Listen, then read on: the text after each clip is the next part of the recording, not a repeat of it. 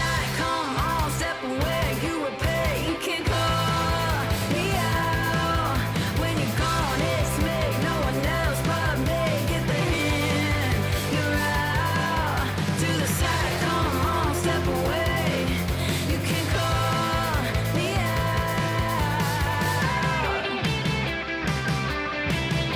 You got excuses for everything. I'm the muse, you can't steal my wind. Put a pin in it, set your lips on the real eclipse. Dawn, look at me in the sexy light. That's the reek of my skin, wait for that fight. I'm not the light, but I'm always riding not uptight. Oh, to the side, come on, step away, you would pay. You can call me out when you're gone. It's me, no one else but me. Get the hint, you're out. To the side, come on, step away. You can call me out. Let it go. Oh, oh, you don't stand a chance. I'm the romance. Let it go. Let it go. You don't stand a chance. I'm the real romance. Let's dance. Oh, to the side, come on, step away. You can call me out when you're gone. It's me, no one else but me. Get the hint, you're out. To the side, come on, step away. You can call me out. No one else but me. You can call me out.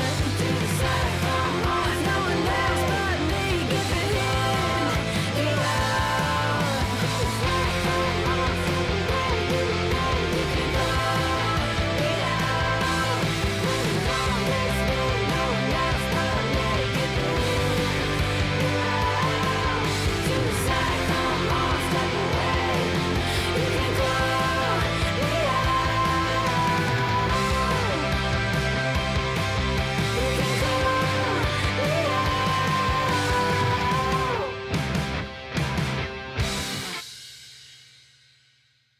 Neo is honestly the world's biggest happy fanboy. The way that he cheers for happy even before the heroes are out of the altar. Even when happy does something completely trivial, like killing a grunt that has 100 HP left with death coil, Neo goes crazy. Happy, what a god! What a god! What a god! Fuck silver linings. Happy is such a god. Silver linings are for nerds. I fucking love Happy.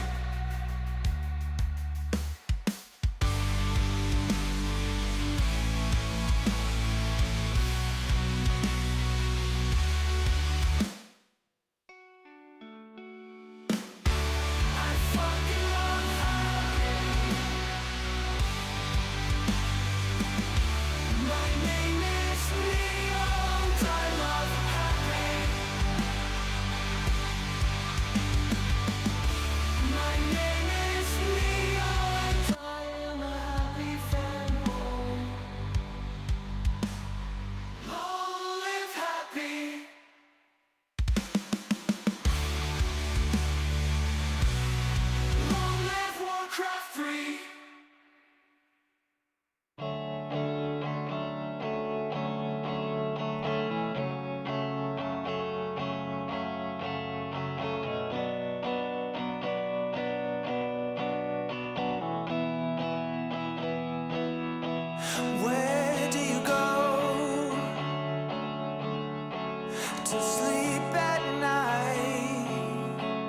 say it ain't so.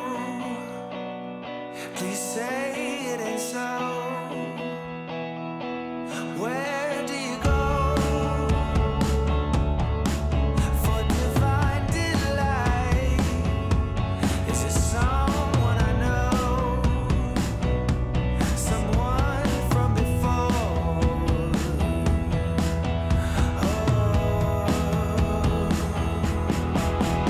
I know you so well, and I know how it feels when we fall. You're drifting away, and the wounds have turned into scars. It's tender, it's dark, and it's breaking my heart. Where do you go? In whose arms do you fall? Say it ain't so. Please say it ain't so. You know, forever ago, you were in my arms. We used to juggle with those who would know where to go.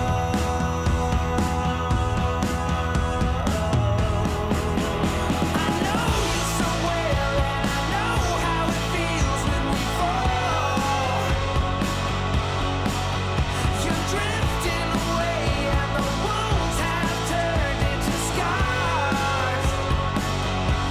It's tender, it's dark, and it's breaking my heart. I knew you so well.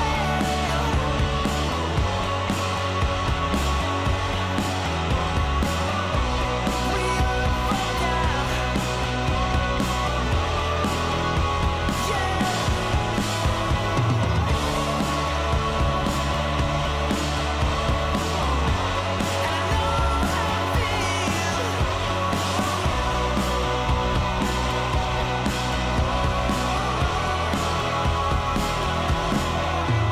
I know you so well, and I know how it feels when we fall. You're drifting away, and the wounds have turned into scars. It's tender, it's dark, and it's breaking my heart. I know you so well, and I know how it feels when we fall. It's tender, it's dark, and it's breaking my heart. I know you so well, and I know how it feels. Know you so well, yeah. Wee! Hello and well. Oh! I forgot to turn on my camera. I'm an idiot. Hello! Professional broadcaster. Do a video broadcast. Don't turn on the camera. Well done. Best non-mainstream streamer of the year 2023 and 2024. Anyway, we're back to competitive Warcraft, everybody. After a little bit of a break, M-Cup continues today and will be our content for the next 4 days. With group stage, with playoffs, with pretty much everything. And we got 6 people in the playoffs already. That means we need 2 more. And that will be decided here today. The withdrawal ends. Bro, didn't we stop broadcast? Okay, we haven't been live for 14 hours. Okay, I give you that. That's a bit of a shame. 14 hours without Back to Warcraft is totally unacceptable. Even though Mr. 8man was online. It's like our designated B stream. Thank you very much for the raid. 147 viewers, huh? I saw you casted exactly the content that I want to cast later on as well. Doesn't matter. Arthas, thank you very much for the sub. So so long without back to Warcraft that I died of boredom. Okay. Yeah, you know, we are only here for 562 days in a row. And you know that Remo's on vacation till the end of September, right? And yesterday evening, Carson told me, oh yeah, just so you know, next week I'm in Europe. Oh no, he said, I'm at Reeperbahn. And like, what the fuck? You're just casually dropping that you're in Hamburg? And he goes, and I shit you not. He knows that I'm living in Hamburg, by the way, for like years. He responds, oh, I didn't know Reeperbahn is in Hamburg. What the fuck, Carson? That's like the most famous thing about this city. God damn it, these North Americans, man, they don't know shit. They don't know shit.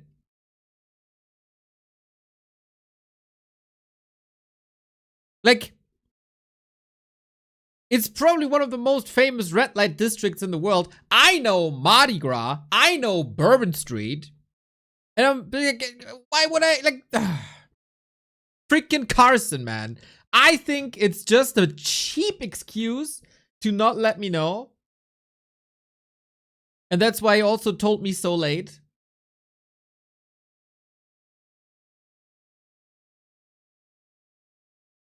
He just doesn't wanna meet up. He just doesn't want to meet up. Last time when he was touring Europe, coincidentally, the tour didn't hit Hamburg. Every other city they were opening for the main band. Just in Hamburg, they were doing something else. Let's go visit Carson with Leon. Here's the problem. I'd love to, but it's part of Reeperbahn Festival. Reeperbahn Festival is like 4 days, 40 locations, hundreds of bands. It's really cool. But you can't buy tickets for individual concerts. You gotta buy a ticket for the entire weekend. And that is hilariously expensive. So, wait, how much is it? Festival ticket?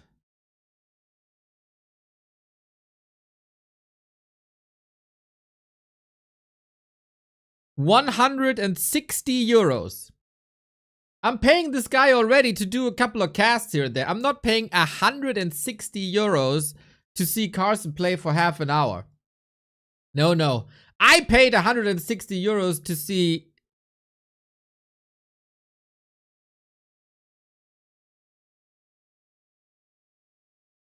Did I pay €160 ever? Maybe for Pink Floyd? Yeah, I guess that's the only thing. Metallica? You couldn't pay me to see Metallica.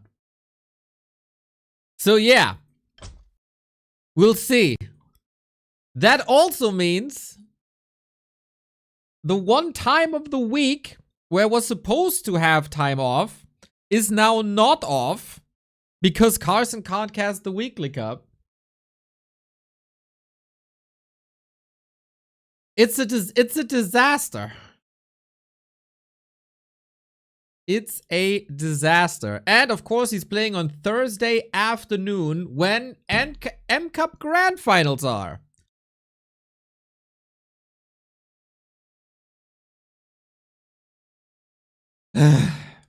It's all a mess.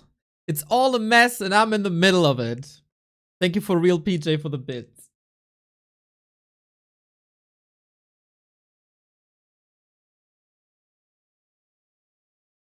It's rough out here, guys. It's rough out here. But we have a wonderful week of Warcraft ahead. We got, if you check back to warcraft.com, our schedule up. That is not a complete one, because there's also gonna be evening streams. But today we finish the group stage. Tomorrow we start the playoffs. The grand final. Oh, it's actually on Saturday. Maybe I put in the wrong dates, but I'm not too sure. Then there's of course also Back to Warcraft Weekly Cup on Sunday, and this as well. Do do do do do do do do. Do do do do do do do do do do do do do do. Yeah, that's happening as well. So a packed week. We also got Fountain of Mana games. A lot of them. I have to play 3 games myself this week, including versus Sparta. That's gonna be a slaughter. That's gonna be nice. That's gonna be wild. So yeah, expect a lot of Warcraft. And expect a bit of Warcraft right here, right now. We got the M Cup coming in. And guys, what happened so far in M Cup? In case you were living under a rock last week, we had a major upset in TH winning the group over Happy. That is correct. That's not a Wikipedia editor's fault. No. TH Happy. 2-1. It was fantastic. Still Happy in the playoffs, of course. Today, Group B, as our last group, we got Infi, one of the best random players in the entire world, up against XiaoKai, who's really good with Undead and Orc respectively. Focus and Life gotta show that they can play more than one race. I know Focus has a sick Night Elf as well, but it's 2 dozen. We got Yumiko and Dice going through over Blade and Moon, and Lawliot and Fly showing that they are really good as well. I was positively surprised by Fly. I kind of forgot how good he is in all the randoms. Now, the system is simple. Win 2 games, go to the playoffs, lose 2 games, you're out. I don't know who's supposed to beat Infi here, but we'll see about that. We're in the game already. This is all the randoms game mode, everybody. And this means random race for all of them. Random heroes for all of them. And random mercenaries available on the map as well. No more replay cast. This is as live as it gets. Brought to you by the wonderful people of War 3 Champions, where this tournament is hosted. Pew pew pew pew pew pew pew. Live action Warcraft. Infi with Orc and XiaoKai, aka Insomnia, with Human. So Infi's Orc is quite good. I'd say top 3 races. On the other side, XiaoKai is Human. I don't know, but we got a Tinker, and Tinkers did well so far. On the other side, we got a Pit Lord. Let's go, let's go, let's go, let's go. Pit Lord Headhunter can be quite sick, I think. So, we'll see, man. We'll see. Pit Lord Harasser, what does it look like? He didn't select the skill yet. He probably doesn't know what his opponent got. But Pit Lord Cleave, Pit Lord Rain of Fire, anything AoE can be super nice against Footman and Militia. So we'll see what he's going for. Infi, surely one of the favorites for the entire tournament. I wouldn't be crazy surprised to see TH versus Infi in the finals. Maybe I'm getting ahead of myself though. Nice deny by XiaoKai. And are we having a Rain of Fire harass here? We've seen that in some Night Elf mirrors. 2 Pit Lords, Rain of Fire, into the base, wreck. There's a lot of possibilities, Mr. Yangfeng. You are, as so often, correct. The problem for Orc oftentimes is how to get to tier 3 reliably, and I'm a bit surprised to not see any Headhunters, but then against Footman and Defend, maybe Headhunters aren't the right thing to go for. Infi, what the hell, XiaoKai? Move! Do something! In Warcraft, Ads are very important. Always do something. Well, XiaoKai wasn't doing something and he lost that Winter Priest to his opponent. Not a great start for XiaoKai. Usually Infi is the one being a little sleepy at the regular broadcast time. It's only 8 p.m. in China. Infi probably just woke up. But XiaoKai gets a little bit of an edge here by canceling the shop. But there's nothing hurt, really, from what we can see. Tinka probably hurt. Oh, he's tower pushing! He is tower pushing. Is that a good thing to do? Versus Rain of Fire? I don't know, Kev.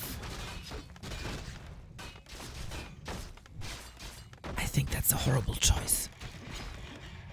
But okay, we see more and more and more tower pushes, guys. Dark Ranger tower push. Tinka tower push.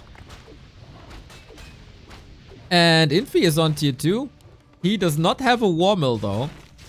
So catapults are not available to build here. Rain of Fire, relatively expensive in mana, so he doesn't have another one. Takes care of the Pocket Factory pretty much right away on the cost of a Grunt. Tinker level 2 for the passive, faster spawn rate if he can get another Pocket Factory out. And guess what, everybody? XiaoKai's towers make an impact here. How far is the War Mill? It's done. Demolishers where? Demolishers when? For now, we get a clarity, we get healed selves. This altar, not too important. If we're trying to get counter towers up, Orc towers more range than the human towers, so that will help. Rain of Fire got a little range buff recently, so they can operate from range as well. And here comes the Demolisher. Infi has been on the other side of these tower pushes many times. He was the one pushing, especially with Lin, like 2015 when Lin just came back. This was still all the meta. 3 seconds till the demo. But it feels like he might need a little bit of repair as well, and definitely a reposition. Tower is coming up. Can XiaoKai kill the barracks is the question. This looks like a very good defensive position. What's the follow-up by XiaoKai? He's supply blocked right now. Infi hitting 2 towers at the same time. No repair by Infi. Looks like the peon couldn't really decide what to do. We are building another barracks already. 3 towers, 4 towers up. 5th tower upgrading. And spikes. Okay. Footmen will hurt themselves when attacking. So does the Tinker. Rain of Fire, big time damage. And now we got Cleave as well. Howl doesn't really do anything here against the towers. You can't howl the towers. You need to use mana, and you want to use that for Rain of Fire. And Cleave is for free, so why not? We have an explosive start to the series, everybody. And I like that cheeky approach by XiaoKai. But it feels like Infi has everything under control. For now, at least. Footmen, well, wreck themselves actually. Good repair on the demo. Footmen are disappearing. This tower though. Oh, he got the kill. To be honest, peons should hurt themselves too when they're repairing spiked barricades, but that's just me. I mean, how could you not? And we still got 4 towers up. Sasquatch coming in as a little bit of a tank in front, but also melee. Nice little back and forth. 2 demolishers now.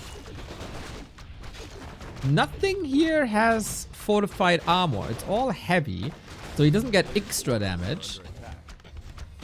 We're waiting for the next Rain of Fire. Not... Oh, this Trapper can throw End Snare if something goes too far forward. And XiaoKai is a bit broke.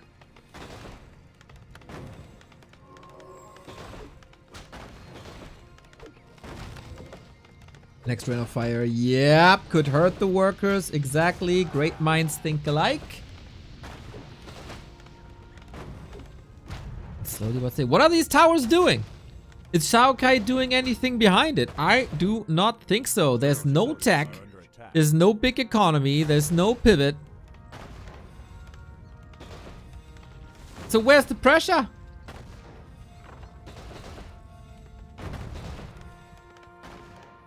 Where is the pressure? I feel like Infi held.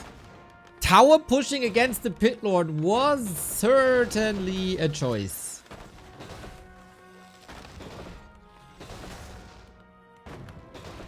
With mortars, maybe you got a chance, but that's like 3.5 minutes down the road.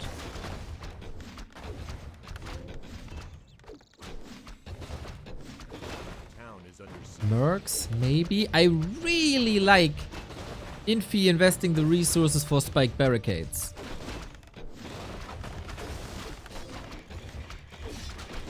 But yeah, his army is ridiculous. He's simply investing into mercs right now. I don't think the mercs paid off. Neither, not the Sasquatch, not the Trapper. Infi got 3 demos now.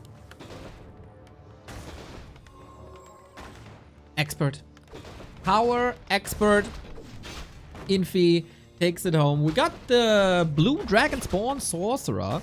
Not actually sure what it's sorcering. Oh, Nova.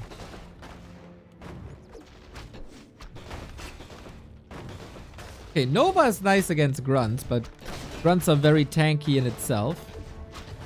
And it's only 2 Novas, so I'm not too sure how much it does. Piercing damage everywhere. Siege damage everywhere. 2 pocket factories at the same time, lol. The towers even in range, they are, but against the Pit Lord, who is so tanky and can resort to potions. Would love to see some more. Oh, he does have a potion, actually.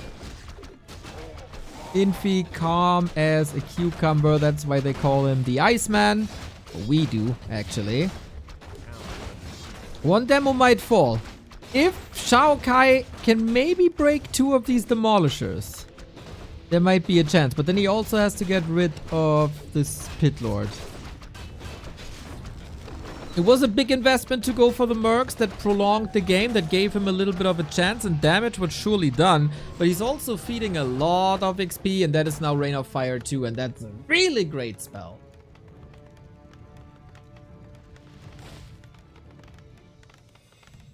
That's more healing. Never overcommit.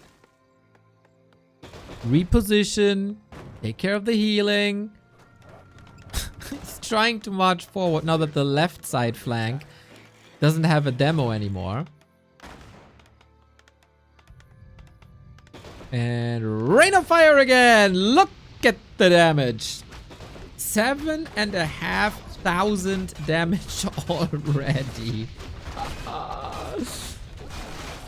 Holding the skill point for so long was a very, very good tactical approach by Infi, I feel. Not going blindly for cleave and headhunters, but knowing his opponent quite a bit. Sometimes, you know, patience is a virtue. Just like I'm patiently waiting for the next viewer who remembers that he has a prime sub lying around. Oh, this is 12 supply about to fall here now, by the way. Lich. Yeah, next Nova. More AoE is one of the best things that you can get in this encounter.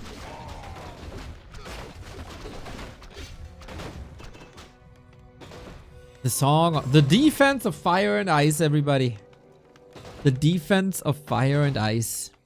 I don't think XiaoKai, I mean, you see it very, very, very soon. We're gonna have... Yo, Yang Fang!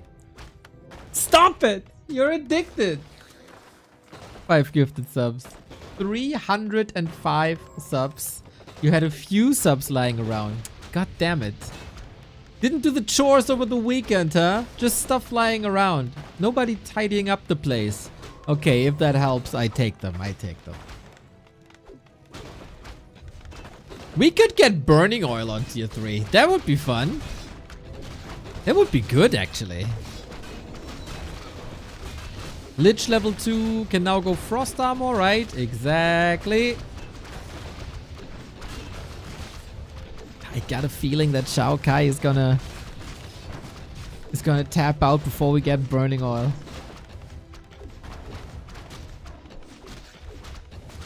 We even got raiders, man.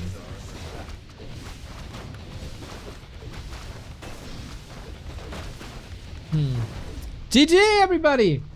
If you want to know how to hold tower pushes as orc, this was pretty much a perfect example of it. GG, Infi 1-0.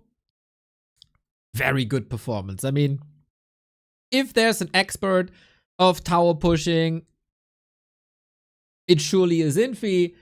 He's been at war with Lin many times over this with these strategies. And then if you're an expert in executing it, you also got to be an expert at defending it to find holes in the offense. And I think this was a major tactical flaw by XiaoKai. You do not tower push a pit lord. You simply don't, because of Rain of Fire. You've seen it. And yeah. And there you go. That was the result. 10,000 damage pit lord, WTF. He was just getting started, man. He was just getting started. Pit lord is a great hero. What else can you do from a failed tower push? Don't start the tower push. He saw the pit lord before. He could have expanded.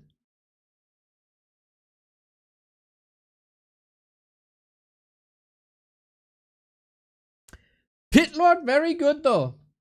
Pit lord, very good.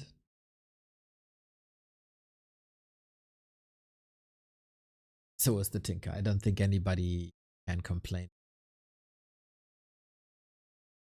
Let's see what's happening at the BBC stream, everybody. What's the hairband today? What's the... Oh, your Wikipedia looks like it's 1984.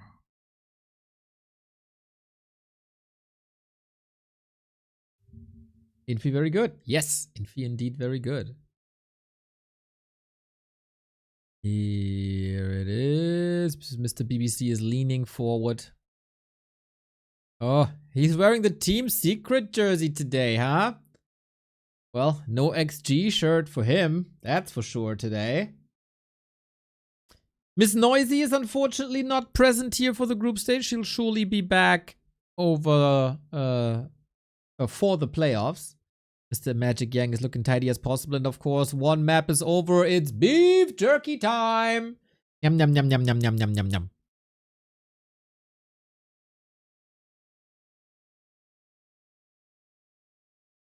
Mr. Magic Yang is not pleased over the tower push idea by XiaoKai. XiaoKai looks like a freaking model, though. What a handsome beast. And he likes bread, apparently. We should connect this guy with Sparta, who hates bread. XiaoKai and Sparta would not get along. How can you hate bread as a German? It's ridiculous. So this graphic always shows us that the games are coming. How can you hate bread? Don't ask, Arthas. Don't ask. Sparta also hates coffee after noon. Sparta also thinks if you're hungry in the morning, you should change your sleep. He's a wild person.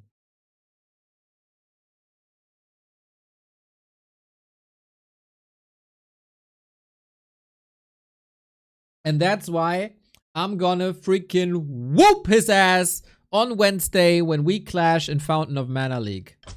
For the bread lovers.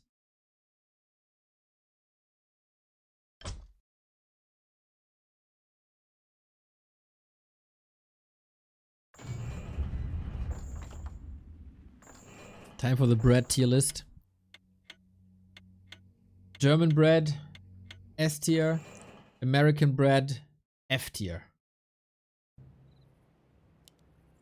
Tier list done. Oh, ciabatta. Also S tier. So XiaoKai get another chance with the humans. Infi has to show that he is still the 4-race king 5 years after DreamHack. He got match points for the winner bracket final. And he got undead.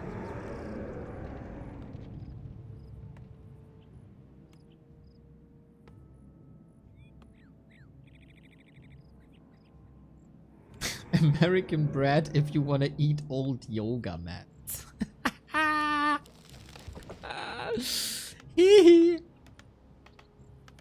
Alrighty, let's see if Infi I can follow his old colleague TH into the playoffs. He's on a very good way. Fly has seen enough. Nothing has happened, but he has indeed seen enough. This is... Oh, I forgot the map name. Wait a second. Tears Fall, and Tears Fall has a specialty.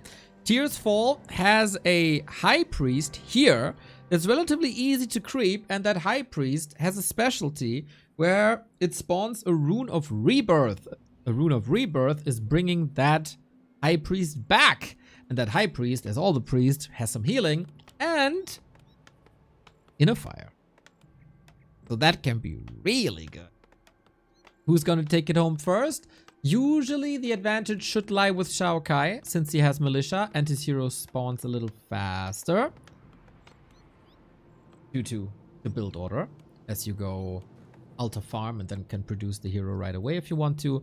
While on the other side, you go Alta, Crypt, and then Ziggurat, and everything is just a bit later, as you see. What's it gonna be? Shadow Hunter. Oh, does he not know about the High Priest?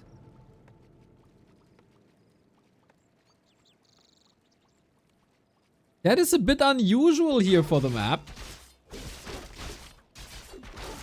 Okay, okay. Infi should be moving towards the middle.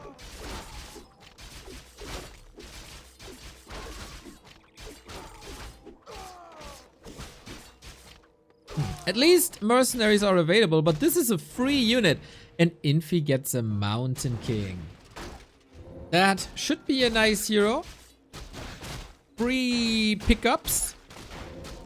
Especially sniping mercs should be really good.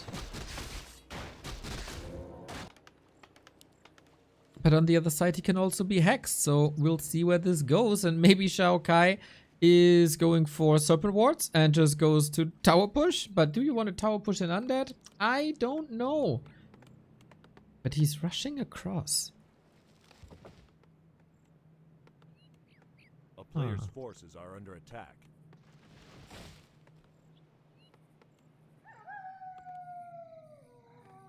What the hell is he doing?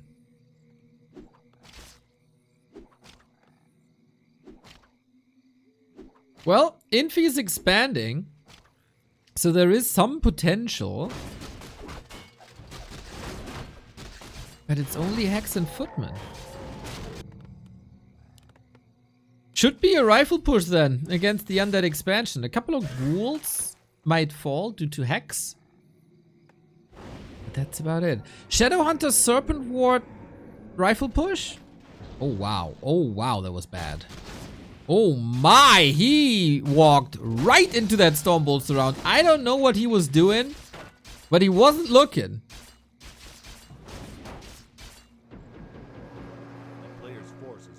As we say in German, Augen auf im Straßenverkehr, wa? Yeah, he didn't have his eyes open. Well, here we got the High Priest. Expo's coming up. It feels like XiaoKai is already mentally defeated. Kek, Infi wants to scout, but the Doom Guard dispels the scout. A player's forces are under attack. He was probably thinking about Brad, that's right.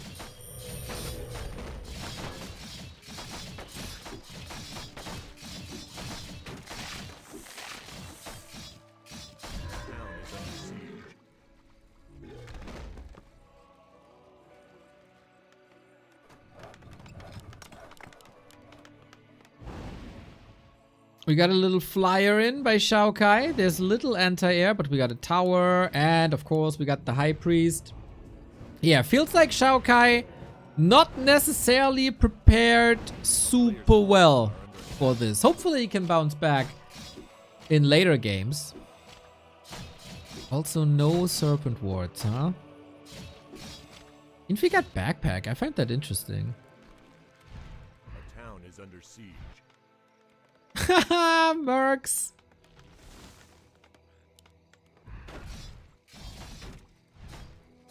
And that's a Stormbolt. That's another kill for free.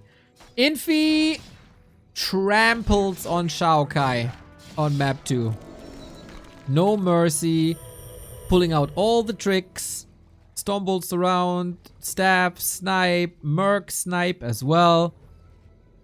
Infi is trying to set a statement here, really. Yeah, guys, I've seen what you did. TH beating Happy is alright. Fly advancing. Lawliot winning the group decisively. Okay, cool. But I'm freaking Kingfi. And I'm gonna reconquer this Player's throne. forces are under attack.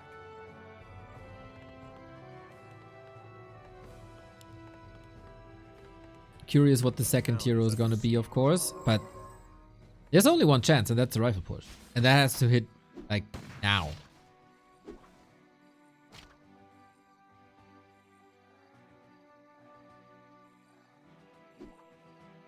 Same food and levels. Correct, Jacob. But undead expansion, very, very powerful.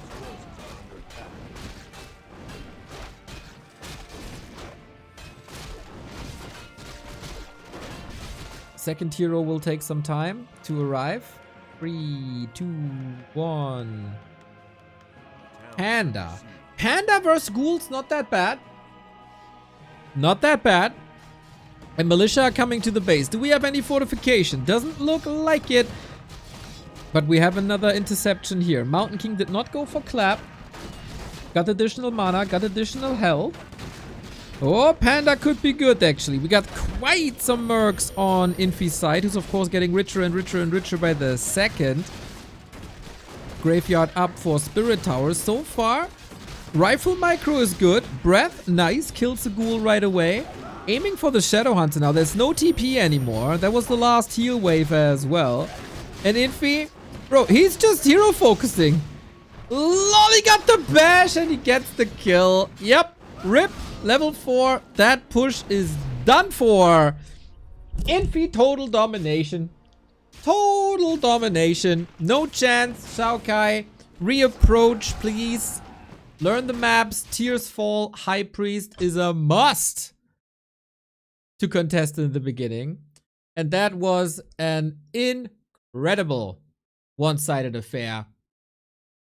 Infi sets the tone here today. Tower pushing against the Pit Lord.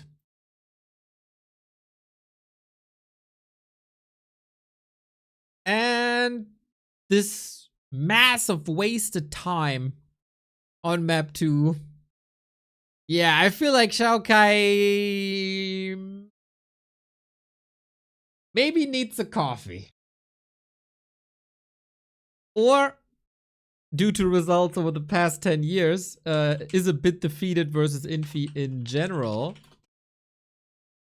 And was mentally defeated before the game even started. I don't know. At least he got a sexy player pick. We can give him that.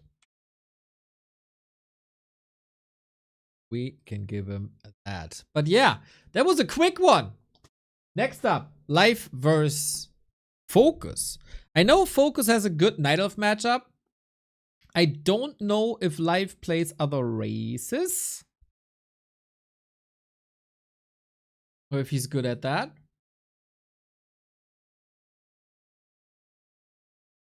What's Life's track record in the M Cups? Last time he made playoffs but was then eliminated. In addition to, he was eliminated first round. And in addition 1, he was third actually. Oh, wow. Feels like in M Cup 1, everything was a bit more Wild West, though.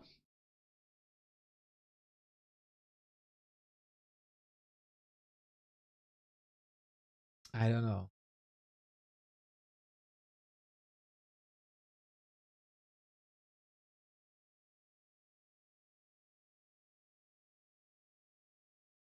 I don't know. For Focus, I don't really know how good his Undead and Human is. We're about to find that out. To be fair, judging from what we've seen so far, this game likely will be replayed in the lower bracket final, if I'm not getting positively surprised by Focus or Life. Focus had a solid top 6 run in episode 1.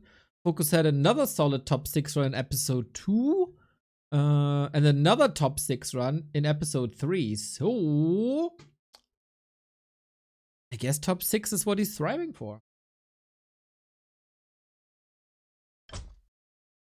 As so often with the BBC broadcast, we might have a little bit of a beef jerky break. Yes, of course. Yum, yum, yum, yum, yum, yum, yum. Get it all in there. You need the protein, BBC.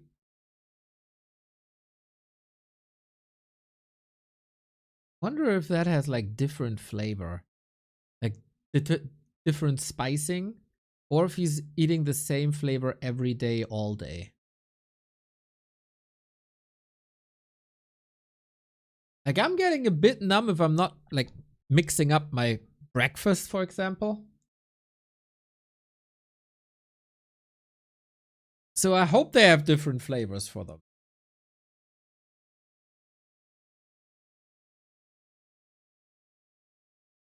It is always the same. How do you know? Especially a user kind plan. Which basically translates to, I don't know. Or know nothing. How can you be so sure?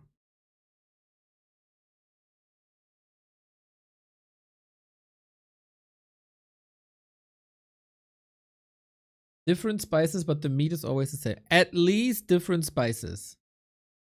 Do we have clarification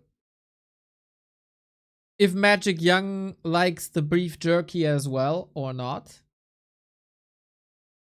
Because I don't see him eating a lot. He's probably analyzing the games, right? I mean, there's not too much to analyze. So if there ever was a beef jerky break, that's now. Madge, thank you for the prime.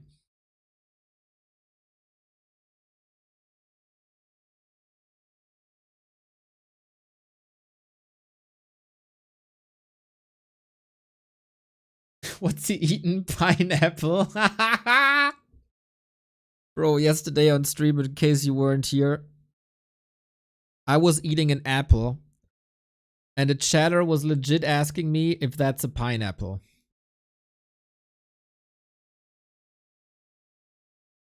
I mean, sometimes how can I not insult my viewership? Like,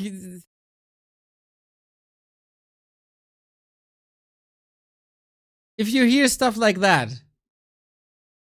and then you get Carson from the other room saying, I don't know that Reeperbahn is in Hamburg. Okay. Okay. LOL, it happens? How does it happen that you confuse an apple with a pineapple? It doesn't happen. Doesn't happen. It can't happen.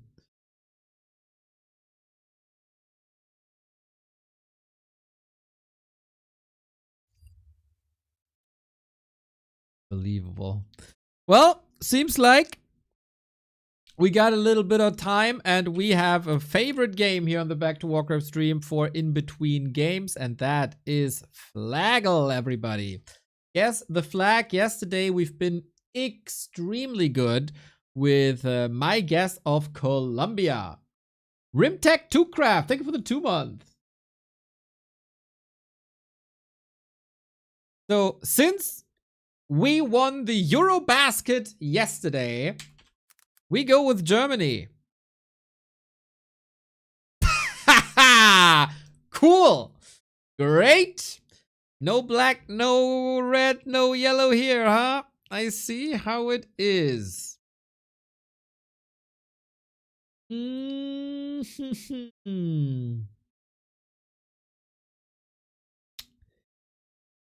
let's go with France. Oh, better, better, better, better. Ah! It's a lot of red and white. Is it Libya?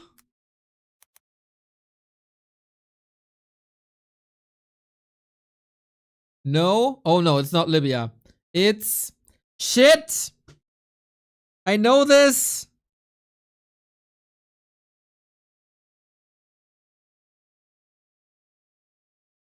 Lebanon? Something with L. Lebanon! Green tree on an Austria flag. There we go. Libya, Lebanon. Close.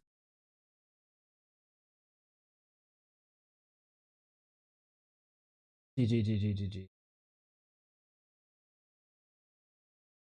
We're not getting challenged too much these days, huh?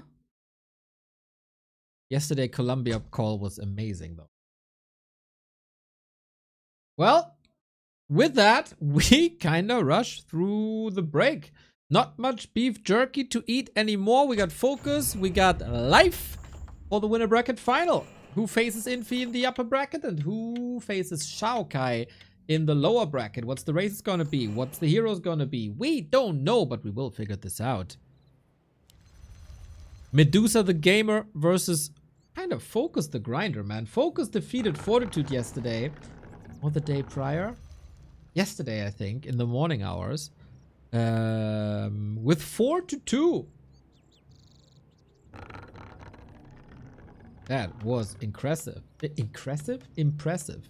Focus presents himself in stellar shape. Is it enough to face a life who gets his main race?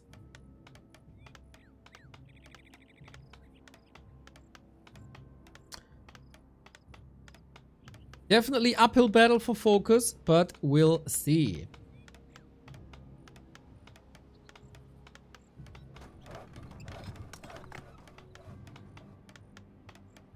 Whose flag is only green? That's that was Libya. I think they changed it. Or did they change it to the flag?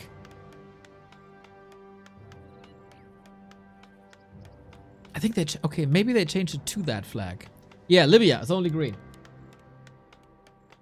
Or was. Was, right? Was. There we go. We know so much about flags here. It's incredible. Back to flag craft soon. Saudi is green too, but it has white writing on it.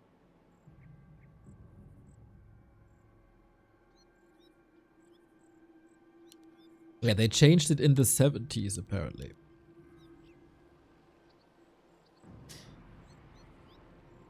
So, life a little bit lucky. Very lucky, actually. Night Elf in general, a solid race for all the randoms. Due to Moonwells. This being his main race, of course. Big advantage. Maybe the heroes can make up for it. That's the beautiful thing. We got a Tinker. And here a Tower Rush could be working a lot better. But we got a Dark Ranger. Oh my. Oh. Dark Ranger Tower push, everybody. It could be the other way around, or should be the other way around. Dark Ranger currently all the hype in regular one-on-one on the human side, actually. But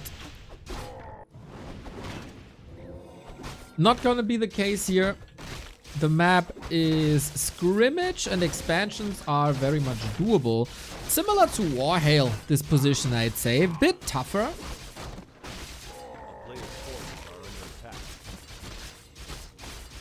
So Dark Ranger Tinker. Yeah, against the Dark Ranger, you don't want a tower push, I imagine. With Black Arrow and Life Drain. But yeah, we expand here, we expand there.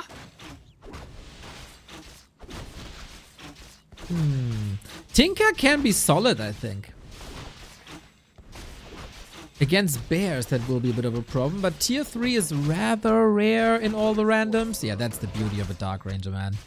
That's the beauty of a Dark Ranger. She's tanking for everyone else. Take one for the team.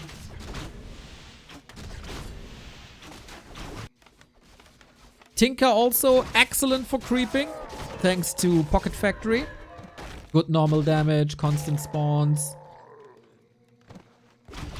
Morning, good morning, good morning. Very active chat this morning. I appreciate you. Players' forces are under attack.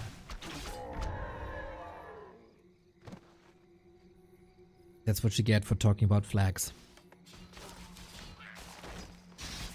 Focus still the underdog, I would say. But if he plays it smart, there's definitely chances he might be going mass air. That could be good. And of course the mercenaries, you never know what you get. Dark Ranger well equipped, level 3 already with big heal potion, as if you need that if you're a Dark Ranger. Did anyone do the math? Dog Bird! Thank you very much for the 8-month.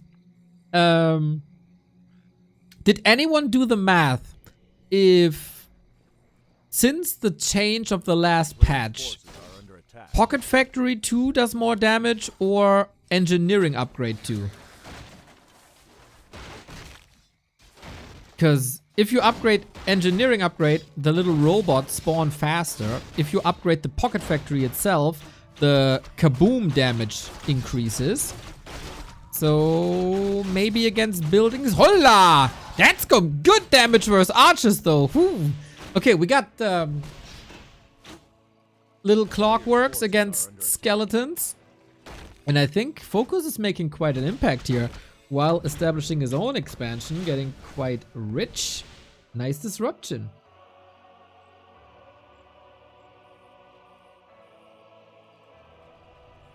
Didn't lead too much though. But that will probably set the tone for the rest of the series. I know last time when I said that Engineering Upgrade is better, nobody believed me. But Razor did the math and the experiments. And then I was proven right. Of course. Seems like Focus played a little bit of Dota. He's a little arsonist here.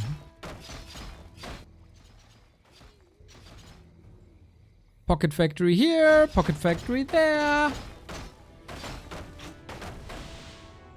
is under siege. But we take care of more mercs here as both players are pretty rich. Focus, next Pocket Factory in 5 seconds. Super annoying. That's exactly how you want to play a Tinker. Be as annoying as possible. A staff of teleportation would suit him well.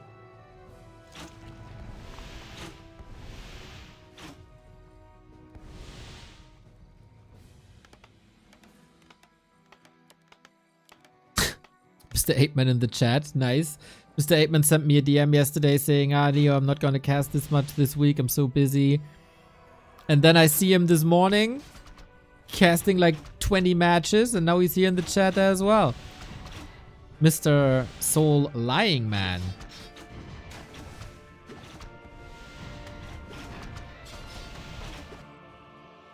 But yeah, life has to defend at some point. And zero pressure on the human expo.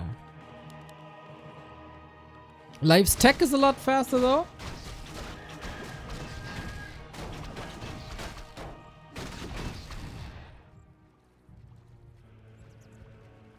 And a Farseer second.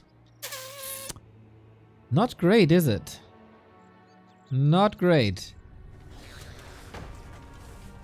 As a first hero, Farseer is amazing. A player's forces are under attack. Having summons and being a range attacker. But here, not so much.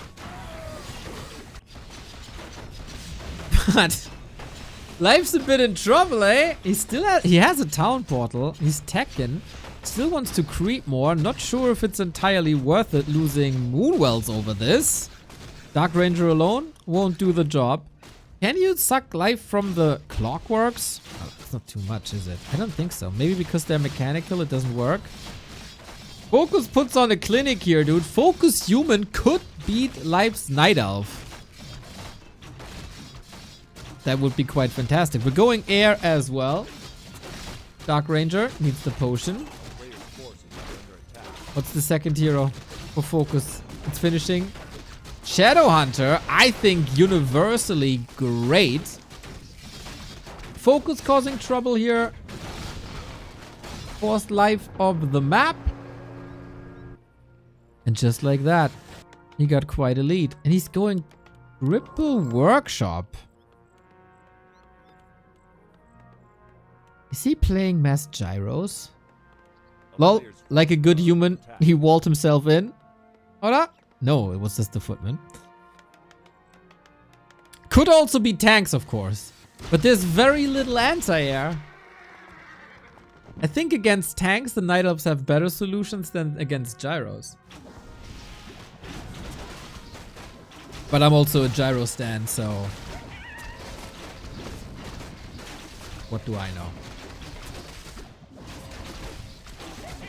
I mean, there's no Panda, there's no Dreadlord, there's no Tinker. How do you want to deal with like 36 gyros? You tell me. Mercs maybe, huh?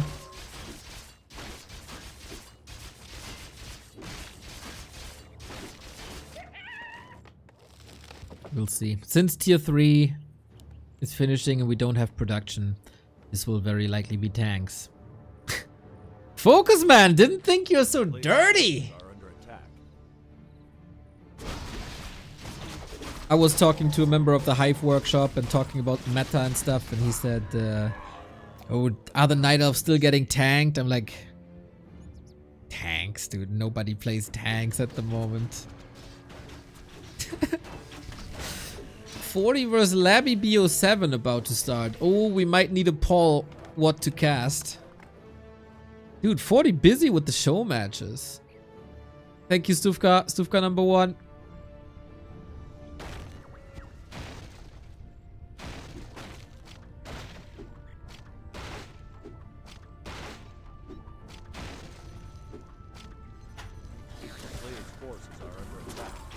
Might just replay cast this after. We'll see, we'll see. You tell me what you want.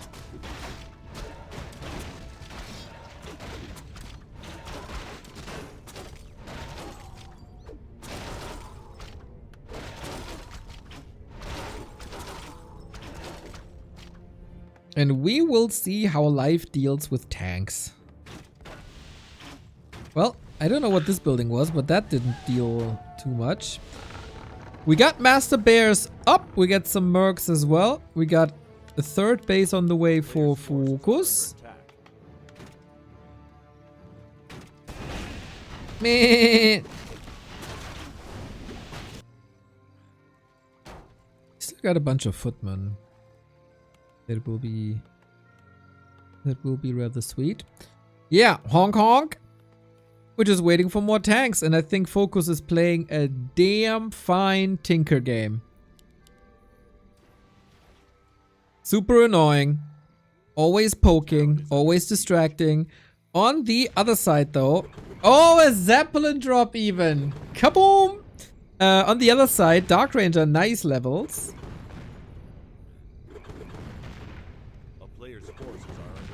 Footmen will get sacrificed here. And are, and were.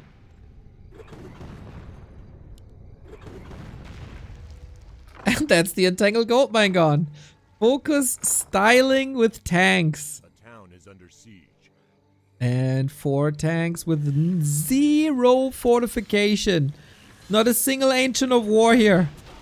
Ay, ay, ay. Shadowhunter bites the dust with 0 progress. But that's not necessarily what Focus is interested in, I think. He's only interested in one thing, and it's disgusting destroying buildings wherever he goes. And that is 2 upgrades. As an orc, of course, you know how to raise buildings. Offense is the best defense. And he can still somewhat pivot into air, maybe? forces are under The tanks are back at the bottom. There's still surface area, but the damage is too much. Dude, is Focus defeating life with his off race, bro? A town is under siege. Third base has cannon towers. And the tanks are rolling. And the Zeppelin is flying. Focus is everywhere. Life doesn't even know where to look. A player's forces are under attack. Now the Ancients are coming, but that is way, way, way too late. Of course, Focus doesn't have a fighting army. It's only base race.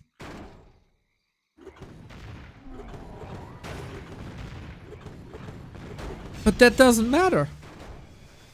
That totally does not matter. We're working on the third attack upgrade as well. A player's forces are under attack. There's just tanks everywhere. Focus, I never knew that there's a human sleeping inside of you.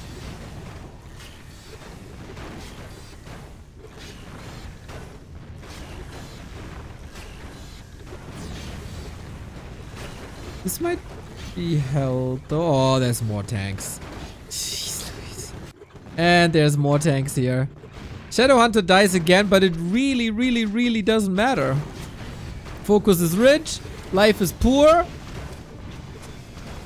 And I guess despite the bad race drops, Focus has a wonderful chance. There's no gold! The tree is down. Oh no, and that tree is down as well. No more income for life. Are you kidding me? He can't get any income anymore. Could sell items.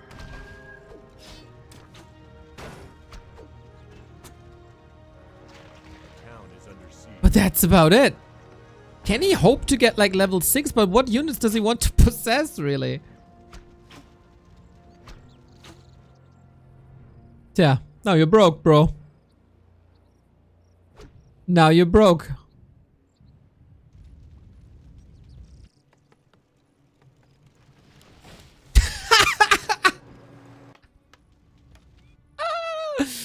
Oh, I'm enjoying Focus games so much the past 5 days.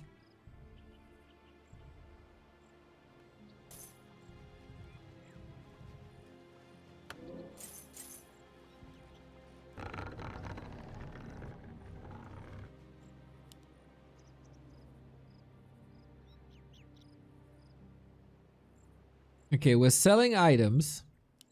We're babysitting the tree. A player's forces are under siege. And Focus is on 3 bases as well. Which doesn't make it necessarily better.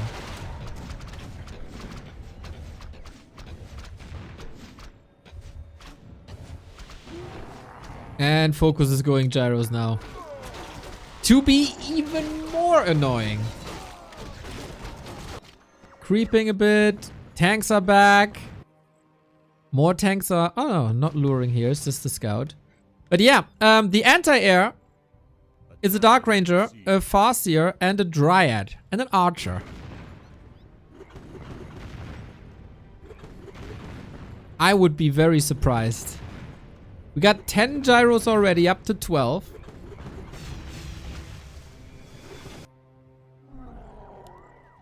Dude, even if this tree comes up, it's 1 base versus 3.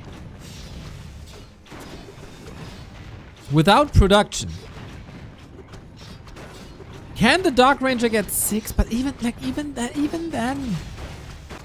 We're going for the tree. We're going for the Farseer. Here are the gyros, and you can't do anything about it, boys. Tinker Invo Potion. The Tinker Invo Potion might just be enough by itself. A very, very, very enjoyable game for all the Focus fans out there. What a brilliantly executed human Tinker game. Life got level 6 now. Okay. We've seen a bit of charm. What's the gold graph? That's a bit of a difference.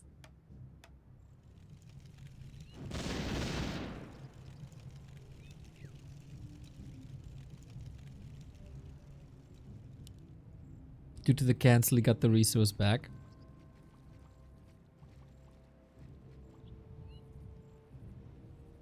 A player's forces are under attack.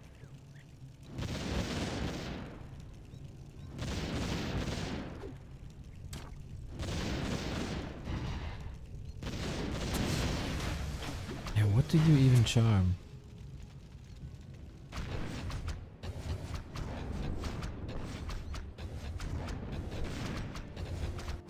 Town is under siege. Got a lich now for a little bit of nuke. 2,300 gold. Under attack. And we transition again. From tanks to gyros to mass air.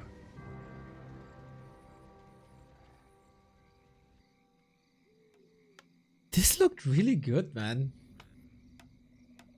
And this was already Life's main race. So I wonder how things look when Life is... Hello? Game? What the hell? What? No! Oh no! Huh? I'm here, right? Hello? Chat? Stream is okay, right?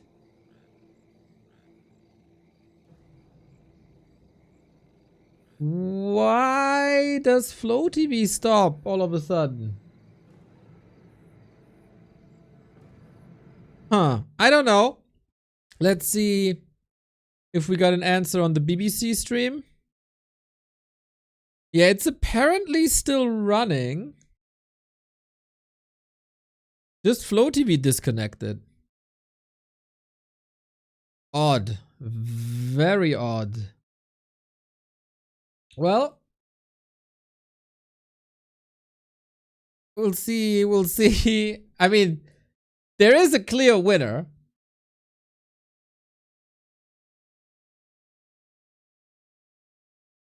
And that is Focus.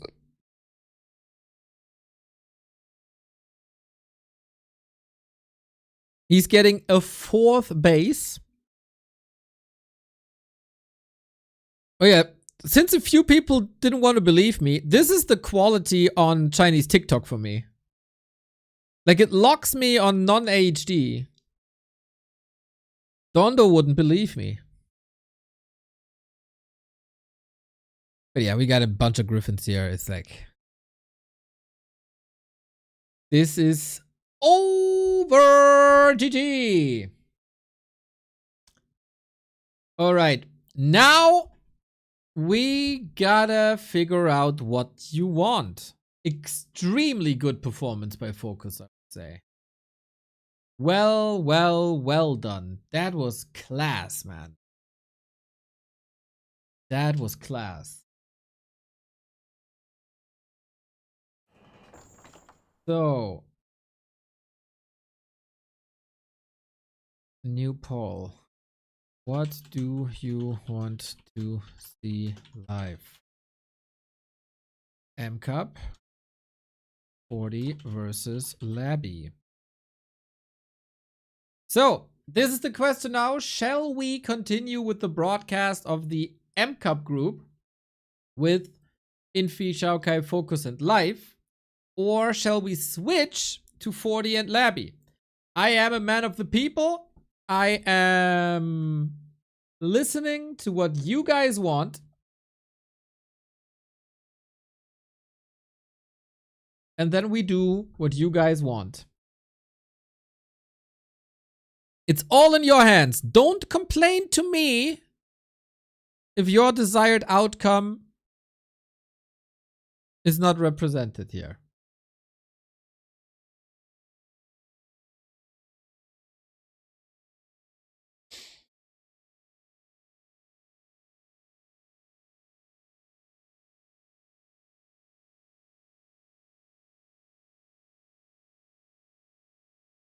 all in your hands. Moin. I don't want to use operagx. So, does downloading but not installing it also helps? And I always asked myself, are there no women playing WC3 seriously? Newsby, no harm in installing and trying out operagx, the sponsor of this month. Thank you for the dono. I am very sure that women are playing Warcraft 3 as well.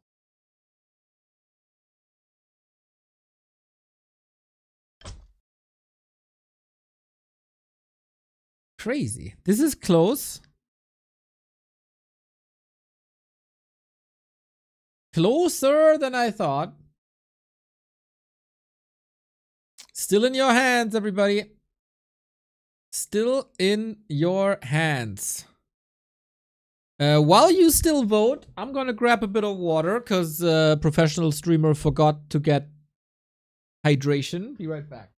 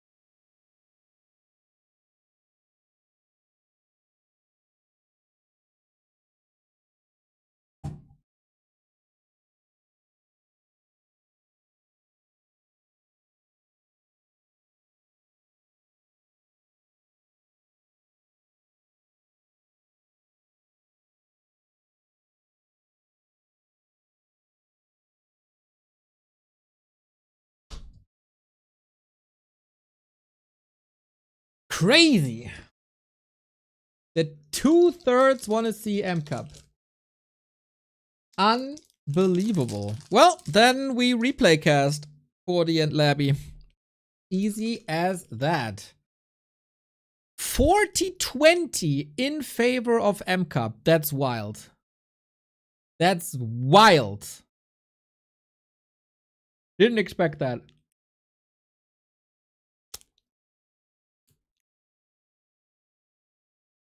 Well, the people have spoken.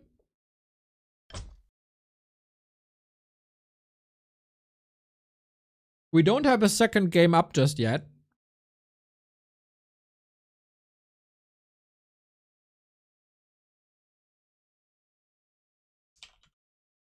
I'll make sure that the 40 Labby games will stay up on Flow TV.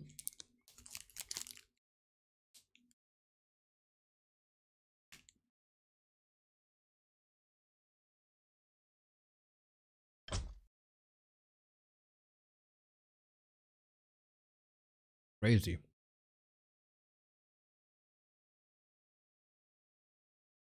Yeah, I don't know if live.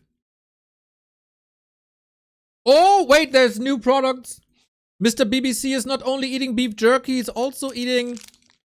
I don't know what that was. Radish salad? Come on, eat.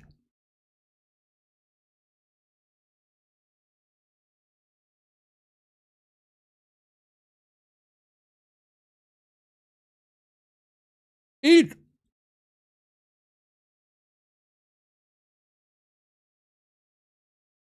Oh, no. Oh. Oh, what is happening here?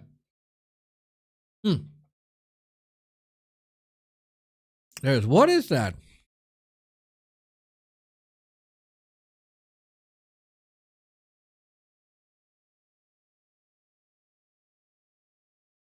Could have been radish, maybe dragon fruit, pomegranate stuff. Some sort of fruit. Apparently didn't like it too much. Pomegranate.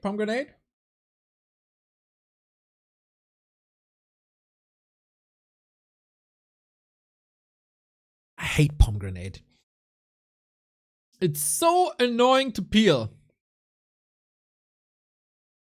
And it's definitely not worth for the taste. Not at all.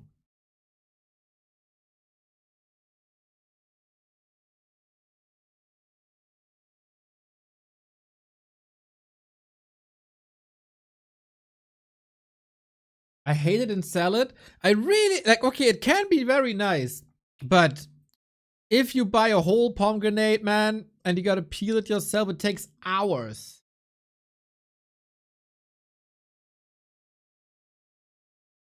We Asians have more annoying fruit, so we take it. What's more annoying than that?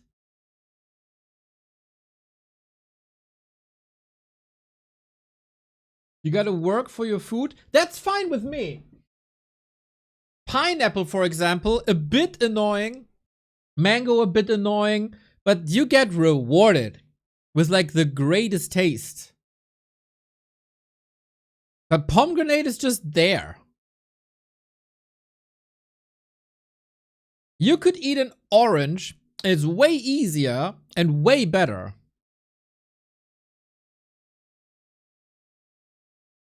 Surströmming? Yeah, the famous fruit surströmming. Rambutan. More annoying.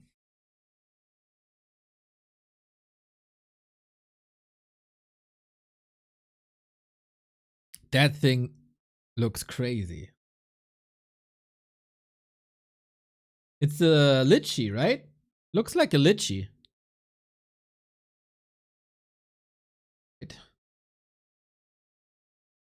Best night elf in the world. Nine! Okay, let's see. You also think you wouldn't Wait. We gotta educate ourselves here. Is it really that annoying? Let's see. How to eat rambutan.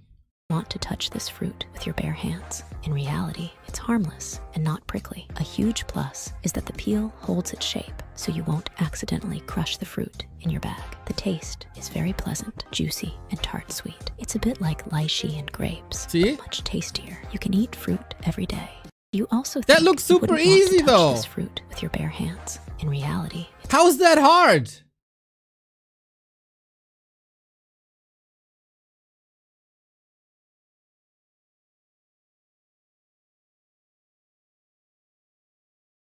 The inside is the worst. Okay.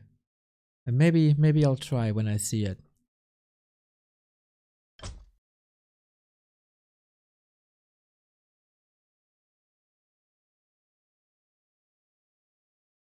I don't know, Zukt. I don't know if I can trust you. The next game seems to be running, but it's maybe not in Flow TV.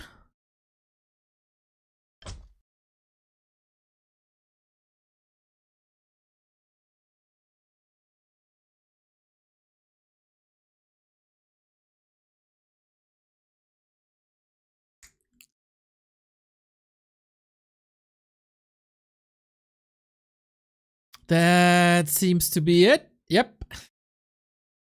There are a couple of servers where Flow TV isn't running on, and this might be one of them. I think I'm just gonna join the games again. Okay, so let's see if Fly... Yeah, TH is streaming. Fly is streaming. TH might be... Oh, TH switched to 40 Labby. Is Fly true to the M Cup? Or do we not have a stream? Nope, Fly is in. Okay.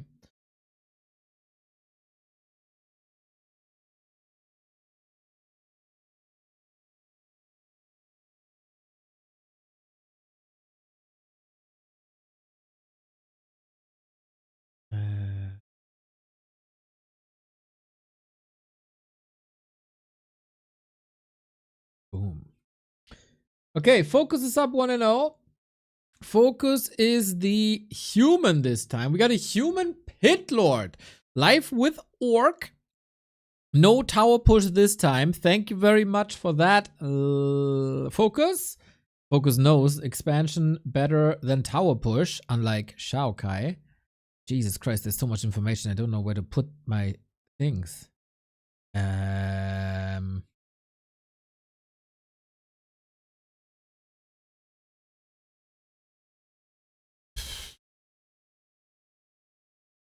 here.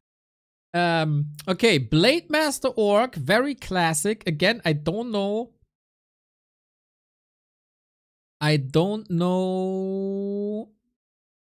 how good Life's Off Race is. Focus has displayed that he can play tanks very, very, very well.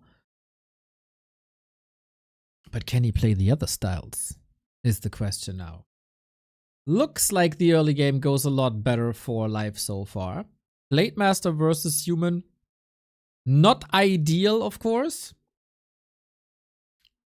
But since the map is on the bigger side and it's a lot of creeping to do, you could go mirror image. And he does go mirror image. I like this.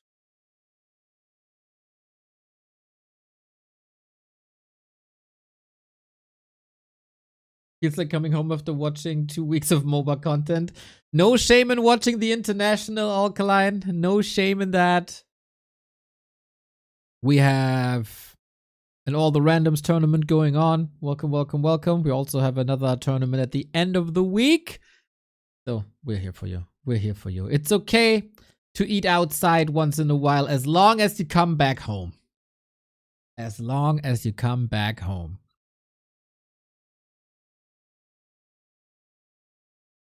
Blade Master trying to harass. Focus goes Howl against it. Oh, damage. Damage was solid, actually. Ooh. So the expansion's interrupted. But now what?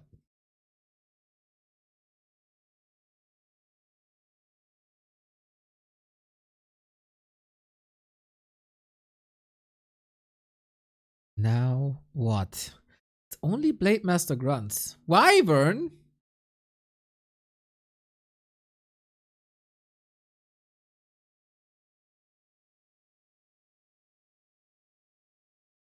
I mean, Focus needs towers and he knows it.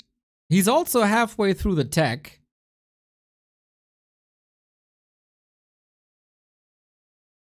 And defend against Wyvern is a thing.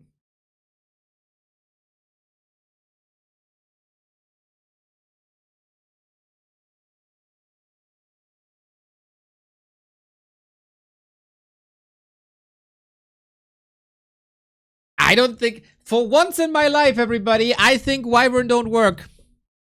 I don't think that works. Focus still needs towers. He should focus on the focus on the towers.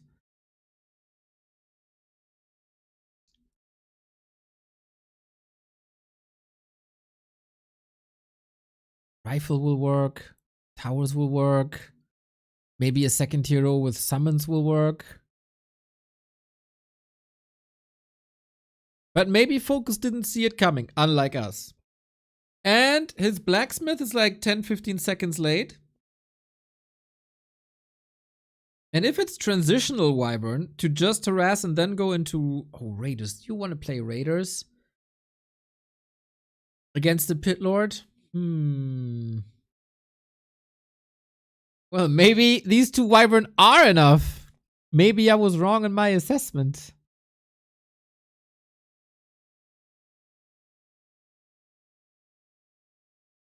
Ah, Mercs. I forgot. Of course, you can go for Mercs that are anti-air. We do have 4 Wyvern now. This is getting tricky.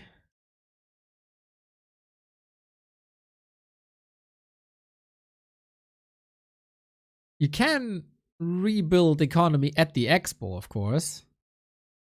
But the 4 Wyvern play so far so good. In case you're late, the winner goes up against Infi, who demolished XiaoKai. The loser has the pleasure to play against XiaoKai.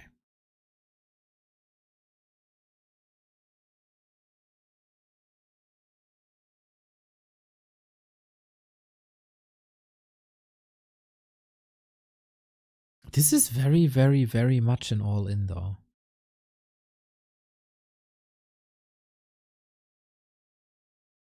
The end snare creep is working well.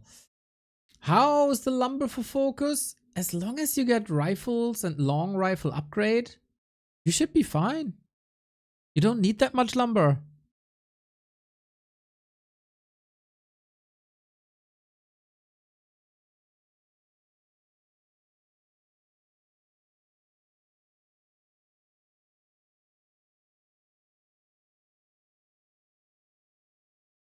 Fascinating state of the game.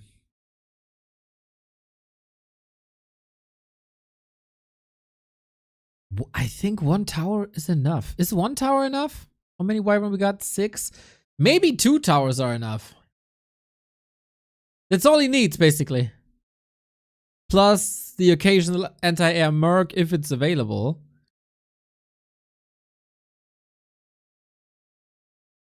Focus feels rock solid to me.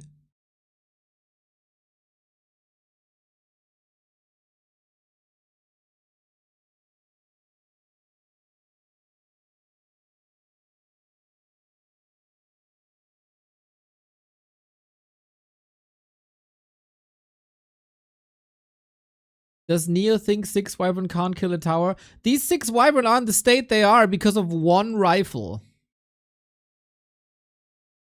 Wyvern are very fragile.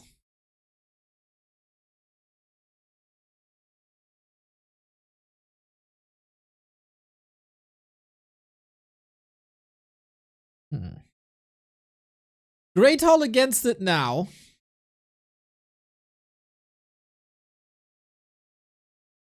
Second Drax for focus. All he needs is rifles. And then we might never have a straight up fight. Because the Wyvern will just try to look for economy damage. While the focus is looking for fights. 1,500 gold. That was a nice timing right there. The transition by focus does take some time. Well, that's a weird yoink. Behind the city wall. Still gets it. Blade Master level 5 though. That might be the perfect counter to the rifles on the ground. And focus taps out. 1-1. That means I gotta rush into the game. Overwhelmed by Wyvern. Who would have thought? Who would have thought? I didn't think that would be working, but Focus Scout maybe a little late. Focus Reaction a little late. And I'm not, I never saw what's available in the Merc camp. He got the one Ensnare Merc, but nothing else. Felt a bit suboptimal. Felt a bit suboptimal. But alright. Next up is Icemont. Oh, I never adjusted the score because of our technical difficulties here. Focus map 1, live map number 2. Rather simple. Rather simple.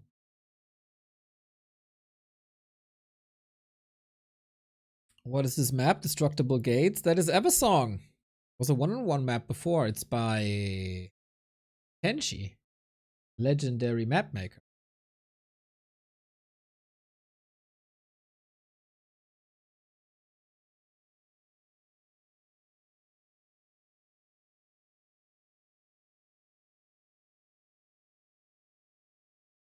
All right, we're in game now. So HD picture will resume, sound will resume.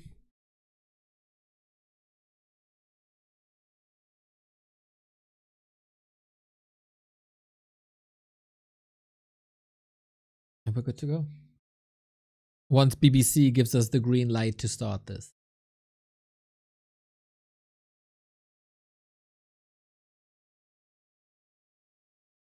For the rest of the day, we got 40 versus Focus, 40 versus Labby, Jens versus Seiso. We got some good games today. I don't know if I do this in 2 parts or 1.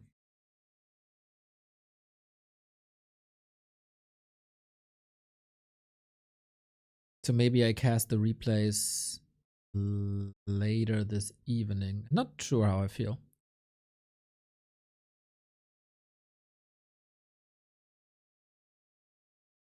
Jens versus Seiso should be spicy. Seiso played really well in the last game we've seen of him. Fountain of Mana Group A. Very, very, very fun so far.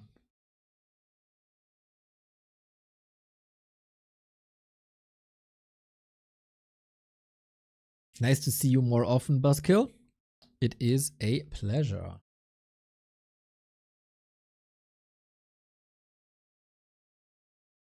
Okay, 2 minutes they say.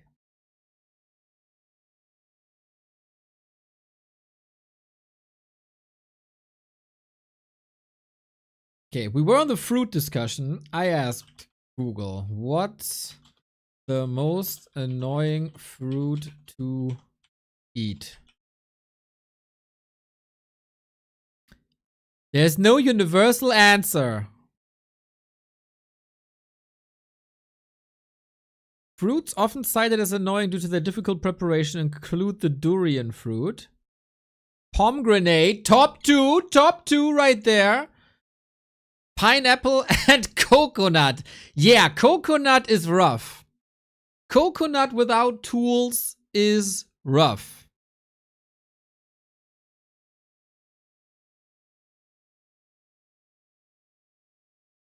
Durian easy.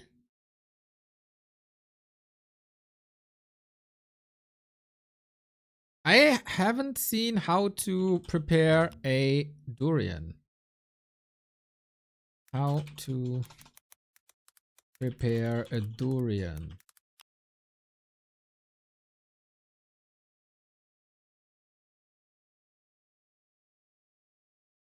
How to open a durian? Fast, easy, simple.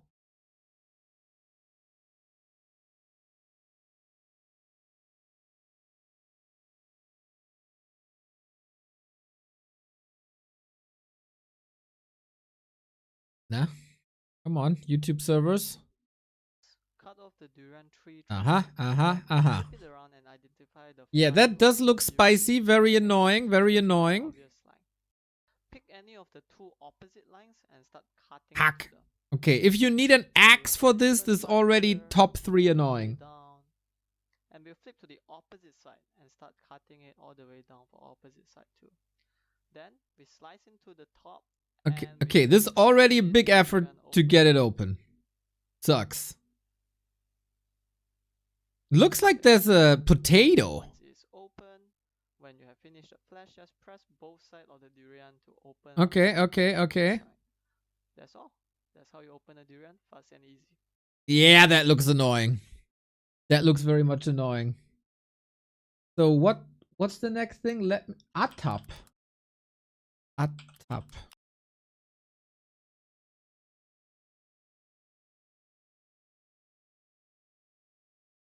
How to get atap seed. What the fuck?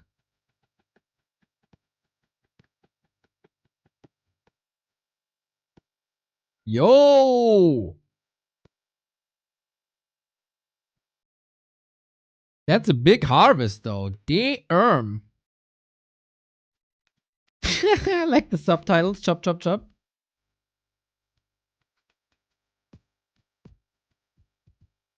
Oh, that's enough.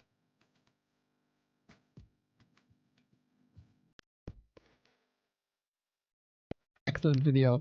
Okay, nice. I think durian number 1 is justified though. And of course, I would never, ever, ever, ever. Oh shit. Huh?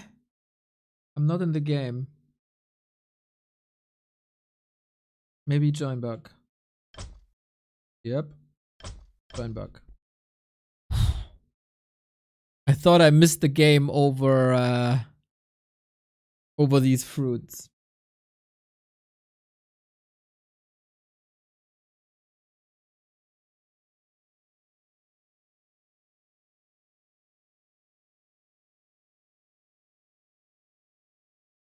Durian is easy. I have a durian shop right in front of my house. I'm gonna ship it to you.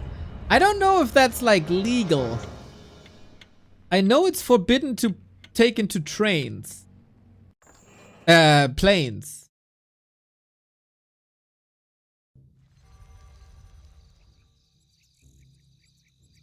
I am curious though how that smells. I am curious. And overlay doesn't work. Yay. Oh man, the cursed Monday. Anyway, the score is 1-1. The winner moves on. We got Focus in the red. Hitting Night Elves. I know he has a good Night Elf. And Life again with Orc. They do have rerolls though. So Focus won't reroll, I think. Then how's CH? Let's go. 64 month. I appreciate it. Let's go. This feels like an advantage Focus from the get-go. After 2 times human. Now... what's life 0?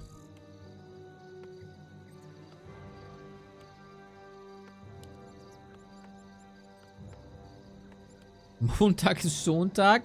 Nah, Monday is no day to rest, man. We got M Cup to cast. We got 40 versus Focus to cast. We got 40 versus Labby to cast. We got so much to cast.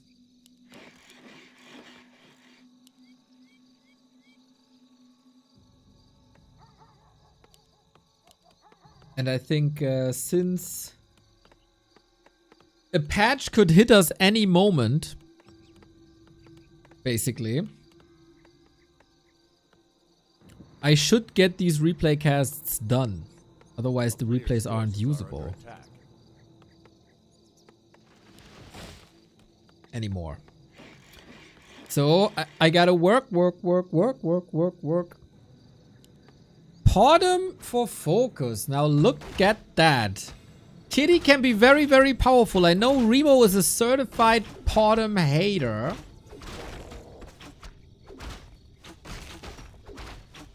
And a Dreadlord against it. Remo is a certified Podem hater, but Podem hits hard.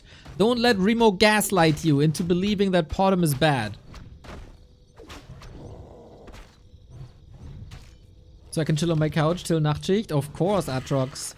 We got you. We got you. Dreadlord on the other side. Grunt, Vamp Aura. Not bad. Was the Humba merge temporary? No, the Humba merge is made to last. Why? Can't you find it? It's still my favorite piece of apparel that I own. You also get a 5% discount if you're a sub, Buskill. Did you know that? So, if we get 3 to 4 grunts, you can surround, sleep surround, of course, but we don't even have sleep. It's just Vamp Aura.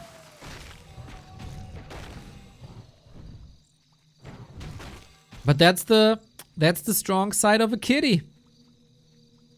Kite, Searing Arrow, Kite, Searing Arrow, Kite, Searing Arrow. Go.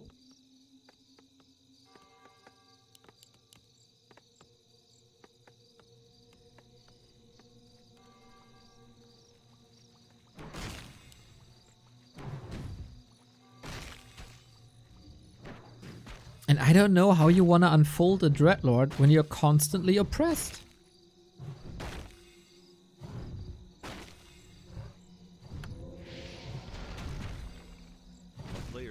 It's just like in real life, huh? This damn feminism everywhere, oppressing us men. Yeah. Bullshit.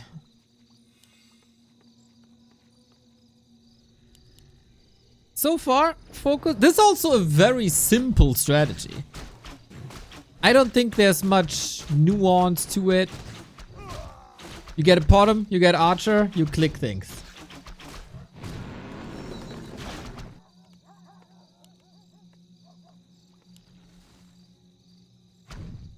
There's people out there that talk like that, boys.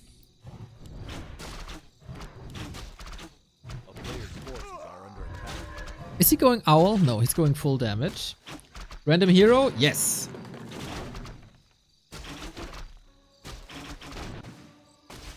So life takes a long time.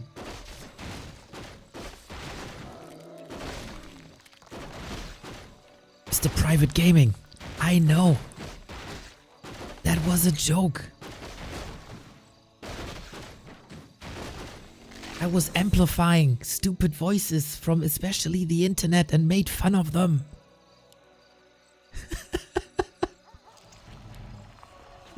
Oh man, did I have to clarify this, man? Anyway. A lot of creepcraft, and creepcraft isn't that great for focus, I think. Because Dreadlord is getting incredibly powerful. Especially against archers. So focus knows that and just goes Dryads. Because what do you do against Dryads? Dryads can dispel your sleep. Dryads are not affected by Carrion Swarm.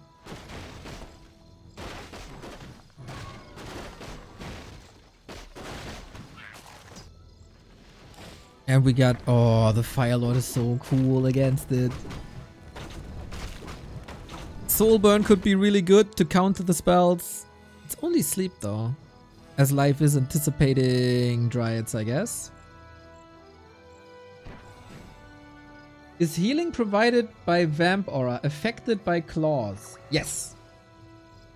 If you have claws, you get like... What is it?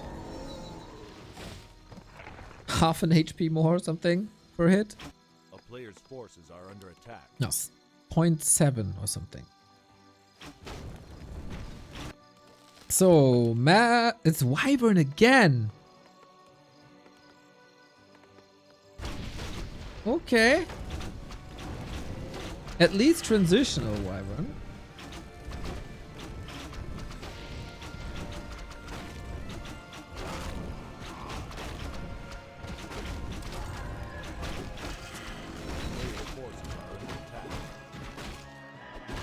Very slow game, but very interesting mid and late game. We go 2-base, 2-base. And who has more longevity? Guess always a Dreadlord. Not too many options to surround. Sleep helps with creeping, of course, but Creepjack, focus, off we go. First Merc down. Trying to evacuate with the Zeppelin. That should work fine. But the big bounty is on the Stone Maul Magi, which is a different Magi than the Ogre Magi. Way more HP. Rewarded with a Talisman. Life wants to lame, quote unquote, a little bit.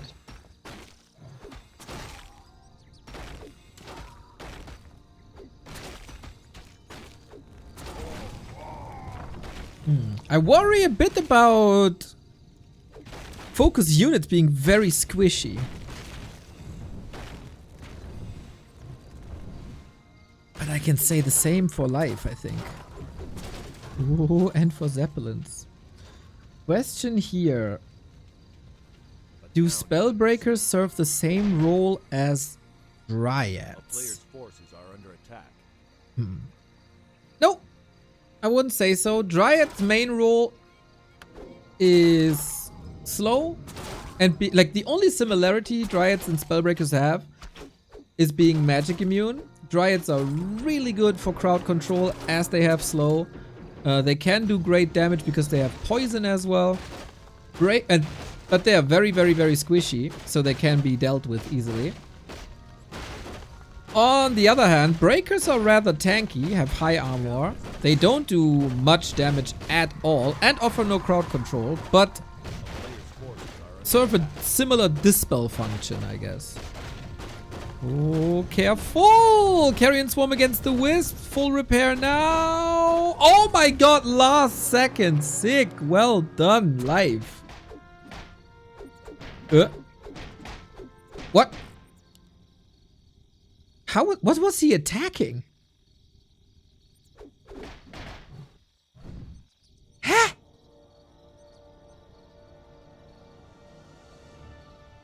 Huh?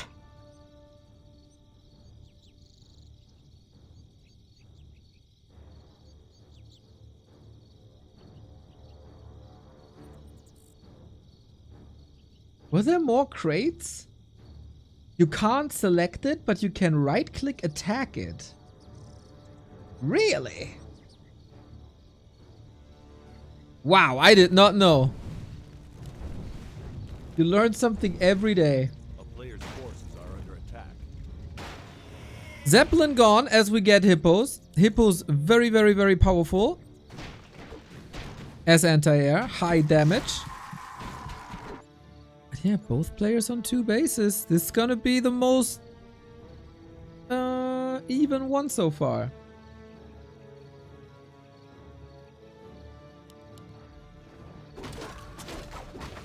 Oh. Almost losing the Dryad here. Focus playing a fragile game. Dreadlord already level 4. He switched to Carrion Swarm. What's the army comp though? It's just more Wyvern, huh? You could use some bats against the hippos, but I don't know how hard Focus is committed to these hippos. Looks alright.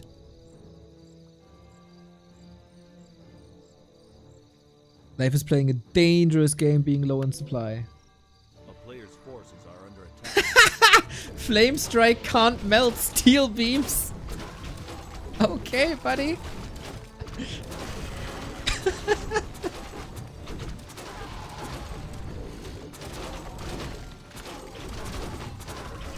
Headhunters would be great. Towers in general would be great. Yeah, here they are.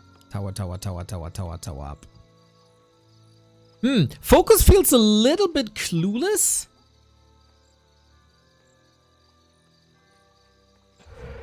The town is under siege. The player's forces are under attack. Sloppy.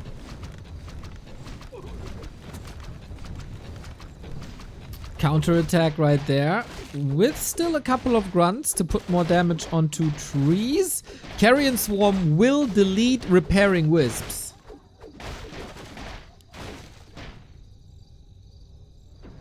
Oh, we take the fight though. We take the fight. First Wyvern down. We have a huge supply lead on Focus's side. If he takes the fight now, he will own.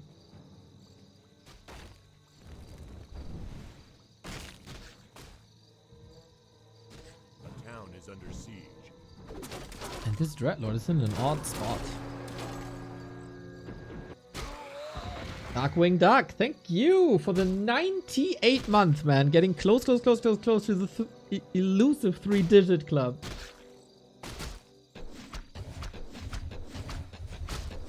Life thinks the towers will help him, but they won't.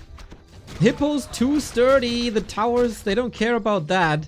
That's major losses, man. Focus is far ahead. He lured them into a bat trap, so at least one Wyvern remains. All the bats gone. Life has nothing left. He has to hope for a level 6 Dreadlord, but how to get that? It's a weird, somehow uneventful game that still has high hero levels. How did we end up here? That's what a lot of people ask themselves on a Monday.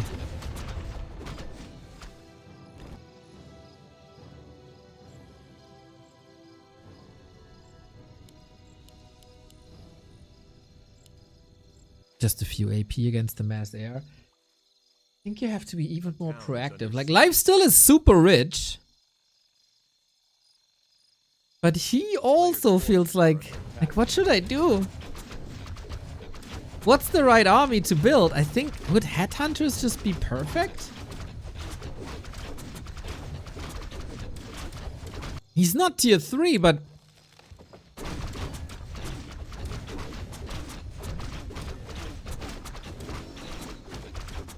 Very weird state of the game.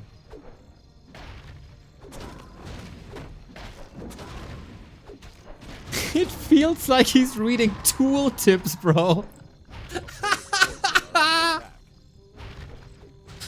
What a nice insult this is.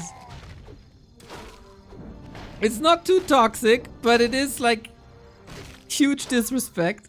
I like it. I like it. Yeah, expo done. What is it? Like, huh?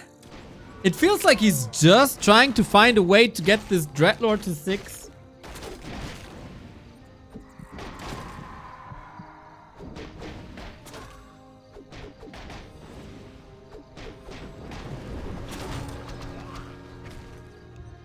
GG. That was a weird, weird, weird game. And the kitty wins! Focus with the 2 and 1. I think overall, well deserved in this series. He was the better player, the more experienced player. Makes it work, man. Makes it work. That was something. So that means Infi versus Focus is up next.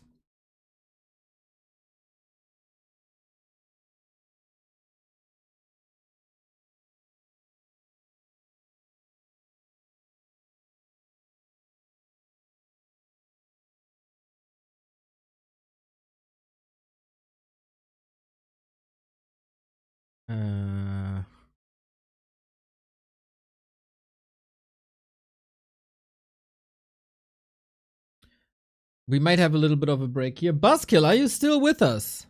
Buskill sends me a message. Buskill says, don't know if it makes a difference, but the newer merge stuff doesn't seem to appear on the Back to Warcraft homepage. I only found it by Googling. Okay, Buskill. Are you with us? Here's the tutorial of how to find merge.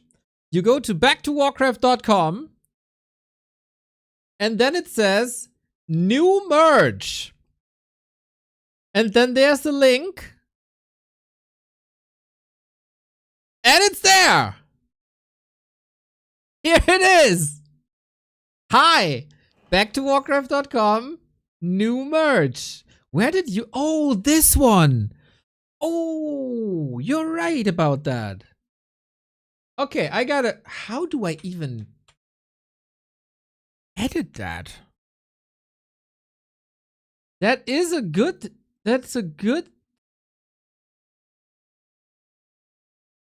I don't know how to control. Is it socials? No.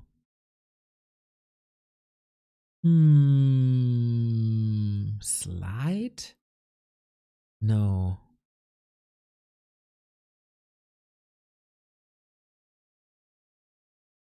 Link?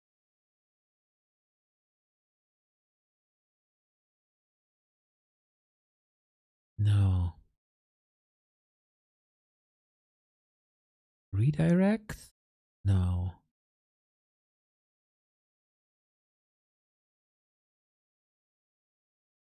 I do not know how to edit that.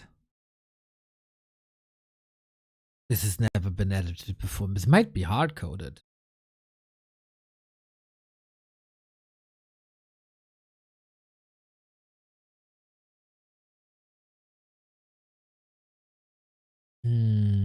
All merch. Sponsor image grid.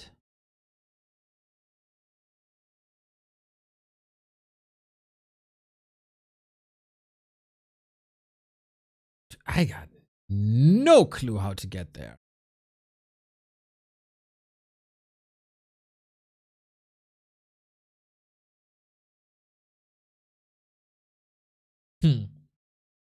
Okay, that's something to figure out. Thank you, Buskill. Thank you, Buskill.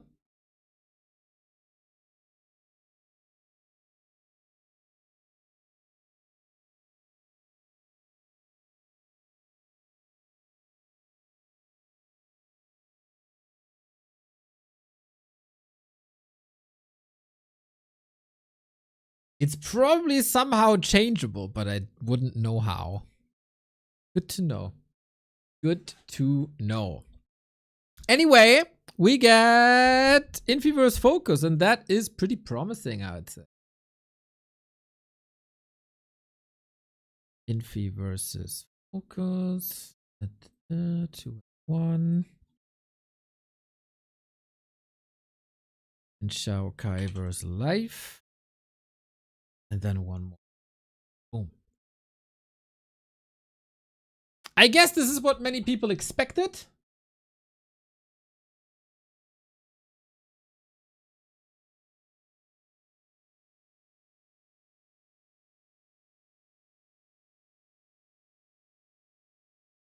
still Infi going into this as the big favorite, as he is one of the best all the randoms players there ever was.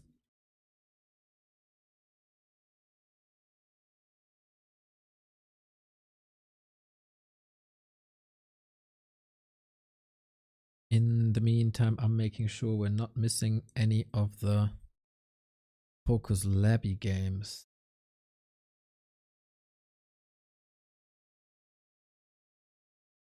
Sure.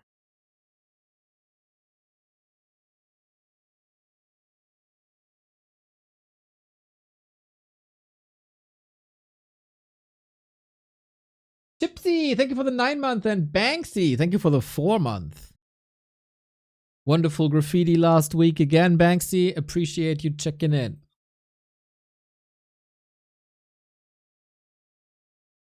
Dot. Dot? That's all you gotta say is dot? Okay, okay. We are currently waiting for Focus.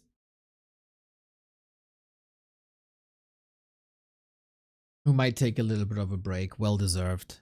Long, exhausting, best of 3 behind him. Egg Leo, much appreciated. Let it rain primes, everybody. Go, go, go, go, go.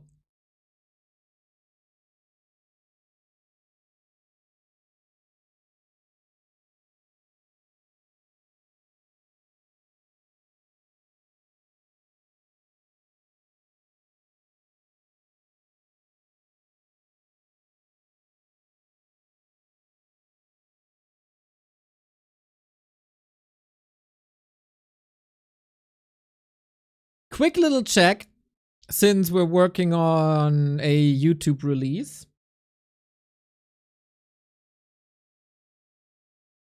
One in the chat if you know what Blood Castle means. 2 in the chat if you don't know what Blood Castle means.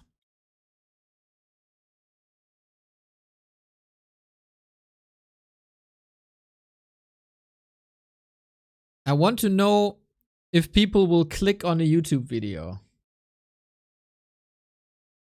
If they see that.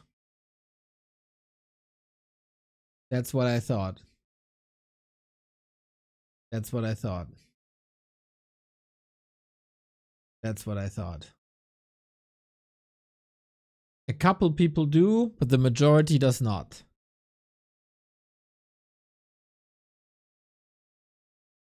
Gotta fix the title. What's a better title?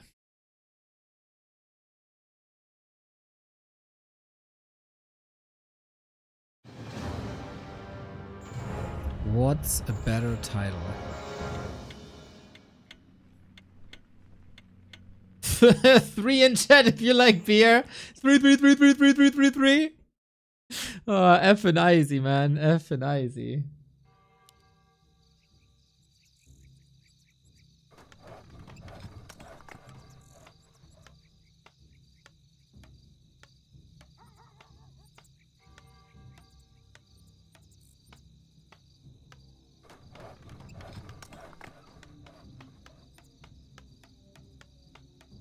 People don't know what Blood Castle means. That's a very niche insider term. We should be more general in the title. Nice thumb.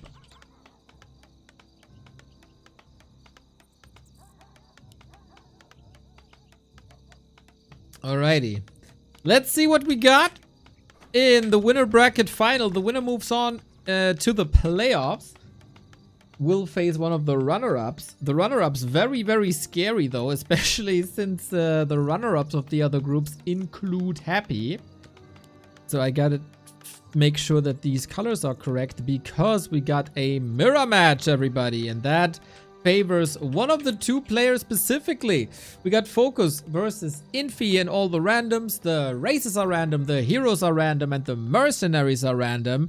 Here on the player picture, Focus is giving us the thumbs up, but as soon as he spawned into the game and as soon as he is scouting his opponent, he will give us the thumbs down because he has the pleasure to face Infi in a human mirror. Ay, ay, ay, ay, ay, ay, ay.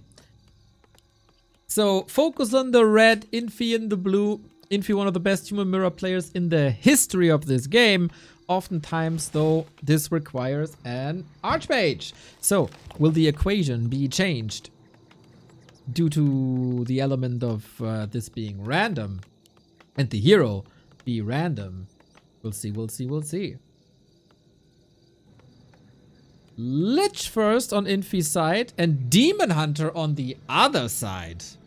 Yo, that's some very good carry heroes that also match nicely against each other. Demon Hunter can obviously creep a lot with Immolation, also do a lot of damage against Militia and Footies, plus mana burn the Lich and being a great fighter overall. Lich, good chip damage, you don't have to be in proximity to the Demon Hunter. Has Frost Armor, Nova, nice first hero as well. Nobody really can complain about the heroes, I think. And then from what I've seen, it looks like Breaker War is kind of rare because of the summons.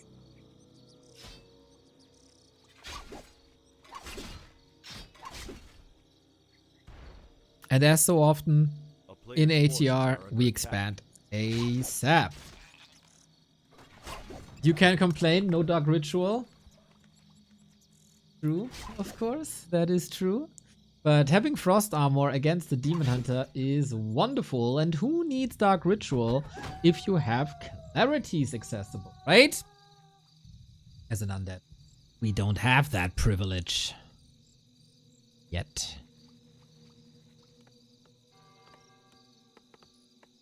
A player's forces are under attack. So, who puts on more pressure on the other? Infi obviously way more experienced with timings in Human Mirror, but Focus has shown that he at least can play phenomenal tanks versus Life. Life looked a little bit lost without his Demon Hunter or Warden. How can I play this mode? It's on War 3 Champions. You go to custom games, you select all the randoms, you queue, and you go. As always, War 3 Champions, the best platform to play Warcraft. Doesn't matter the game mode. So we got a Lich harassing. That's a bit of chip damage. He surprisingly got 1 kill. On the other side, Demon Hunter should be able to do a lot more damage as he preserved a lot of mana. Arcane Tower isn't up yet, but will stay up. So this is going to be bursty. Focus, unlike the Night Elves of this world, is not going very close to the tower and let it burn all the mana. Obviously also because he doesn't have Moon Wells, unlike if you play Demon Hunter with a Night Elf.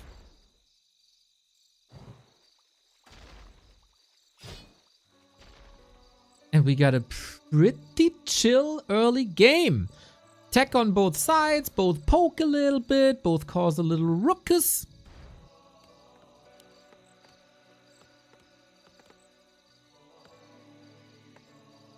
And we farm.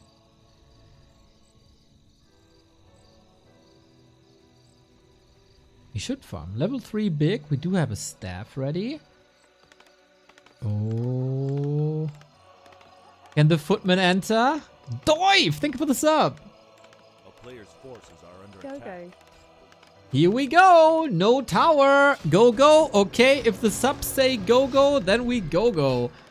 These workers will suffer. Nice play by Focus. Of course, had to invest the tele staff. Infi saves the worker. Well done, but the surface area is big. 1 footy down. Maybe more. Demon Hunter will keep grinding. This cost a town portal for sure. And it could have been way, way, way, way worse for Infi if not for this timely and precise response. In the meantime, we had a footy chasing here that led to 2 kills as it seems. So Focus again being very economically driven. Similar to what he did to Life. And this is looking good so far. A town is under siege. When you're up against Infi in Human Mirror, you're automatically the underdog. But he leans nicely into the Demon Hunter. A player's forces are under attack. And into Mercs now. Salamander. Looking amazing. with this glow in the dark effect thingy. Focus not a big fan of the tier 2 human army as it seems. Rather goes for mercs as one should, and Infi is doing the same thing. So a wide variety of units now up our sleeves.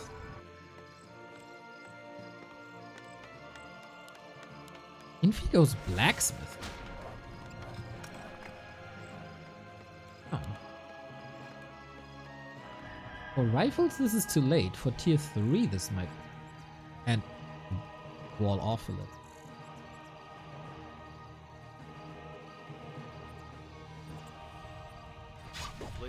Pretty big attack here. Only an arcane tower. Maybe the wall off started too late in that regard. Here we go. Nova on the footmen. They're kind of all trapped. We don't have a town portal. Wait a second. Was that a great idea? Focus needs to do terrible, terrible damage or needs the big escape to make this worth it. I don't know if he can make this worth it. As Infi is saving one unit after the next. That, he probably envisioned that a little different in his head. What can I say?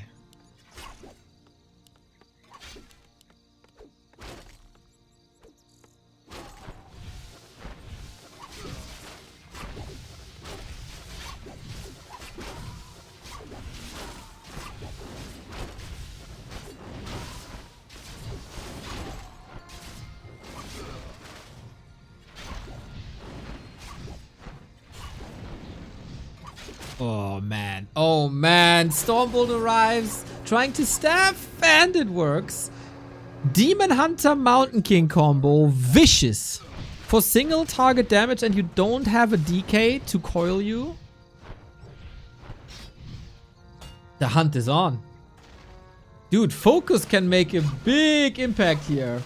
Another Lich, Keck. Okay, that's interesting. Good burst damage, of course. Good chip damage as well. But Demon Hunter Mountain King should be a lot better, no? Yep. You're not drunk from the weekend. That is real life. Double Lich. Din and Venom.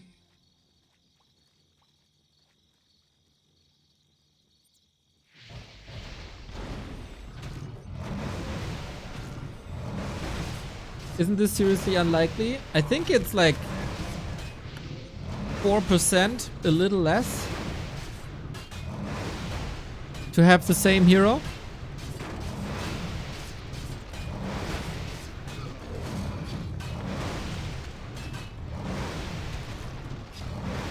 Ah! The bone chimes on the ground! Pick it up, pick it up, pick it up, pick it up! I guess both want to pick it up, but this overlord is still there. LOL! Who gets the bone chimes? Who gets the ledge?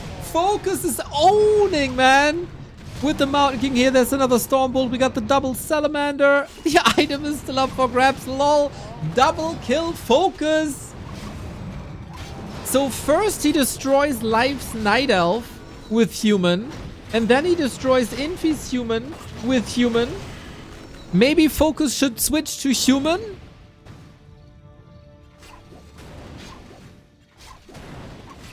This looking terrific. Infi also was a bit exposed there, to be fair. We get double Rax Knights now. And I don't know, man. I mean, Frost Armor will be good against that. But what else? Big time piercing damage, raining down on the big dragon.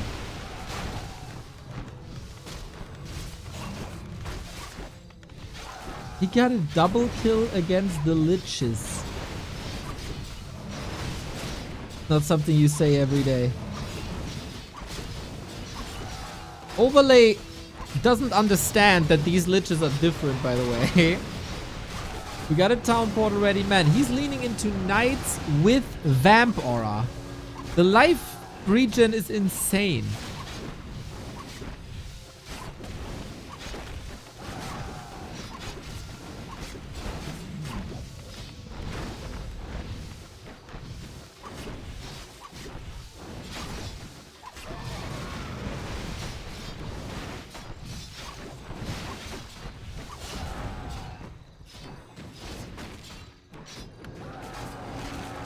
The Lich gotta carry this now. Tinker third for AoE and a little bit of stun, so the staff shenanigans are over. It's perfect. Having rockets here to prevent staffs is just perfect. I don't think you can turn this game around anymore, even if you're Infi, and Infi sees it the same way. Focus wins Human Mirror versus Infi. Only in all the randoms, everybody. Only in all the randoms.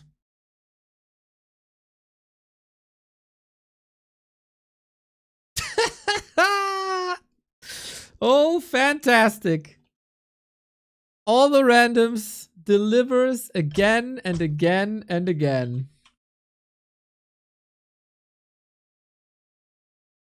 Simply the best. Dude, Focus is such a positive surprise to me personally. I know he's good with multiple races, but strategic thinking here, top notch.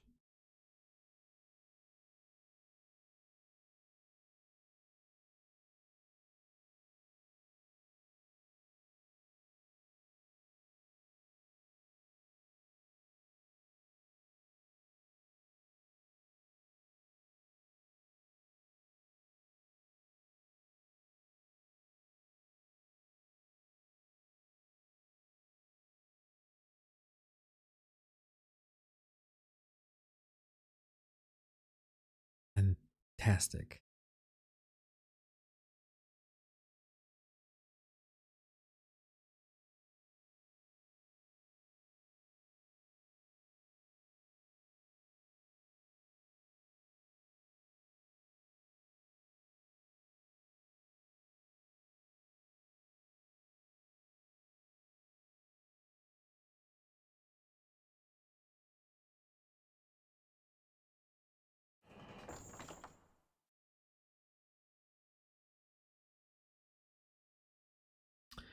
Still thinking about the YouTube title, what's best there. I gotta hurry a little bit. I got 50 minutes. What's a good YouTube title for a video where Sock steals a Night Elf worker, is super far ahead, and then proceeds to lose?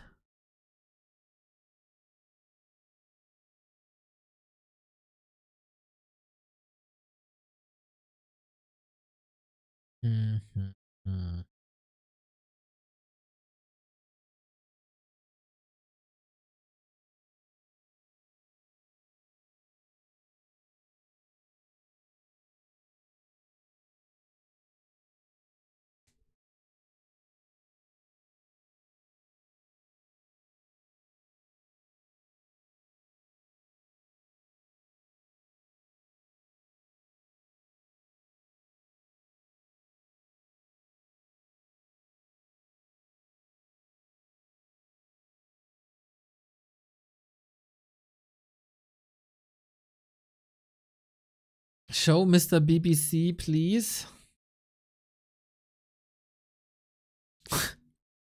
He's just finished his dinner. His third dinner, I guess.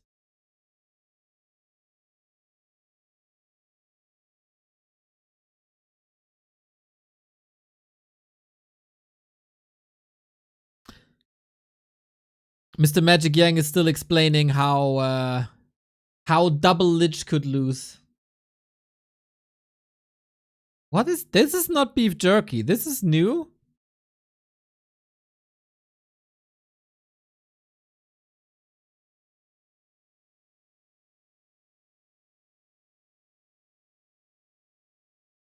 Or is it? Looked like it had some print on it. I don't.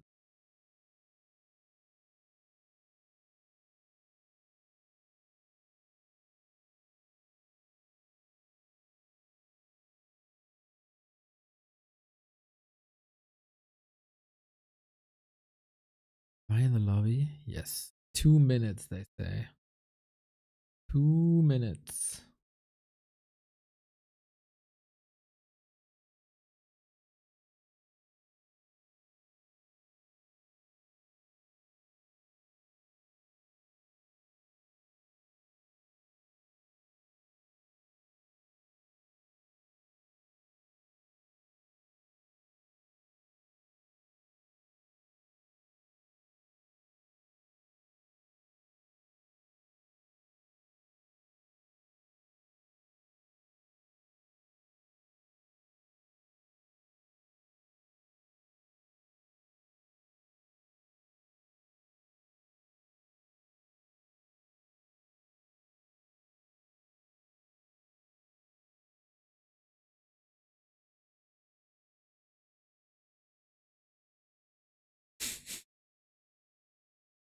We need our 3 to 4 minutes to advertise the beef jerky. Everybody knows about the beef jerky. It's the tastiest beef jerky in all of competitive Warcraft, I'm sure.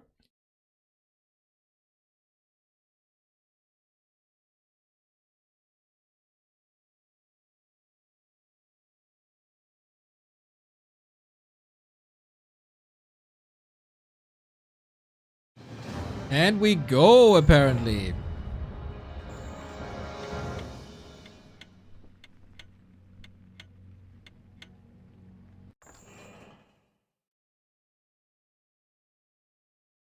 Come, go. Okay. What are the races? Alrighty. We got a fair encounter, I think. We got an orc, we got an undead, but who is who? Focus is one step away from the playoffs. But Infi, starting as an orc against Focus's undead. I do not know how good Focus's undead is. I do know that Infi's orc is rather good.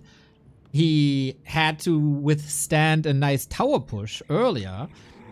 Here in this matchup, rather unlikely. In general, orc is named like not that great in all the randoms, but in this matchup, maybe it is. Can Focus out expand him?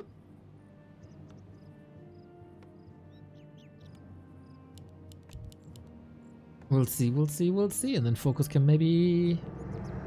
It all depends on the heroes. All this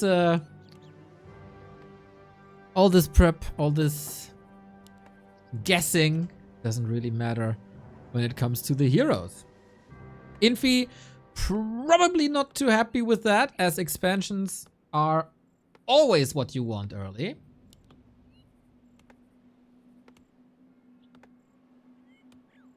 And on this map, it seems rather doable. Depending again, of course, on heroes.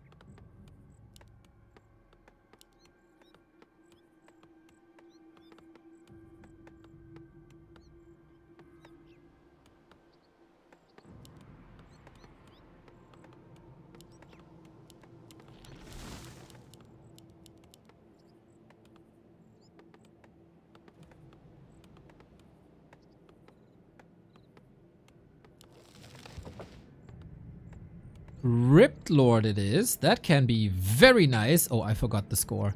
Sorry, I gotta adjust the score. 1-0 Focus. And Keeper on the other side. Very good for Expo. Very good against individual orc units like this peon here.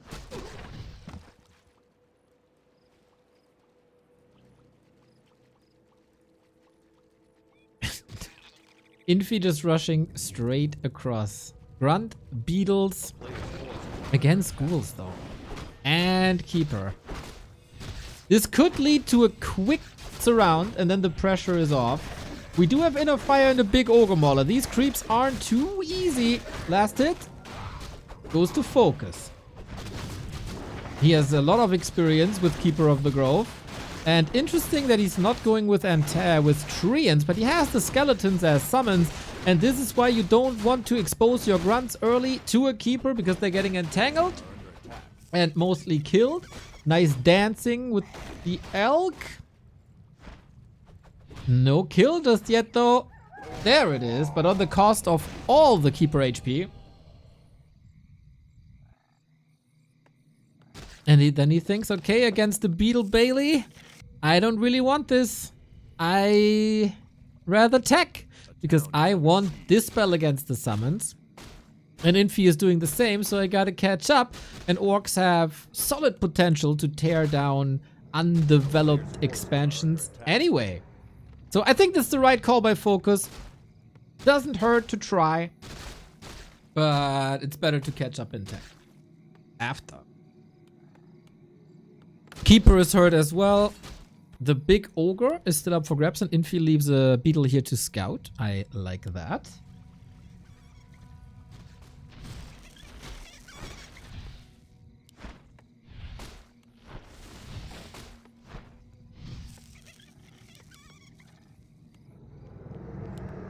And Focus remembers to rebuild the altar. Let's go. For some reason, no off-race undead is ever forgetting about that.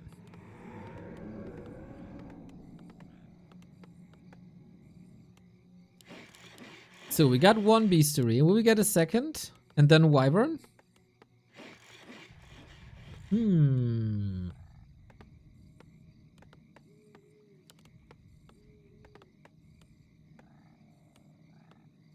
Wyvern or Raiders, huh? But Raiders will end up in a The snare. player's forces are under attack.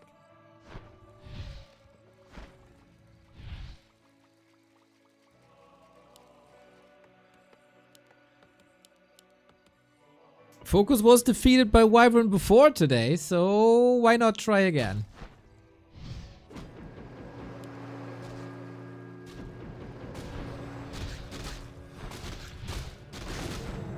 Oh, he wants a tier 2 expo, really? Isn't he playing into the power spike? Sweeps around with the ghouls. Expertly done, I'd say. Impale not available. Both heroes level 1. We trade a ghoul for a grunt most likely. And we have treants up. And we have more skeletons. Second hero Archmage with water do we want water elemental still? With tier 2 available? It is Wyvern. Focus can go Spirit Towers if he has the resources, but first you gotta get this goddamn beetle out of your face.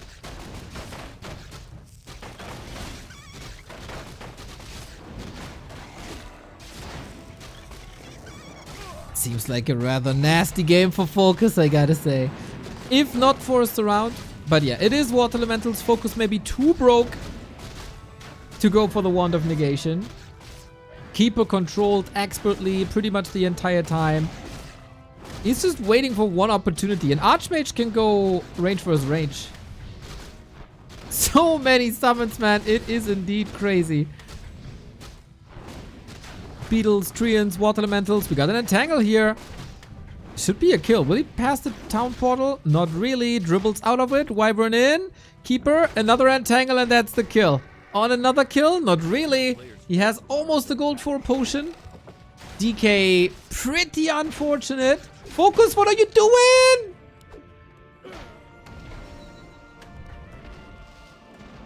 Huh. Town is under siege.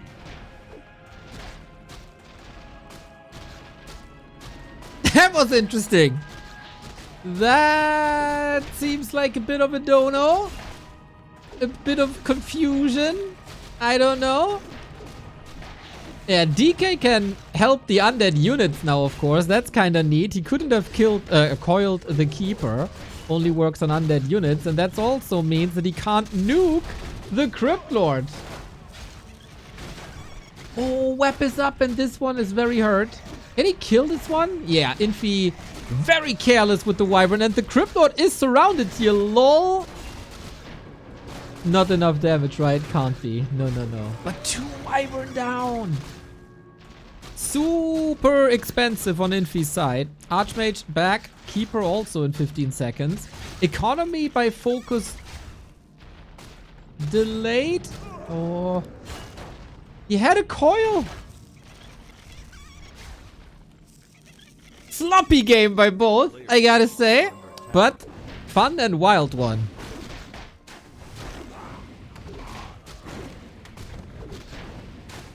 Sloppy, fun, and wild. I know you degenerates out there love that.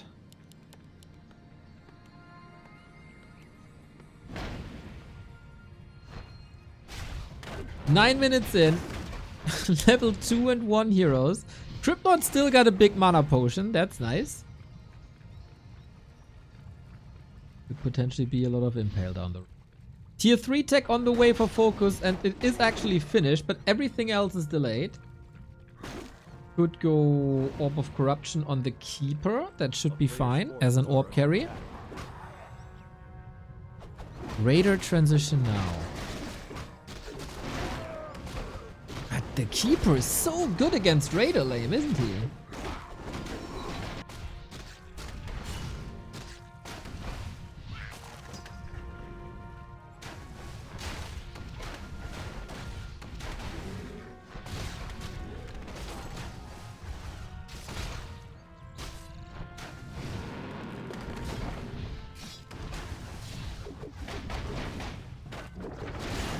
Nice focus. Okay, okay, okay. Keeper wasn't there to help the DK. Just as the DK didn't help him when the Keeper was the one being nuked. Yeah, absolute mess. How many fiends we got? 2 only. And Infi's heroes are getting better and better. He is supply blocked, unfortunately. Still producing. That should be fine. It's gonna be a wild mix of Ensnare for control and Wyvern for damage. No orb and no money for orb either. Very defensive play. Hiding in the base with the statue out, but Infi is taking a lot of control right now.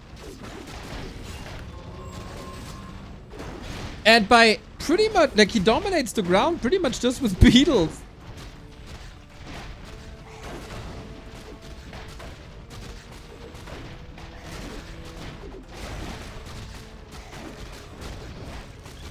This game was utter chaos and Infi is thriving in the chaos. The heroes, once again, super low. Can't play the Entangle advantage even when there's no Dispel. Wyvern take out one Acolyte after the next. The Keeper basically very well controlled throughout the entire game. DK bites the dust for the second time. There is no chance. And we have another quick game with the Wyvern going 2-0 today. Wyvern pressure may be harder to deal with than you would think.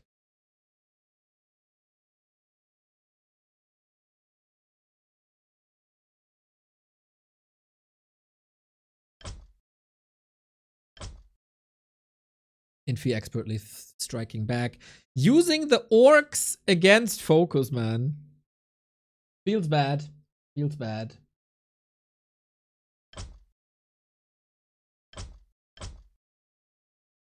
Sucks being an undead in a summoner war. Good point, Darko Beat. Nothing really to replenish the mana of the Keeper in the early game. And then beetle, fueled by clarity potions. And nice synergy with the heroes as well. As he had free mana with Brilliance Auras.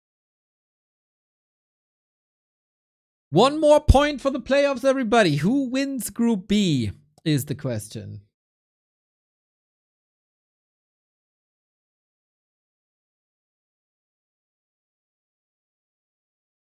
With that, you would dodge TH, dodge Lawlight, and who was the other one? Yumiko. Quite a few surprising winners here, if you ask me.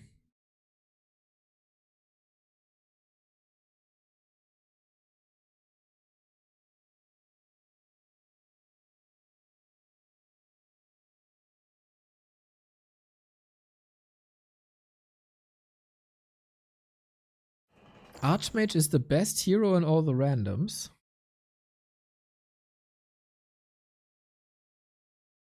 Is that true?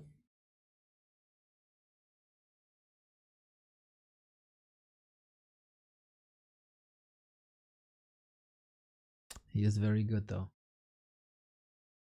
Got a lot of mercs and they get mana for free. And it's a summoner. Yeah, it's not bad. It's not bad. I can see quite a few cases though for other heroes as well.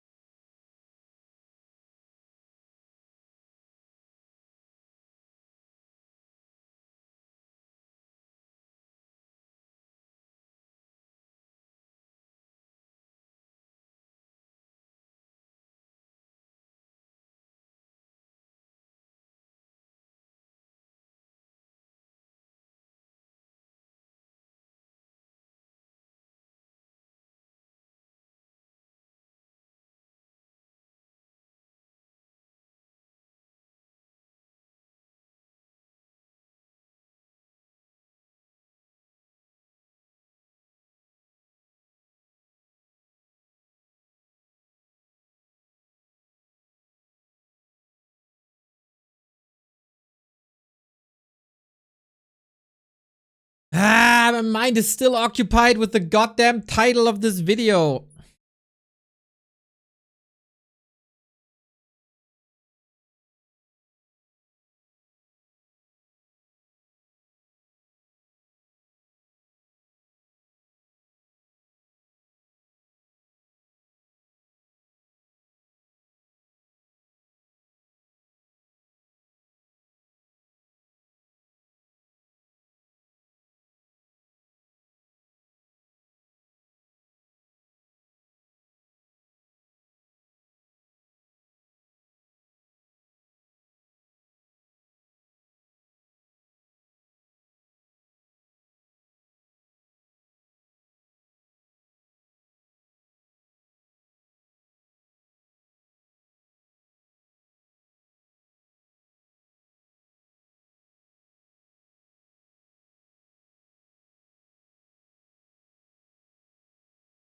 Thank you, Jay Persky, for the 30.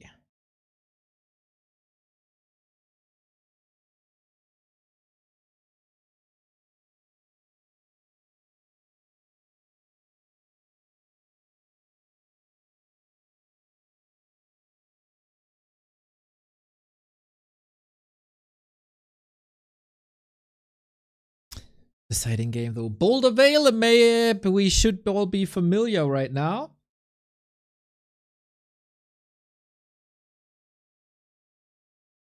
And we're waiting for the BBC to give us the go. Oh, I think we're back to pomegranate. Yep, we are.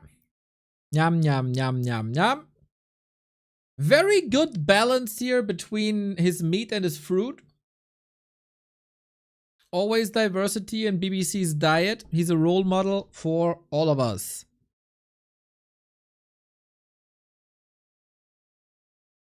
You think he's burping a lot on the broadcast?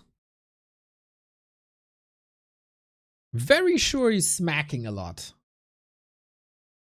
和狼骑，他部队不好拉扯了，就被摁死在家里了。刚才有观众反映说桃酥很好吃，但收到了有很多碎的。这个你可以跟客服反映一下，但是He's not talking with his mouth full. That's good manners. 做到了，比如说软包的这个保护，但是这个东西本身确实是一个比较易碎的这个点心。如果快递员粗暴一点的话，就很难做到尽善尽美，这个也请您谅解啊。Yummy! You need your vitamins for the long days of Warcraft broadcasting. That is for sure.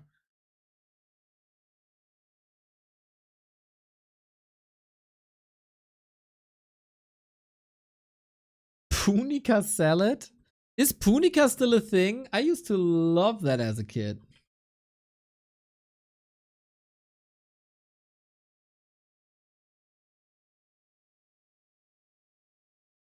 Oh, production stopped in 2022, but resumed in 2024. There you go. Punica will never die. Punica will never die.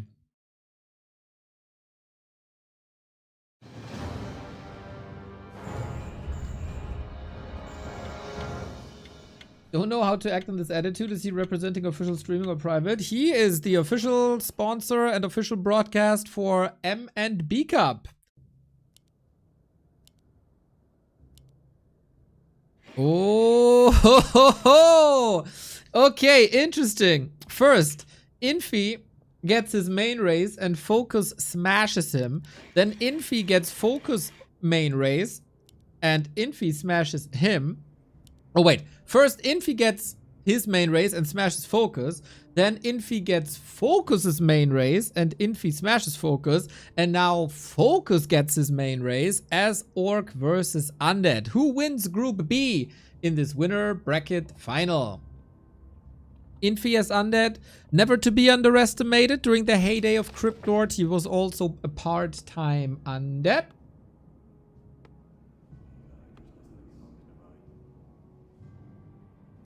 And now, we'll see if Infi shows Focus how to do it.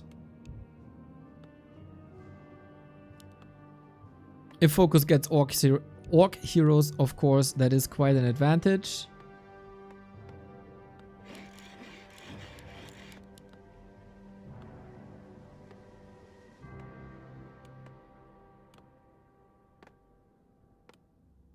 And in 40 seconds, we'll know. We're on Boulder Vale. The creep camp isn't too hard to expand, but it's rather close to the orc base. And we've seen on bigger maps how punishable this is, depending on the first hero. Midnight Imp, thank you. Neo the Goat, thank you for all you do. Less than 3. Less than 3 right back, mate. Less than 3 right back. And of course, thank you for the kind words. We got a Headhunter opening. Mountain King Headhunter. Creeping will be a bit of an issue. And he's up against the Keeper. Keeper very good. Summons early. Nice. Entangle control. Nice. will then of course fall off a little bit down the road. But interesting to see that Infi gets the exact setup that Focus had before when Focus failed. And now Infi can show him how it's done. Backs off of the Expo pretty much right away as he sees the Mountain King, who is positioned far forward, trying to steal some creeps, I guess. Mountain King first without Militia is rough. Ooh, that was way too obvious! Oh my god.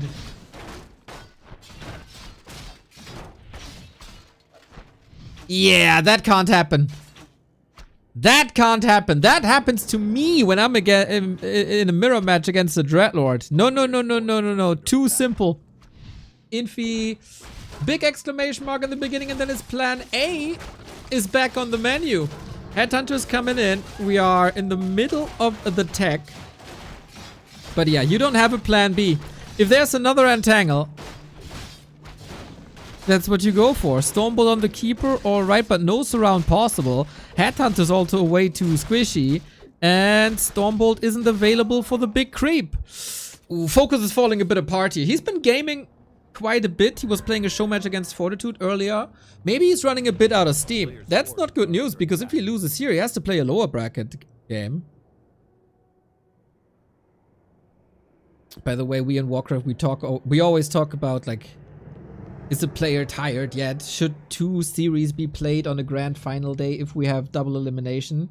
Yesterday at the International, one of the teams had to play 11 hours 30 minutes. After finishing the last series the day prior past midnight. Dota people are built different. And in Warcraft we complain about a best of 5 and a best of 7. Ridiculous.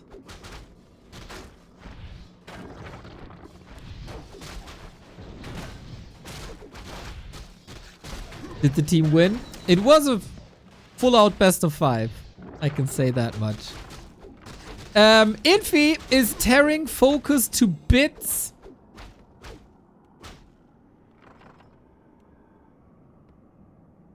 Expo uncancelable, I guess.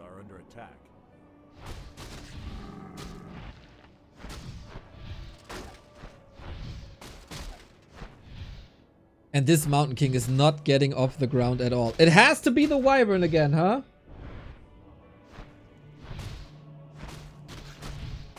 It has to be Wyvern again. But then Infi can transition into Gargs super quickly. Oh my god, poor Focus. Maybe he should have re-rolled. I don't know, man. No creeping, no progress. He's still trying to play the tier 2 push with most likely Wyvern, but Infi is teching at 5 minutes 40. And there's so much wasted time for this Mountain King who finally gets. But then, yeah, how long do they get to reroll? Like shortly after the hero spawns.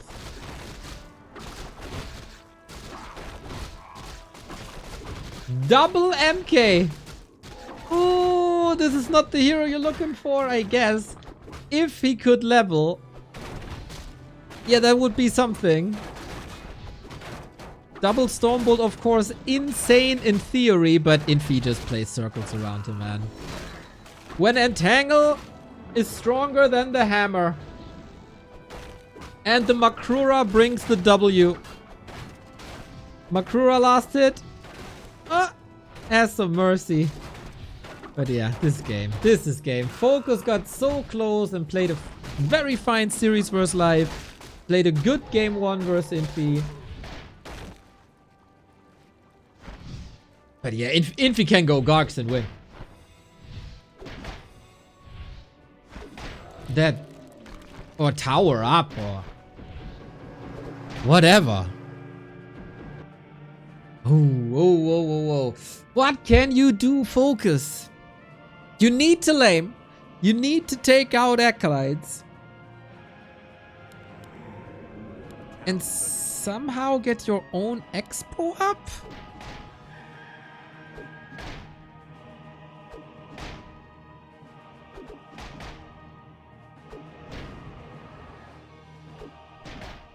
Yeah, the Wyvern have to stall. And so far, Focus is playing this well. Thing is, Mountain King is, or Mountain Kings, lol. Mountain Kings are really good against strong individual targets. But Infi can just swarm. But Infi doesn't swarm. Infi goes Fiends.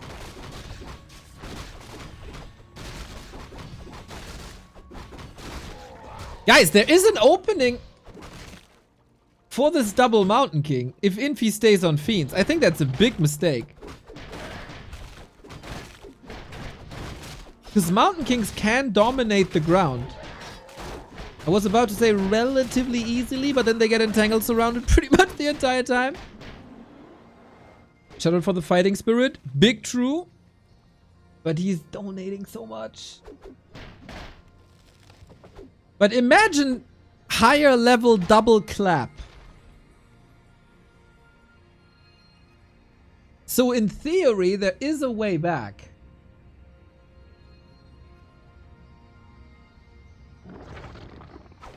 Theory. Also, Fiends disappear quickly against Stormbolt. We know that much. Wyvern, very good for hero focus as well. Bash? Oh. Player's forces are under attack. Yeah, Infi, you can't play that careless. Is it Temple? No. Infi is still only tier 2. It's only Fiends. Fiends disappear quickly versus Stormbolt.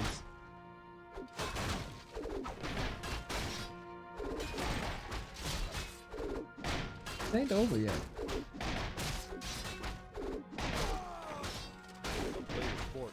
You could go Banshees. Yeah, I thought he's going Banshees, but doesn't seem like it.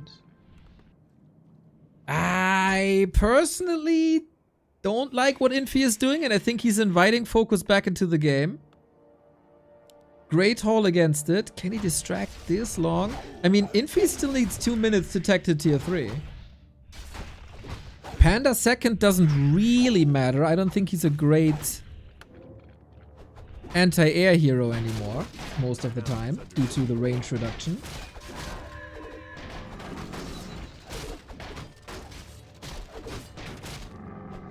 This is Chechi's nightmare. Drunken Haze is good? Yeah, Drunken Haze is good against air, that's true. Switch to Raiders now. Oh boy. Oh boy. I don't like these Fiends at all. Let's see if we're proven right here. We have an Invo Potion. Might be needed on that second Mountain King in a bit. For now, he has to walk it off. Still, Fiends rather good. No, oh, there is a TP. Trying to force that. End snare.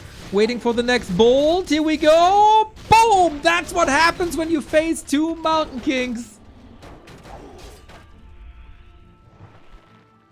Infi's still rich.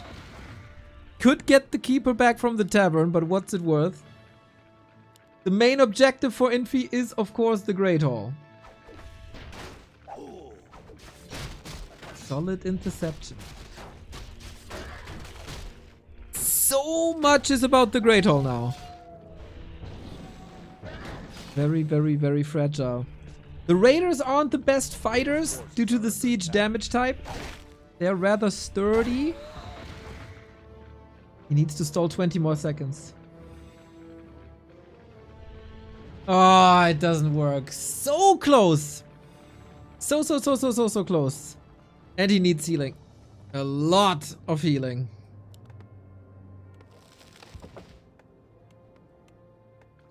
But this kind of showed the way, right? Nuke Fiends is easy. Nuking heroes is easy. But it's not going to be easy for much longer. Temple of the Damned, come in. Anti-magic shell, one of the best things you can have against double Mountain King.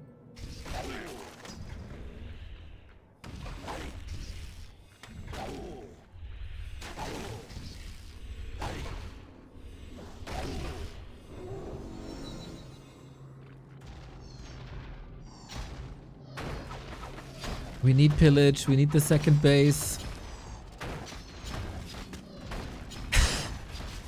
Double level 3 MK. He's going for the... Really? He's going for the gold mine?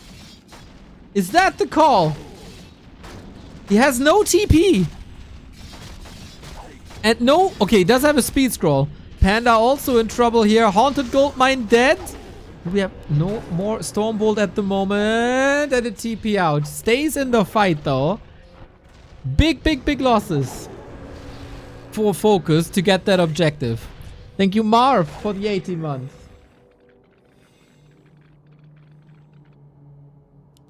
And we go here again. Spirit Link coming in. Or Disenchant. Both. We got ourselves a game, ladies and gentlemen. We got ourselves a game.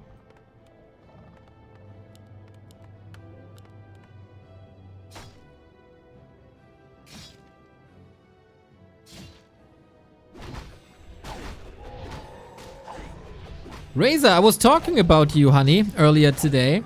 Did you check if after the patch you should still go Engineering Upgrade 2 on a Tinker instead of Clockworks 2? Uh-oh. Panda!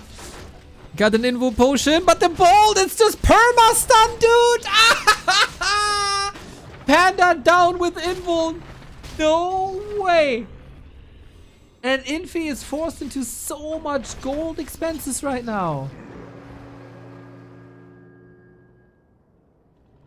He's just perma-stunned, man! This is unfair! He cannot move! He cannot move. This is ridiculous! It's a... What's the cooldown on Stormbolt? 9 seconds. A player's forces are under attack. If he gets a third Mountain King, he can perma-stun.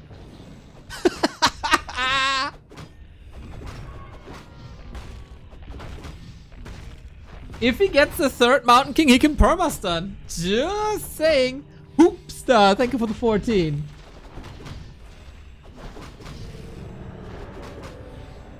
Cooldown is 9 seconds. The stun duration is 3 seconds. But I don't think we'll go tier 3.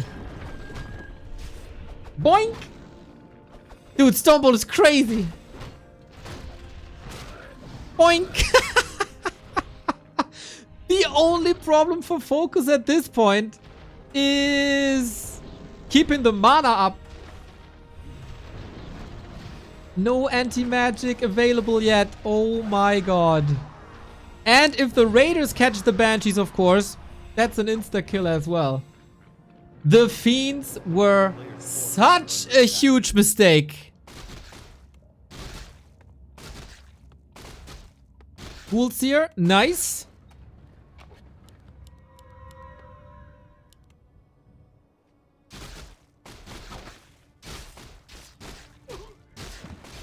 This is ridiculous. All the randoms at its best. Panda is back though. Gotta clean up the ghouls. Rest of the army is joining.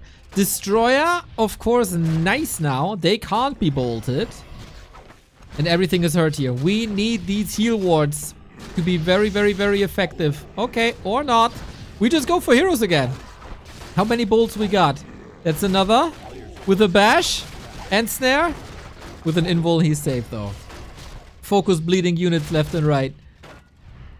Stormbolt in 15. It's all about bashes. And snare bash. And snare bash. Good micro by Infi. Keeping the heroes safe. Focus is losing so much. But if he holds here, he can afford it. Infi is expanding on the back of this as well. I think he had some time to let the heal ward do some work. And yeah, the orc problem with the mana regen, man. If he had this with any other race, would be even deadlier. At least we got clarities. A shop here would be mental. Keeper gets the orb. Also, finding rune braces against double Stormbolt is a gift from the gods for Infi. Who's taken over again now with destroyers. Can he just go pure destroyers? Mass ghouls, okay. And then clap, of course, would be mental. We got mana potions. We're getting somewhat close to 5. Good dodge by Infi. Yeah, you constantly need invo potions here, man. Stressful game. Stormbolt again. Any bashes in the house? Yup. But invo potions still ready to be used. Mana potion on both sides. Any chance? Do we want to go clap? Nope. Oh, dodges the Stormbolt. Well done, Infi. First the Ensnare dodges. Then the Presence of Mind for the invo potion. Then the TP. Super well done by Infi.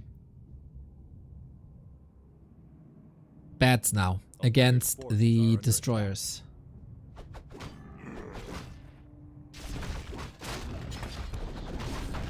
How much damage is... 2 Stormbolts are 600 damage.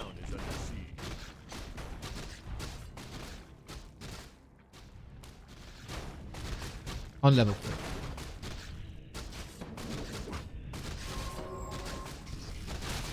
So far the mana regen is good.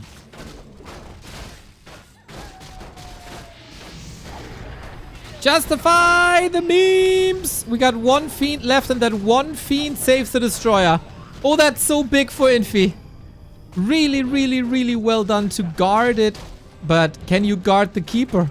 Again, 1 bash, he's dead. But he gives Infi the time, who constantly wreaks havoc here.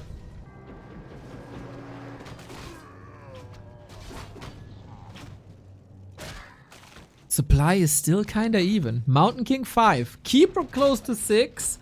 Panda close to 6.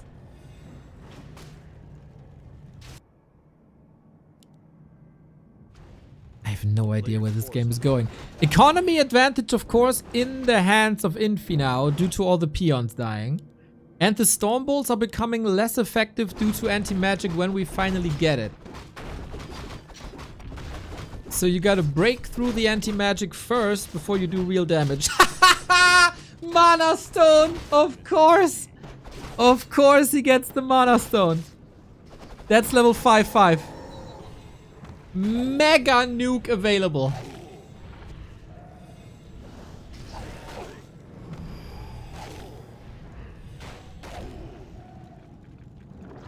Is that enough?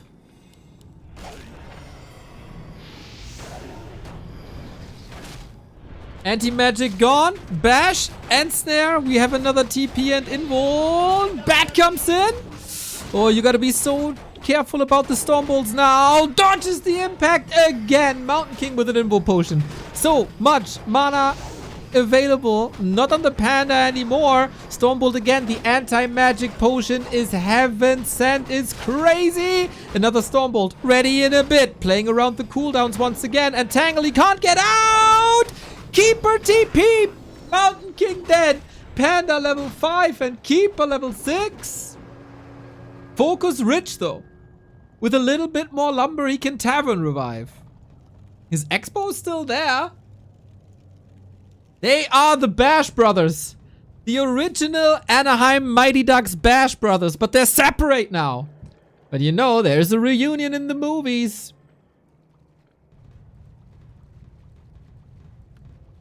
How many Stormbolts can you dodge? Infi does a wonderful job. Applying anti-magic shell, getting the invo pods done, but at the moment, no invo potion available here on the right hand side as it seems. Scary.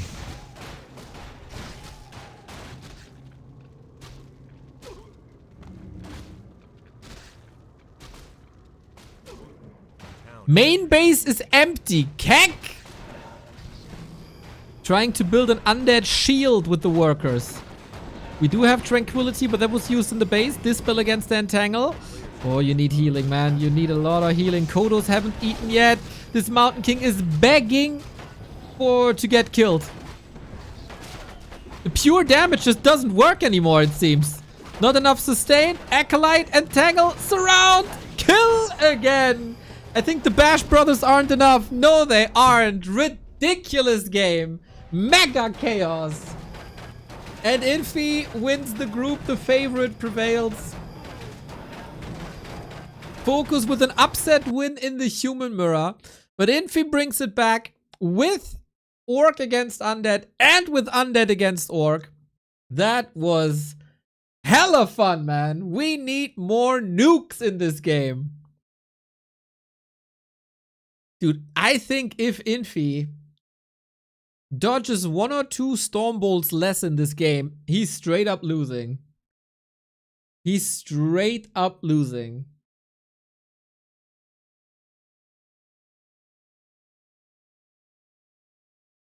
But he hit the invulns, he hit the TPs, he hit everything he needed to hit.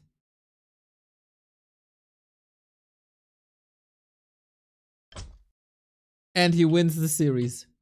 Well done, Kingfi. We could get Infi vs Happy round 1 of the playoffs. Hell yeah.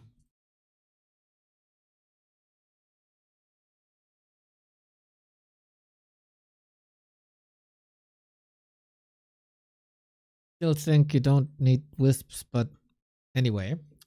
Don't want to harp on that. It's been great fun, great entertainment throughout the entire series, more or less. Well done, lads. Well done.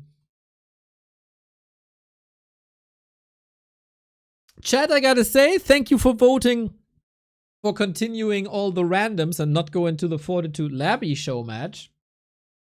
This was great. Now we get live versus XiaoKai. Both didn't look too hot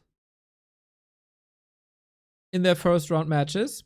Focus still has a chance in the lower bracket.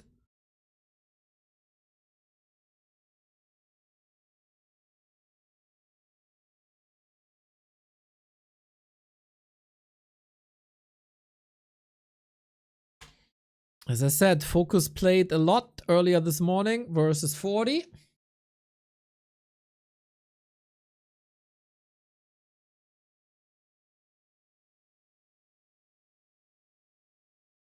Yep, they play a lot at ungodly times.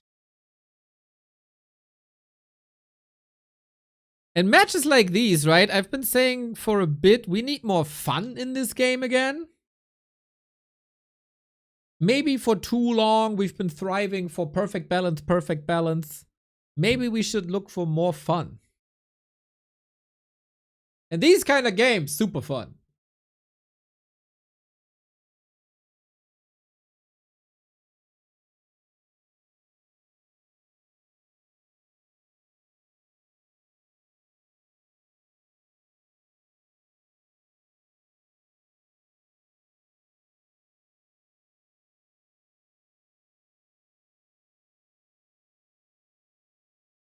Anon Cup was fun too. True. Anon Cup was fun too.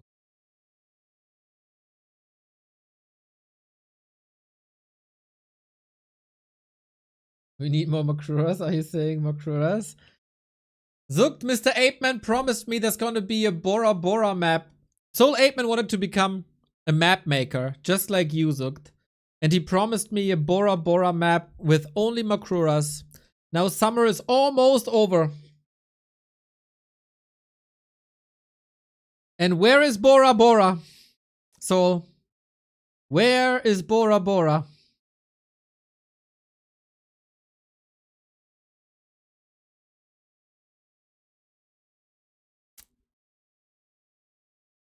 Ay, ay, ay. I asked him to give me the paint too to speed up the progress. Ay, ay, ay. Too addicted to streaming. Too addicted to streaming. Caring too much about the puppy.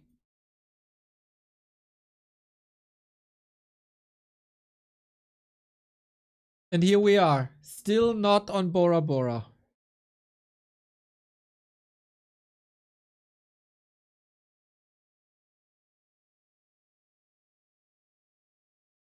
Unreal.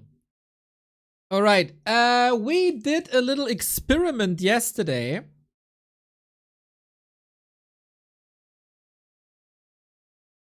Because weird things are going up on at YouTube right now. Views are down, views are getting restricted, etc. So what we learned in the past couple of days is the more people interact with a video early, the better the video performs. So yesterday I asked you, yo guys, would you be so kind and like and comment on our video? That was pretty much exactly when the video came out. And look at that. Recommendations, up. Up next recommendations, up. Subscription receivers, positive. YouTube home recommendations, positive. Longer view duration, up. More views, up. In general, up, up, up, up, up. So since this was super helpful yesterday, it's coming in an hour. Would love to have your help in an hour again, if that's possible. All it takes is a click. I'll remind you. I'll remind you in an hour.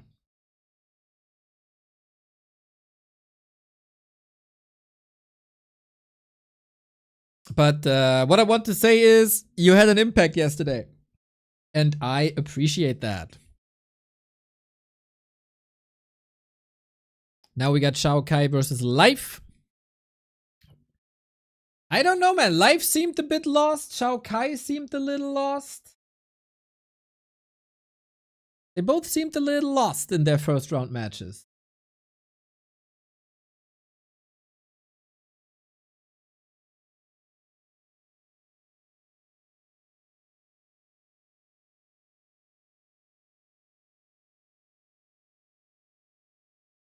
Go, go, go, go, go, go, go. Everybody says go. I got the original picture of XiaoKai as well. With a bread basket. I got no... This is such a wonderful, at the same time, weird player picture. I love that it's so different. I love it. And I'm always rooting for bread. And because I'm rooting for bread, XiaoKai gets his former main race up against his current main race.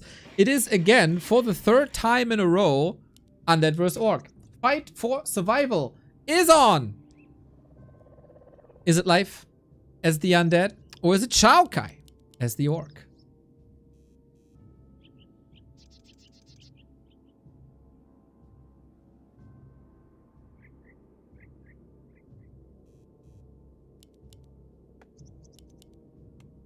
So XiaoKai tried to tower push a Pit Lord. That was interesting. I hope he has some better calls today.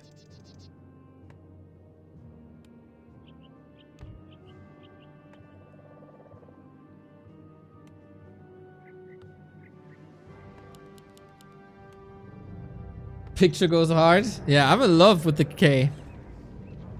XiaoKai and XiaoKai, both very, very stylish. I envy them.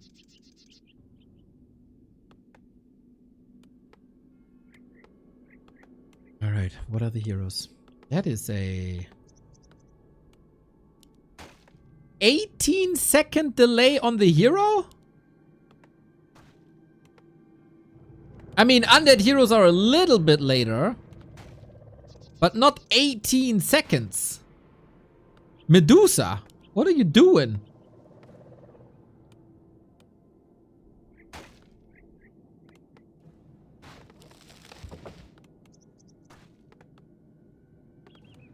Well, it's an expo build. That's what it is.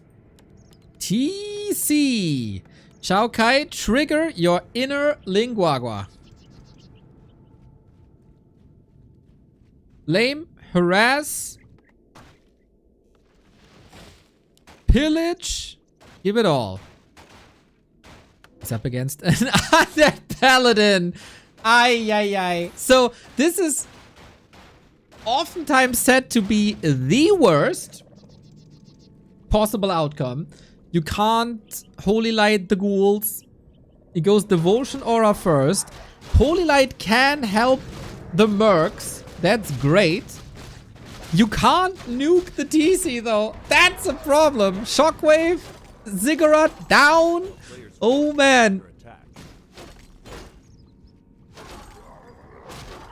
This is so bad. Everything is bloodlusted. Ghouls are falling. Ziggurat was killed. Paladin undead combo. Mamma mia. Is that a disaster for life?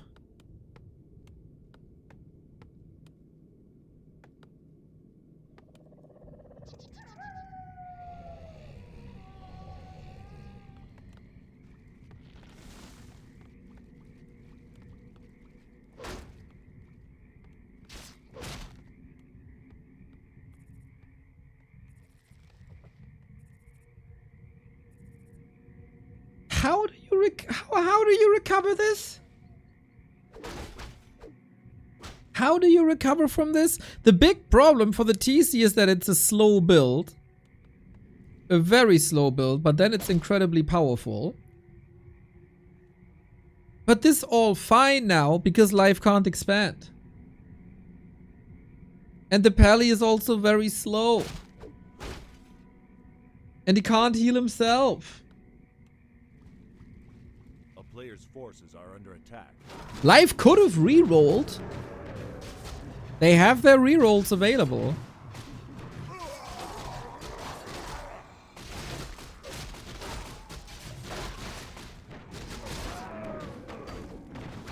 Teasing more shockwaves here. And again, going... Yep. Ziggurat down.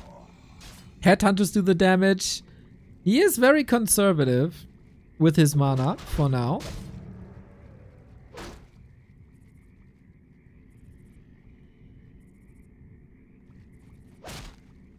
And we run around.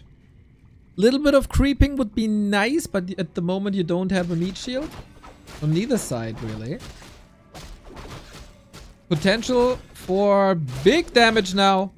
Shockwave steals one, not the second. So we're close to level 2. And nice read by XiaoKai. He's trying the Ziggurat shenanigans again. Punished immediately. Almost feels like there was more damage possible if he splits like 3 headhunters to the side. But, you know, as long as you prevent the expo, everything is fine. Tier 3, Beastery. And, yeah, I mean... It stays problematic. It stays problematic. TC will be level 2 in no time. And then you know that... Oh! Life is a true undead. A true undead degenerate. Tech done. Alta is not. So no tier 3 when you're in desperate need of destroyers. I've seen Jens play undead. That was inspiring. Maybe there's an undead napping in life as well. Just needs to be awakened.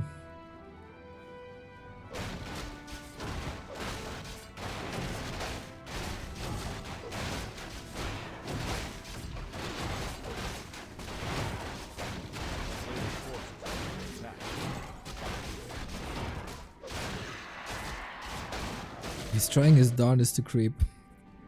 Splits one headhunter to constantly watch for this, but yeah, everything is late now. Tier 3 is late.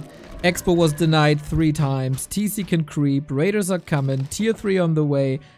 This is looking great for XiaoKai.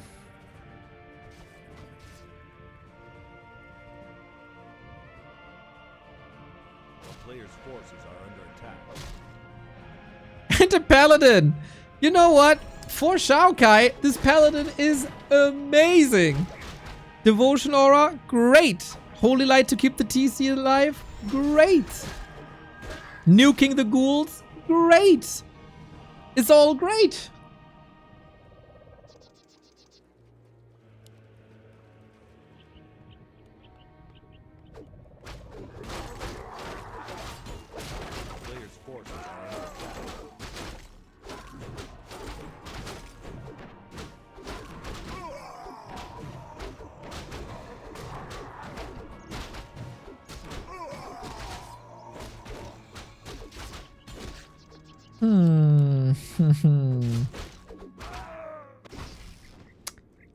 How can Life get back into this? He got a strong Lich immediately, which he can also not heal.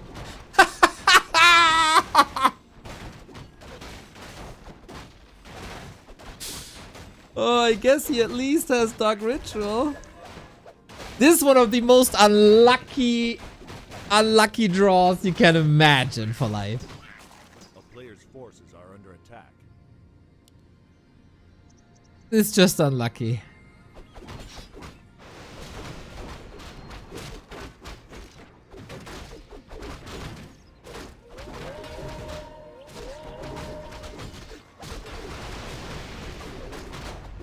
Shockwave lasted. TC level 3. Plus a movement speed aura. When the problem of a paladin in general is movement speed, he's facing a TC who has already movement speed aura, and then he gets a movement speed aura on top of that movement speed aura that he could combine with the speed scroll for even more movement speed while the expansion is running and the orc is on tier 3. Like, Jesus, this is nightmare material for Life. Just go back to bed. Just quit. I'm really curious how he wants to do this. With his abandoned expansions and the late tech.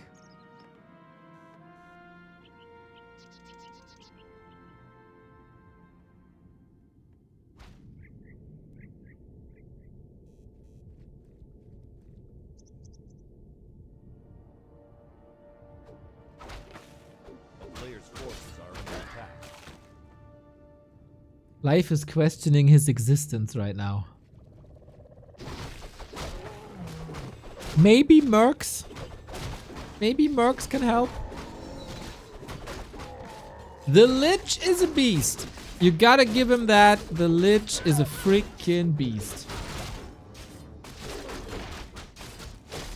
And destroyers are coming.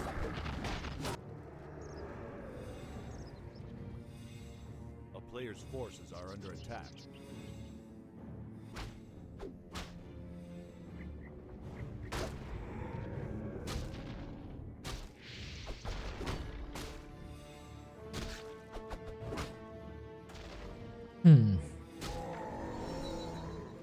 Shockwave versus ghouls should work well. Blood Mage Flame Strike. Okay.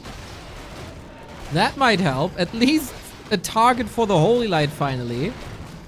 Makrura dead. And here's the Flame Strike. Only level 1. That doesn't do much. Piercing damage is fantastic. AoE damage as well. We got double heal scroll. New Shockwave coming in. And it's only 4k damage at the moment, but I mean, the supply tells the story. He's burning himself now. As if Paladin players don't suffer enough in the regular game modes. We got a nice little polar bear.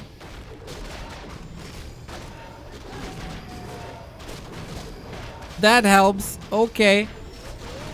And can also be holy litten. But then there's Wyvern against this, I guess. Life fights well. Way better than one could expect, thanks to Mercs again. And now he holds his expo. And now he might go destroyers. A player's forces are under Apparently, this game isn't over yet because the Lich is going completely berserk. Easewal, thank you for the prime. Is that a first time primer that I see? Wonderful.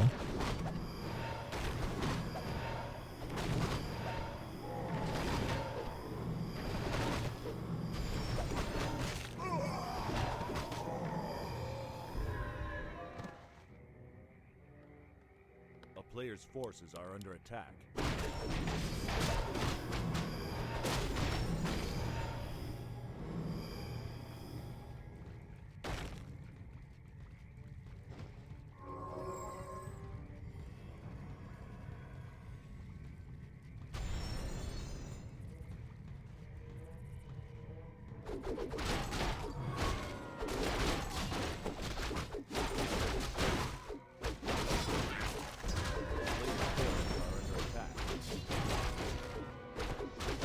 Yang Fang with the gifts up to the first time Prime.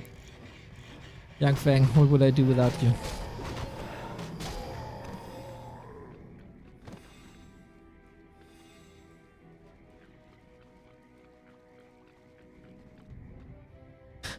Third base. XiaoKai is having so much fun this game.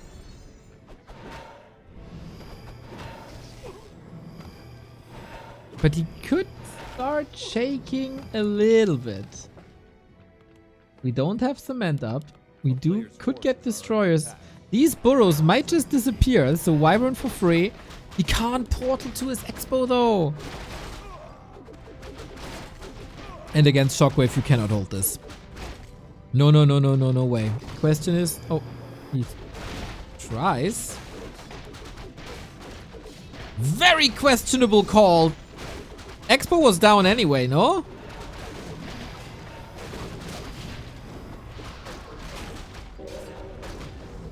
Okay. Okay. He left the Orc base without doing a point of damage outside the Wyvern. Snipes 2 of the Wyvern. That was well done. But XiaoKai is on 3 bases.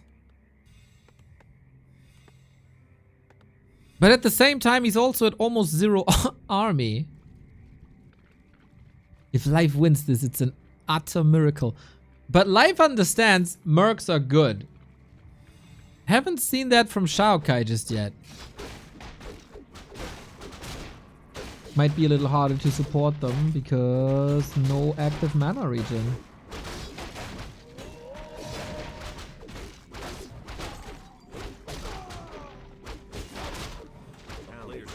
Yang Fang with another gifts up. Merc Warlord. Always a bit scared. So we fight fire with fire and shockwave with shockwave. Against fiends, usually Storm the better choice, but might be about buildings later. 51 food. Oh my god, he's losing so much money because of this one supply.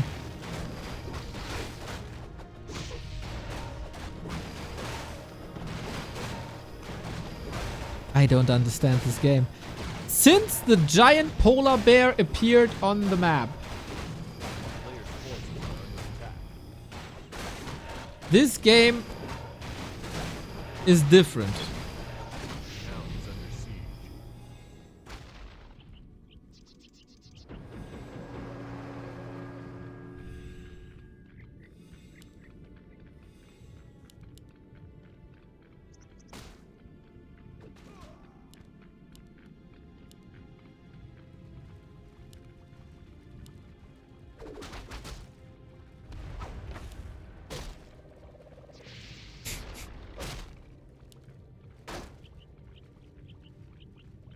Do the devotion aura stack? Nope. The higher one gets picked. Only 2 bases versus 1.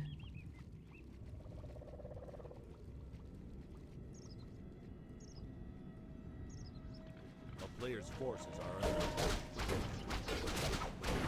under This paladin didn't skill Divine Shield. He gets burned by his own friend!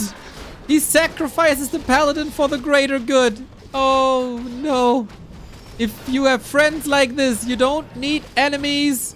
Ensnare, focus. He can pass the invuln. LOL, how is this pally not dead? How is this pally not dead? Life might just win this from here on out.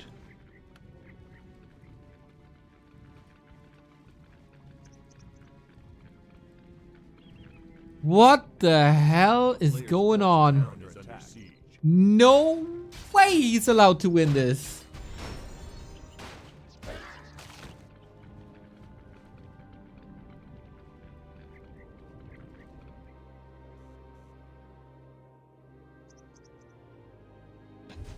He can break bases with Flame Strike now. XiaoKai is not reacting at all.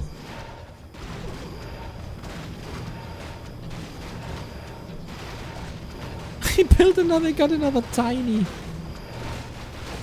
Double polar bear. Nature's revenge, man.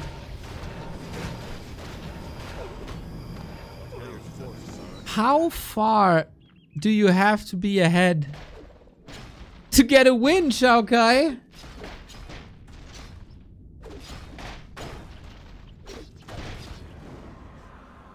The polar bear changed everything.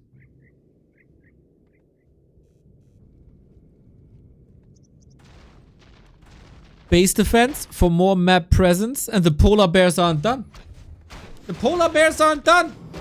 Nature is metal. Flame strike. Nuke. Got him! Right before the town portal.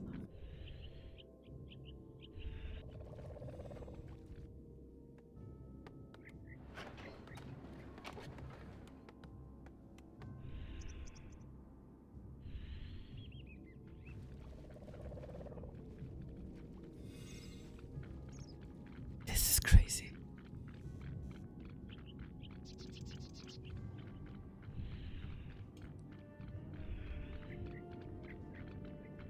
Love the command aura. XiaoKai is just reacting. With a TC like this, you should be the one acting. The player's forces are under attack. Always. The town is under siege.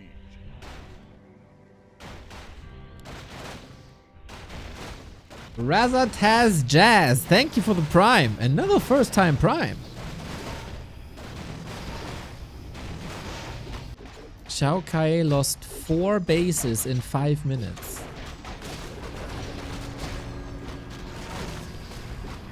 This is the ultimate comeback. With the power of the mercs, man. The power of the mercs. This is just a regular expansion. This takes 90 seconds. Nossa! Thank you for the 5-month.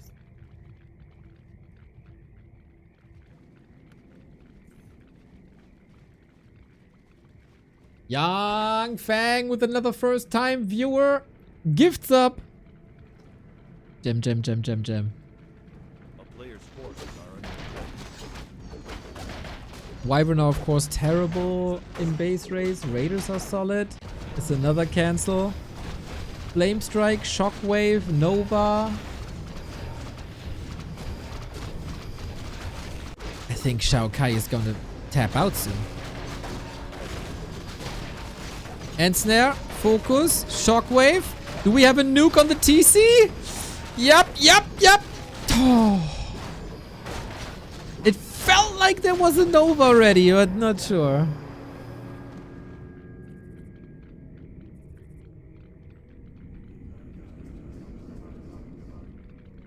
The fact that Life has a 25 food lead is not normal. He was not allowed to win this game. He shouldn't have been allowed to get even close to a winning position anymore. This is not normal.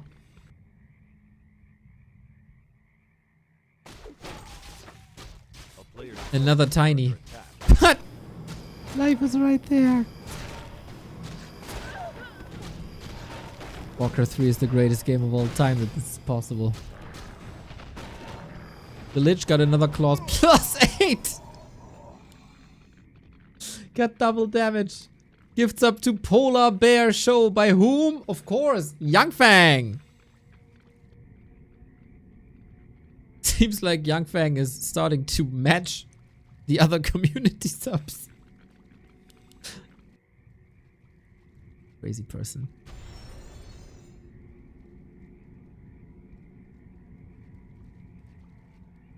Player's forces are under attack. I got no clue how XiaoKai can win this anymore. Main base is empty. He doesn't have income. He went from 3 bases to 0. And base race, like as I said, Shockwave, Flame Strike, this real good. Polar Bears defending at home.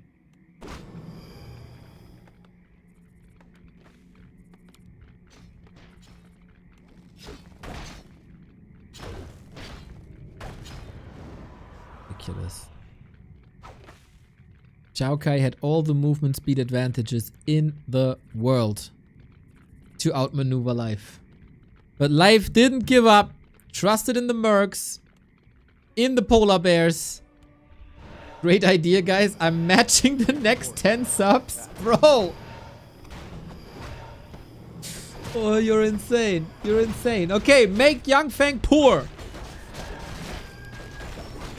TC in trouble. Lich in trouble. There's no TP on Life. It would be so funny if he throws this now. Sora, thank you.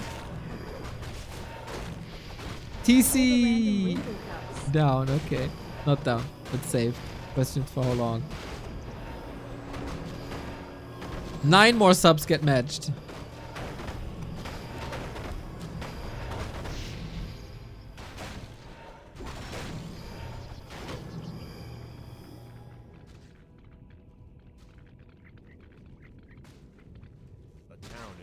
Slow and steady demise, man. All tower! Let's go, let's go, let's go. 8 more subs get matched. Glad to have you back, brother.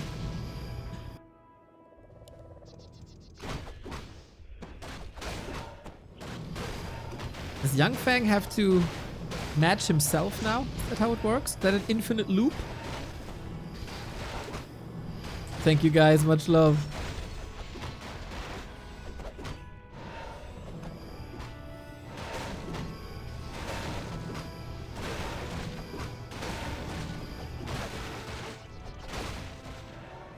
XiaoKai must be triggered across the entire Chinese Great Wall. From start to finish.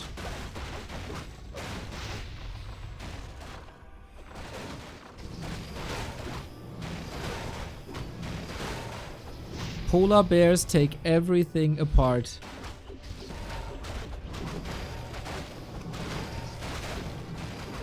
Every freaking thing. If you ever see a polar bear in real life, run.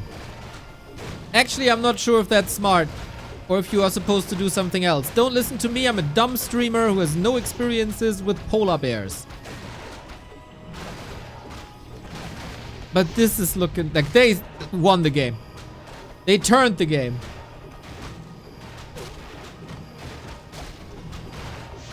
GG.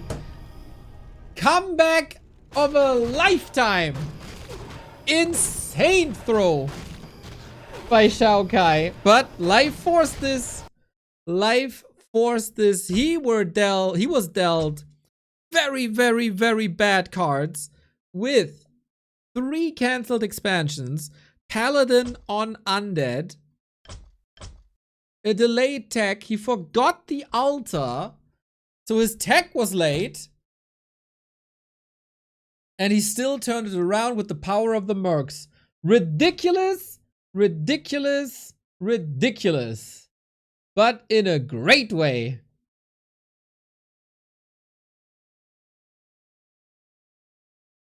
Thank you, Butt Crumbs, for the gift sub to Butt Sausage. Butt stuff back on the menu. Indeed.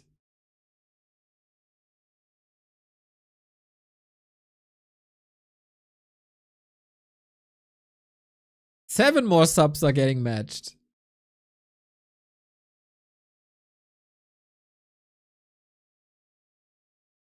Never give up grind set. Exactly. Similar to Focus earlier, to be honest.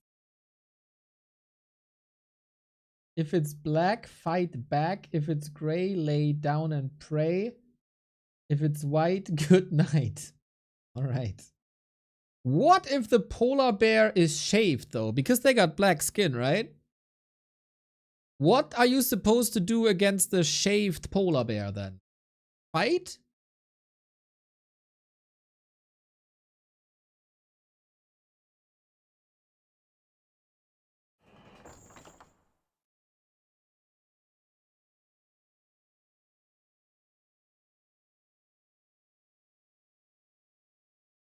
Or do they just have black tongues? I don't know.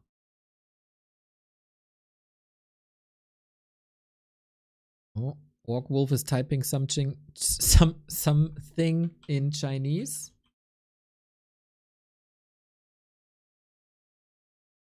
Just a little education on how to apps.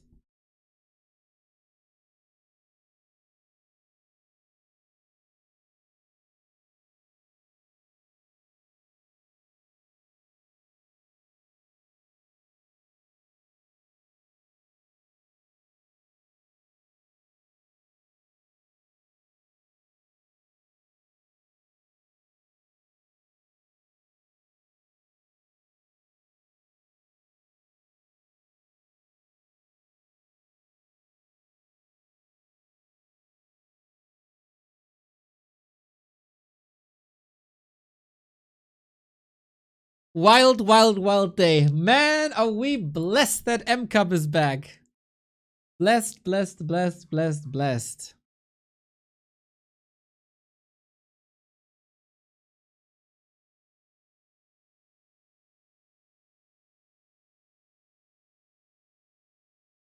Fountain of Mana announcement, 2-week done.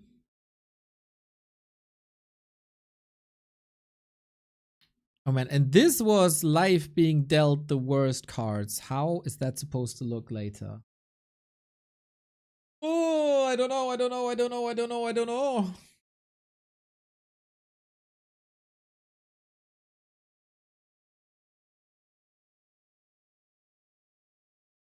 Seven more subs get matched by YangFang, by the way. And we have Subtember, so subs are 25% off. It's a very, very, very good time. You save on the sub, and we get 2 subs for 1. That also goes with the Prime subs, of course. You've been very, very good so far today for this week. But drain YangFang.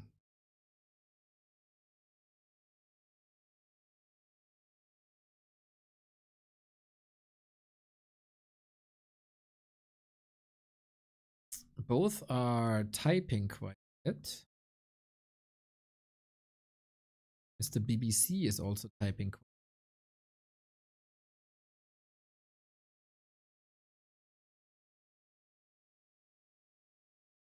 I don't understand anything they're saying.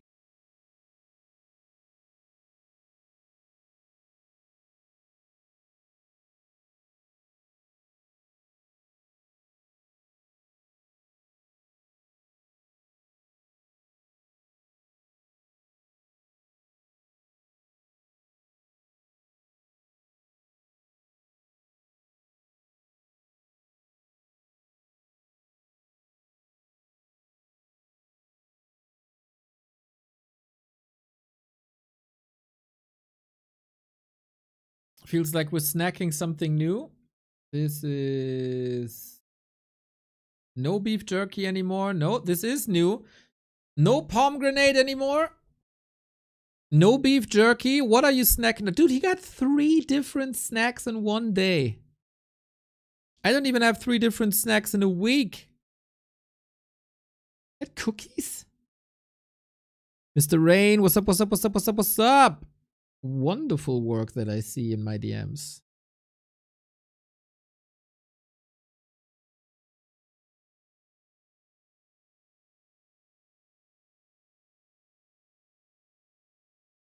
I wonder why he has dedicated like drink bottles. He could just fill his tea or whatever he's drinking into the empty beef jerky plastic containers.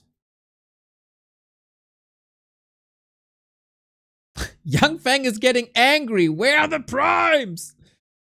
Good question.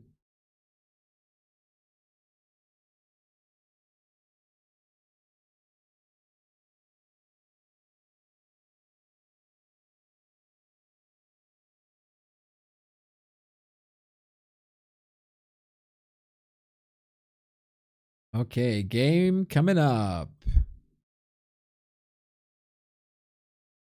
These wonderful fellas. Can the bread strike back? I love this player picture so much, man. That's next to Thorzane, one of my absolute favorite player pictures. Oh, but everybody got a timeout. There was a server issue.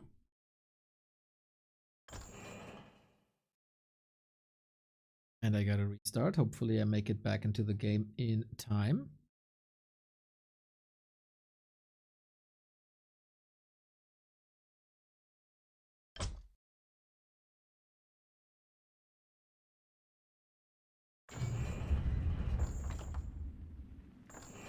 Bro has a baguette. That's insane.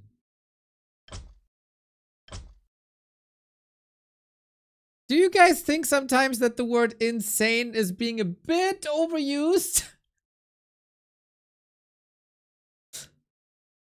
Similar to like 1.5 years ago, everybody was like, let's go, let's effing go to everything. I saw a video of someone getting served a steak. He's like, let's go. Bro, okay.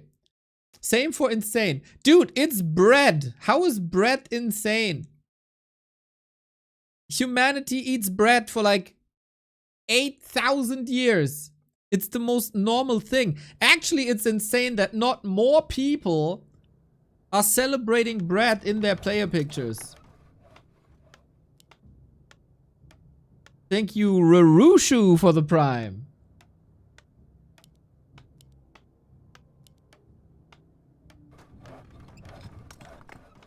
And I'm an offender, by the way. I'm an offender of overusing the word insane. I switched to the word mental. And then I got called out for calling everything mental. Young Fang with the gifts up to Bella Ciao. You know. There we go, everybody. XiaoKai versus live human mirror.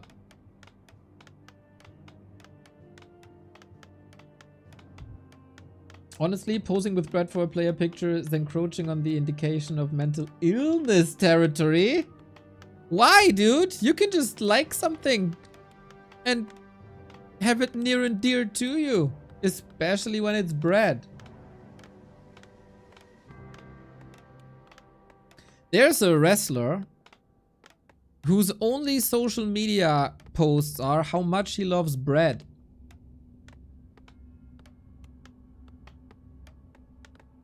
Okay, granted, that dude might have gotten hit in the head a couple of times in his life and dropped on his head as well. But sometimes you just feel like you celebrate bread.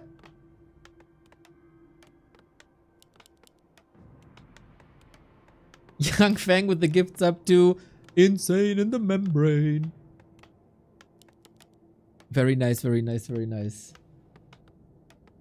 And it's not... It is not Brett the Hitman Hard, dude.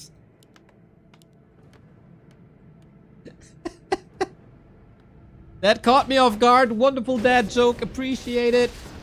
Appreciate it. Okay, good fun here on the Monday afternoon. It is Blood Mage for life versus Blade Master for XiaoKai. So he's kind of back in his natural habitat.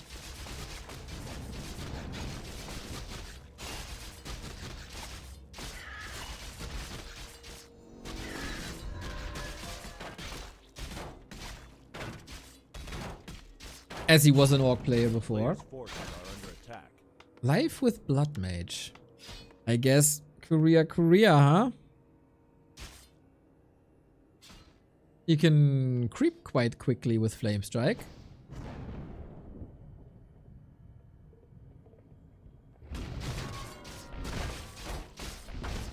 And in a straight up fight, mirror image should be very helpful. Nah, is he burning his own people? A little bit, but not much. Young Fang with the gifts up, much love! A town is under siege. Some players' forces are under attack. We don't speak that name here anymore. You have a falling out? Aye, aye, aye.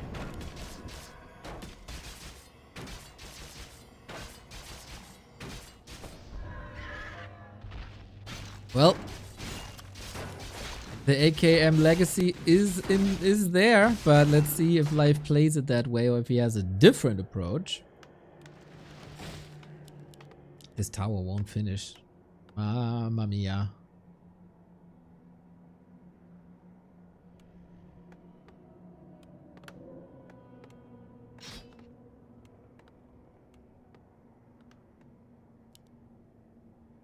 Feels like Life doesn't necessarily know what he wants to do.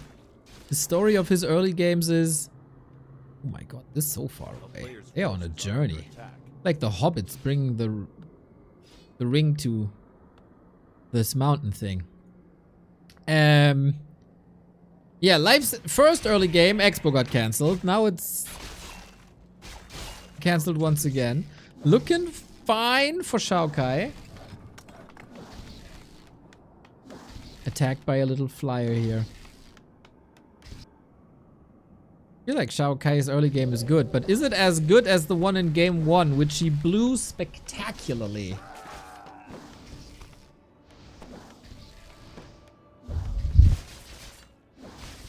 That better be some special wood. Well, he harvested it in the morning. But yeah, this is kind of what happens when you're up against the Blood Mage early, huh?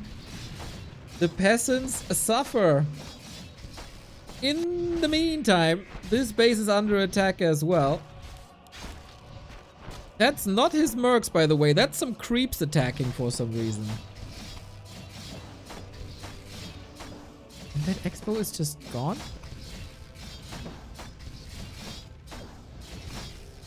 Gotta be honest, I don't understand the game to the slightest here. It feels to me that XiaoKai is very, very, very much triggered.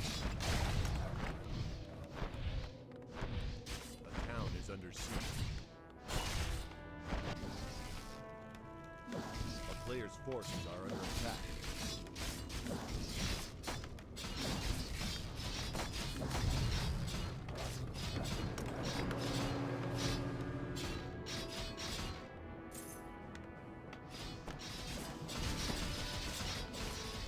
I think life is gonna be very, very painful to poor XiaoKai. And the only thing that's left for XiaoKai in a bit is his basket of bread that he'll hopefully enjoy. Fairy fire, focus. Nice escape. Name strike. Oh yeah, just burn everyone and everything, dude.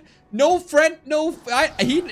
He doesn't know friend or foes, man. It's just victims. I gotta say, XiaoKai is not interested in the slightest in moving his workers out of a flame strike or moving anything, really.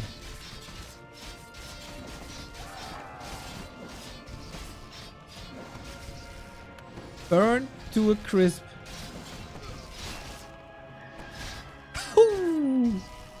Okay, XiaoKai alive on tier 1. Life also attacking just now. He has thankfully a replenishment potion, otherwise I would have been angry. Oh, Jira, that's so sweet, mate. Neo, my life is not too bright, but you make my life a little brighter. I'm also not too bright. We're getting along. Glad that I can make an impact, mate. Thank you, thank you, thank you. Words go a long way, man. Nice that I can be a help. We're gonna be here every day this week, multiple times. Gonna be a good week. Especially with this weirdness that's on my screen right now. Going banished to just be safe from the Blade Master. Surrounded now. Oh man, he sucked the mana to get banished back, and now the illusions are on, and he is safe. Is he safe? Is he safe? Ah! Banish is not ready. It's not ready. The shop isn't ready either. The block. Banish. He got it. And now power build. The great escape. We have another ring around the rosy, don't we? No banish. But the boots. They must be the kill. Makrura. It's not enough still. Here we go. If you want to win, go for the Makrura. In the meantime, by the way, we kind of somehow missed that. There's this one chick from Yu-Gi-Oh! Playing all the Harpy cards. And Ripperino Expo. Expo? Main. Economy. GG. May Valentine wins. What a disaster of a series for XiaoKai. To be honest, what a disaster of a tournament for XiaoKai. His first round was a disaster. His second round was a disaster. It was all a big disaster. He's gonna cry himself to sleep tonight with his basket of bread tightly tucked in. Mamma mia. There was something. There was a car crash of a series, but I enjoyed that very much.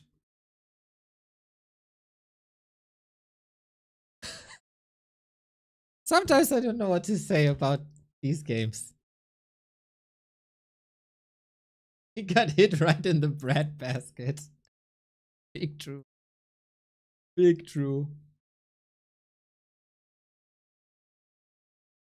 Okay, so we do get the rematch of the first round. Somehow we anticipated that early. It is Focus versus Live once again. Infi is qualified for the playoffs. We need one more player for the playoffs. Live recovered big time, man. This looked a lot better than his first round match.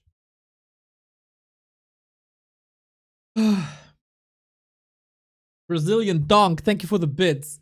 I grab a little snack as well. Watching BBC makes me hungry. I'll be right back.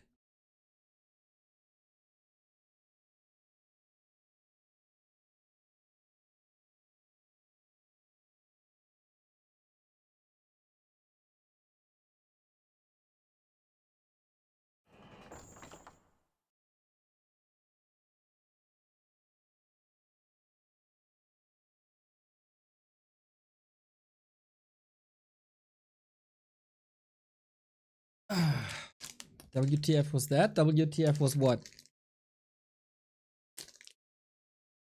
I don't know. I don't know.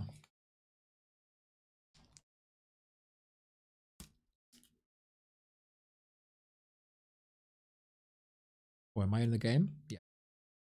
3 minutes, they say. 3 minutes. And we have our last deciding series of the day.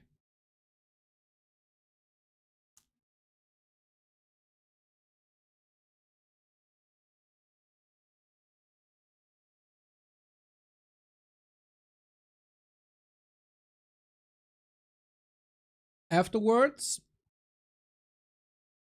I wonder if we should just continue streaming. Because we have 2 more show matches. Or if I should come back later.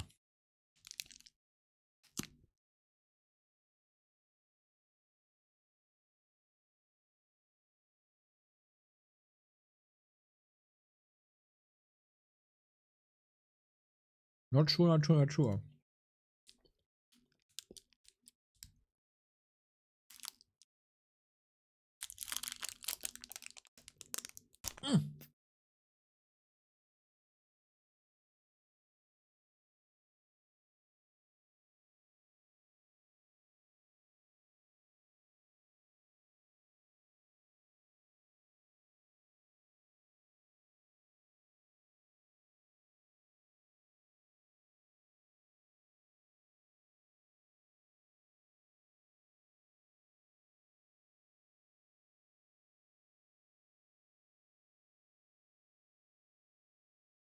Live probably queued a ladder game in between games. Can't wait 3 minutes. Gotta keep playing.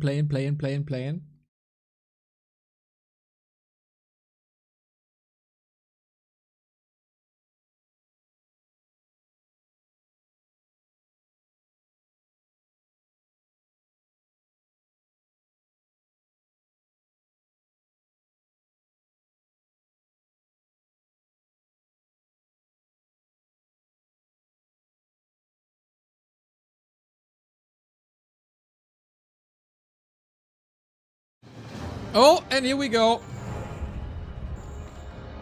So far, in every M Cup, Focus has made it to the top 6. Will that repeat in M Cup 4? Or will life stop him and take revenge of what happened earlier? That is the question. I can tell you that the last series was a human mirror, and this series starts as a human mirror. Nobody gets their main races. I think that's always cool. Both players have their reroll still available. Life in the red, usually a Night Elf player now representing the humans, versus Focus, usually an Orc player now representing the humans. As every race is random, every hero is random, and the mercenaries are random. The Warcraft 3 randomizers in full effect. We got a couple of days of playoffs this week, ending on, I think, Saturday.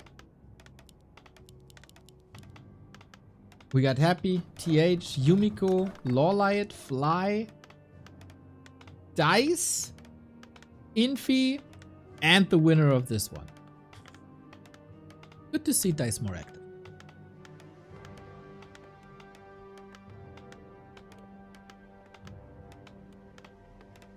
One out of 24 heroes can be the same. You can get the same hero multiple times. As we are on Boulder Vale, as you see.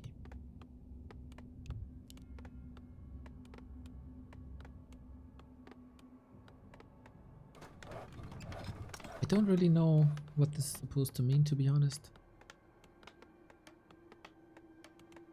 But of course, we're very thankful that BBC and Magic Yang are sponsoring this wonderful competition.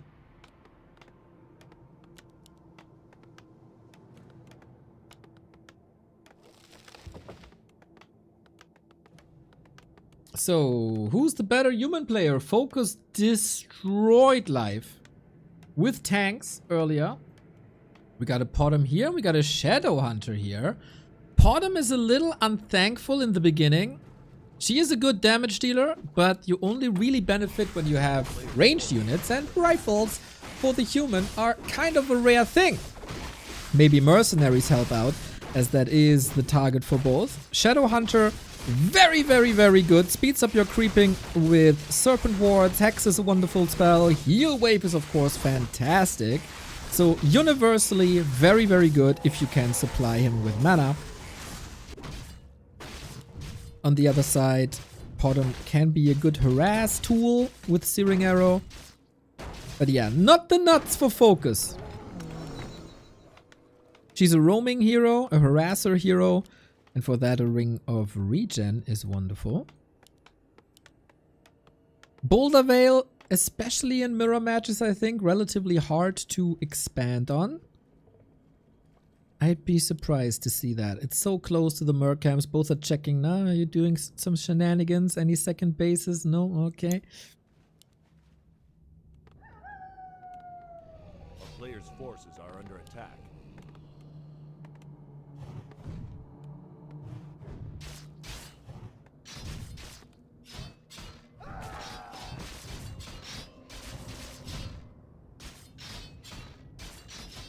Bottom. She blocked? Really? She can hide and life a little sloppy. Of course, should know about the Shadow Melt mechanic that she has. The turtle. Would have 6 to 10 damage. That's nothing. That's a worker. Always wonder if that's worth it. I guess more stuff is more good.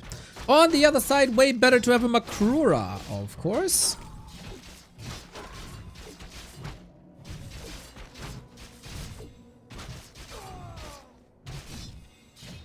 Frost Armor helps when you don't really have a blocker hero or summons to block for you. Frost Armor is sweet. So we're making good use of mercenaries, especially here with an early flyer. A player's forces are under attack. Those destroyed XiaoKai. But Potom does what Potom does best, trying to steal XP, disrupt the enemy. And you know, all the footmen kind of slowed down thanks to the Frost Armor. That's working. And some backstabs here. Interesting that he goes straight for the footman, not for the Shadow Hunter.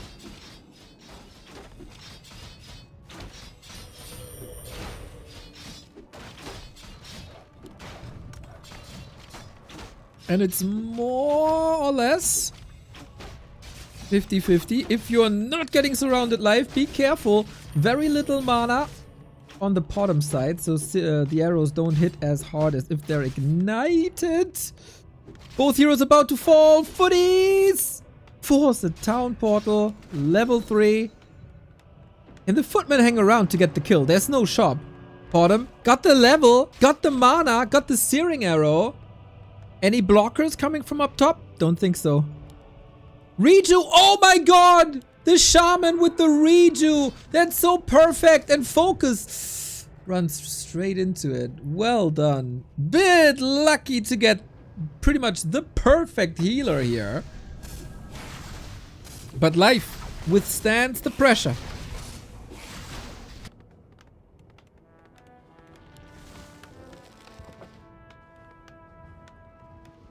We get the Eridar Sorcerer. Very, very cool, this little exchange. Let's see what the Eridar dude is doing.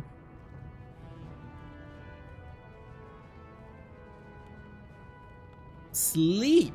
Sleep and Dispel.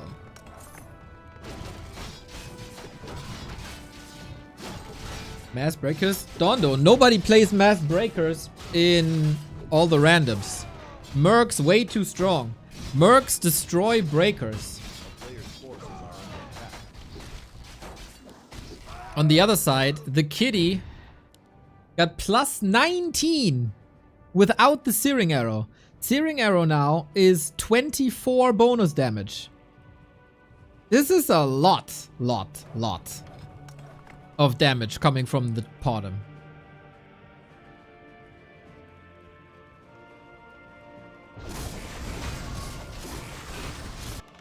Little bit of an expo. It's only an illusion. Don't have to worry about it. Yo, look at that HP melting. We have sleep, mind you. Just disappears, man. Makura Deep Seer can see 6 feet deep now. That was an expensive one. Focus. Expo is coming up. You'll be facing tier 3 soon. More flyers coming in.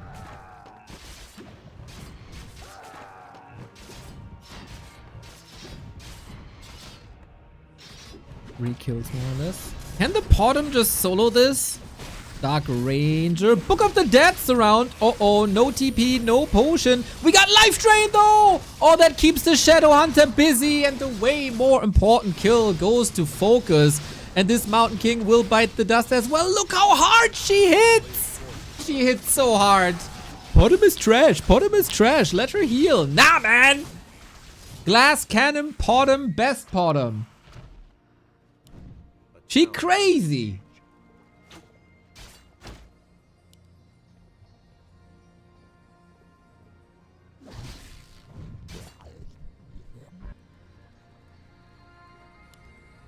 And that's the expo up. And that's the tier 3 starting. And that is a lot of catching up for life. A player's forces are under attack. And what's a Shadow Hunter without mana? What can he even hunt?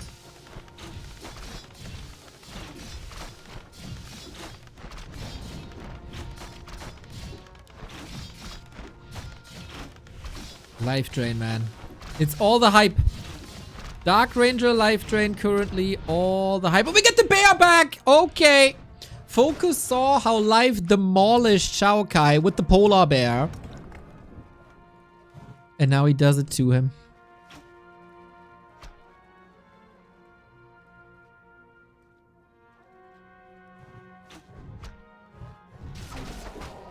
I think Focus is far, far, far ahead. Going Knights now. Dark Ranger perfect for creeping. Life Drain very effective versus life. Big True.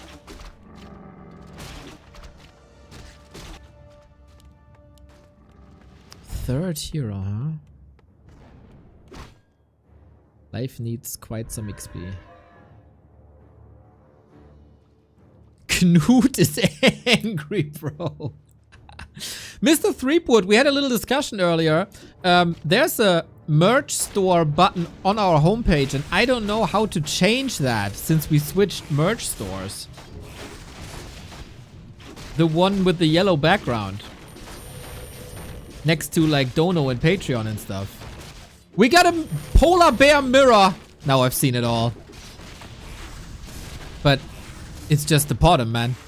The bottom has 7k damage. Whatever the bottom touches is just burning to a crisp. Whether that's the Mountain King who dies for the second time, or in combo with Life Drain, it's even worse. GG. Bottom owns in the hands of Focus. Beautiful. Beautiful bottom game. Total destruction. And Focus shows again how great he is as a random player. Now, it is precisely 5 o'clock. And at 5 o'clock, we just released our new video on YouTube. I need your help now, everybody. Yesterday, you, when we went live, boosted the video with your likes and your comments, and it performed really, really, really well. 5 o'clock. And at 5 o'clock... Silence! So if you could do that again with your YouTube account or multiple YouTube accounts, give us a like, give us a comment. There's the video. Watch time would, of course, be appreciated as well. YouTube chat, here's your link. It's very much appreciated. At the moment, it's really a bit tricky to get likes on YouTube as everything is in chaos on that platform. So every interaction, every thumb, every comment, especially if the comment includes the word Warcraft 3, is much, much, much appreciated. Yesterday, it boosted the video by like 20%, which is crazy good. So you could help us a lot.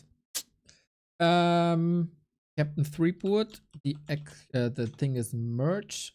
That's the link. That's the right one. But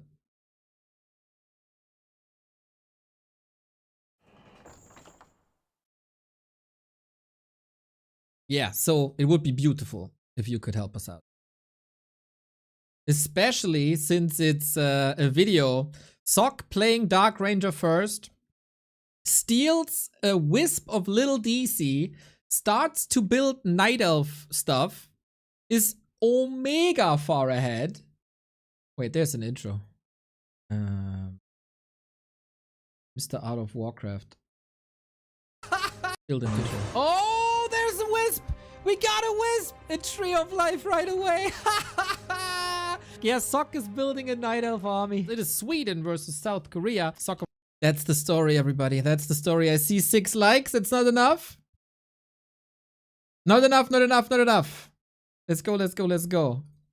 And I might have missed to join the game over this. Oh, no, I didn't. Nice, I'm in. Yeah, that was a super cool game. Super, super, super cool game. Similar to Moon vs. Todd of Terra Understand, you know, the legendary one. Free Angel, thank you for the 6 months.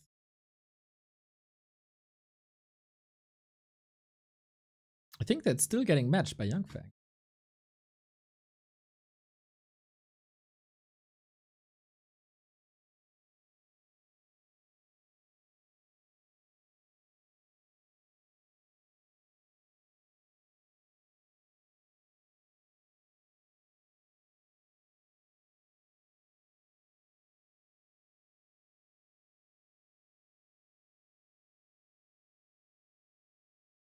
Sparta, you're getting destroyed later this week.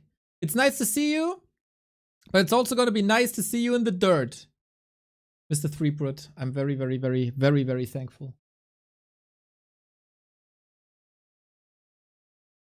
Liked and commented. Thank you, Flo.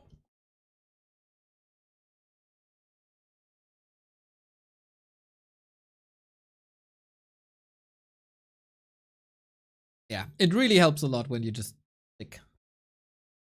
Super cool of you guys. Since apparently the YouTube algorithm has changed in a way that the earlier you get a reaction, like it's exponentially more important how a video performs early on. So just leave it on in the background. Let it go, let it go, let it go.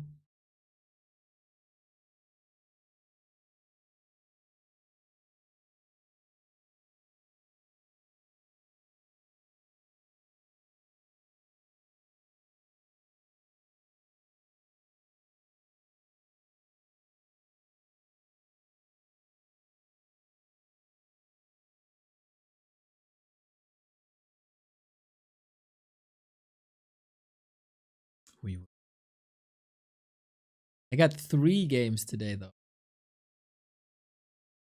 I'm probably gonna be exhausted. Mr. BBC is almost done with his pomegranate. And then it should be time for match points focus. He's constantly spitting out his fruit again. Doesn't like the seeds, huh? Sparta, one question, Sparta.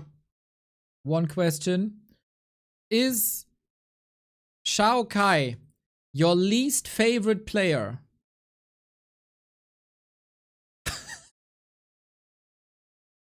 Does that do something to you when you see the love? The love for bread.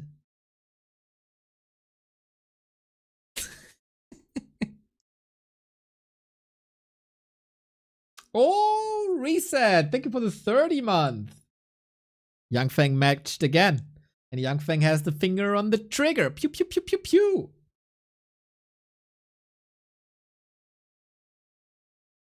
Game should start in a second. Mr. BBC gave everybody the command that we're ready.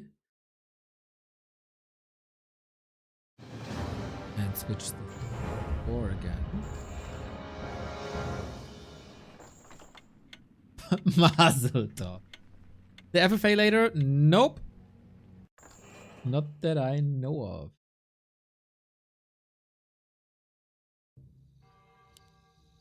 So we're coming from a human mirror. And I can tell you that it's not a human mirror this time. Life is down a map. He still has the rerolls. And he's rolling orc. Hadouken! Thank you for the 8 month.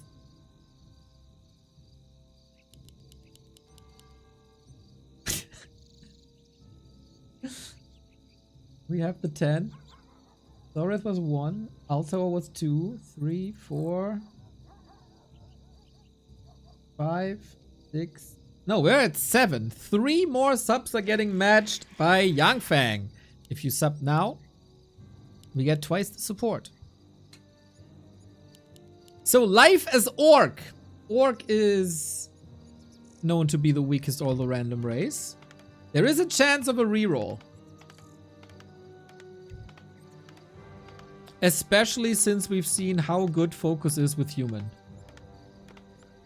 Ooh, Ranga with a tier 2 sub. Amazing Soul and Coltane with the 5 gifties. Let's go, let's go, let's go.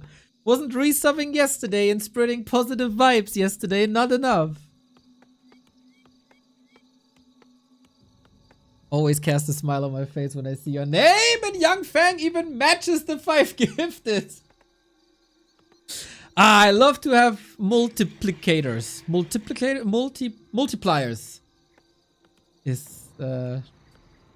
I could get used to it, not gonna lie. You guys are freaking legends, man. Thank you, thank you, thank you, thank you, thank you, thank you.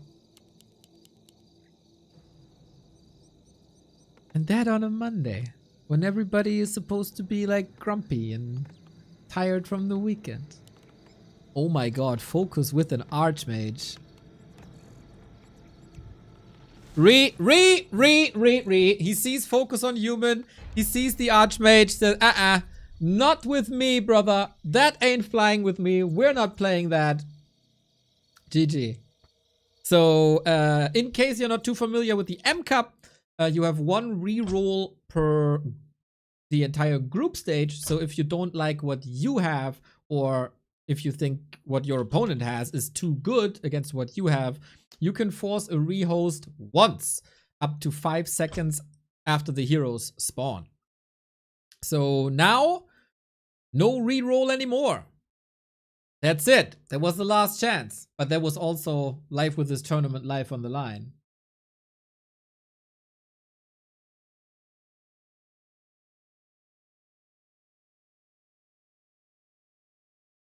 You can be anything you want. I decided I want to be a lottery winner.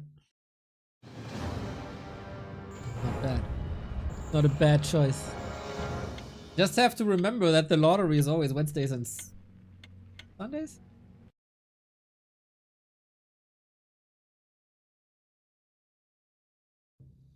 So, what do we got now? We got... Oh. Okay, that's interesting. That is now an undead mirror. Whose undead is better? Is now the question. Just from mechanics, life could be pretty sick with undead, I feel.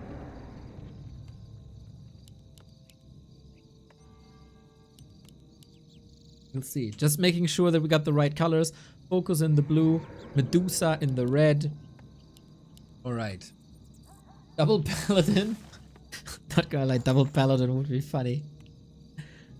Double Dark Ranger also funny.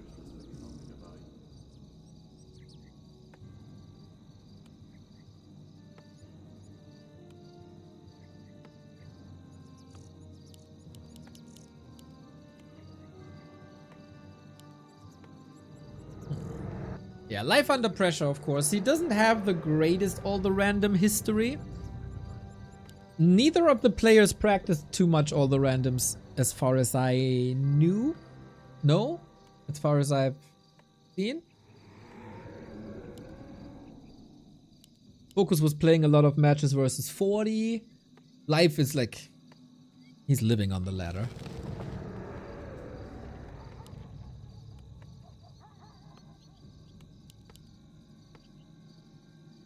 Oh, the guessing game is coming in. Fastia for Focus, Keeper for Life, Double Paladin, Firelord vs Blood Mage, Double Lich. We'll see. Expo is a bit far away here, I think. I want me Alchemists back. Haven't seen a single Alchemist today. Big fan. Double minus armor, you know it. Ooh, DK! Warden versus DK. How to creep a Warden without Ancient of War. I mean, you got your skeletons. At least there's something. Unlike Orc, who have nothing. A player's forces are under attack. And now we kill the Makruras instantly. And it is fascinating how many guesses there were. And every single one was wrong. You guys are pathetic. You guys are so bad at predicting. That is ridiculous. One could say that is insane.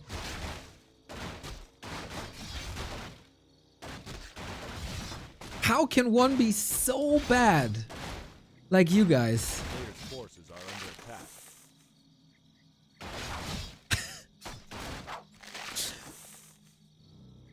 Well,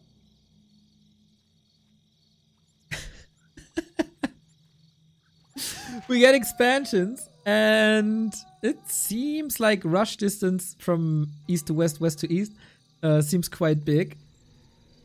So does Focus want to continue creeping? Yeah. A player's forces are under attack. So any mana items, of course, appreciated.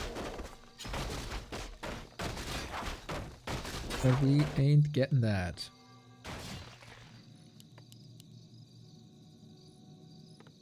Warden, if she finds a fast level 3, could destroy a good bunch of ghouls.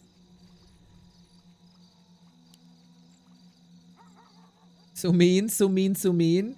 Man, it took you guys 15 years to learn the fountains of Nullwood, okay? I gotta be meaner. Otherwise you never learn. We have Shadow Strike, and you know what? Against the DK, I probably like this even more.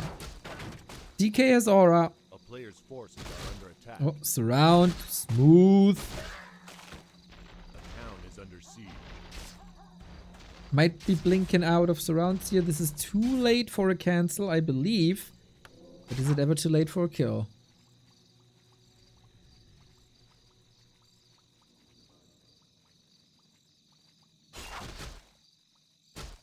Yes, a lot more Shadow Strike. Yeah, that's the problem. And she got Claws. And she got Ring of Superiority. Forces are under attack. It's good damage.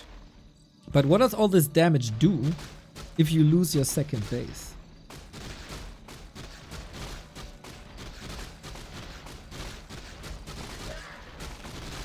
Life's Concave is just a million times better.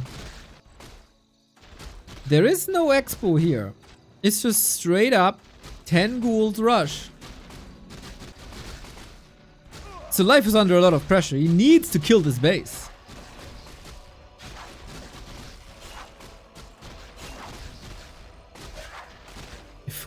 The problem for Focus is no mana region on tier 1.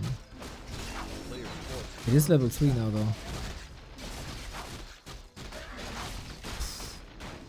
Focus holds this. I think Focus just simply holds this. Constantly threatening a Shadow Strike, zoning the DK away. Wonderful. Got the Shaman as well. Here's the Shadow Strike. Yep, that all in, brother. Didn't necessarily work. Focus with the block. So well done. That's exactly what you needed. And we got Frost Armor as well, so all the ghouls will be slowed. I don't think there's a chance for Life. And Life thinks there's no chance for Life. And he drowned. GG. Quick. Effective.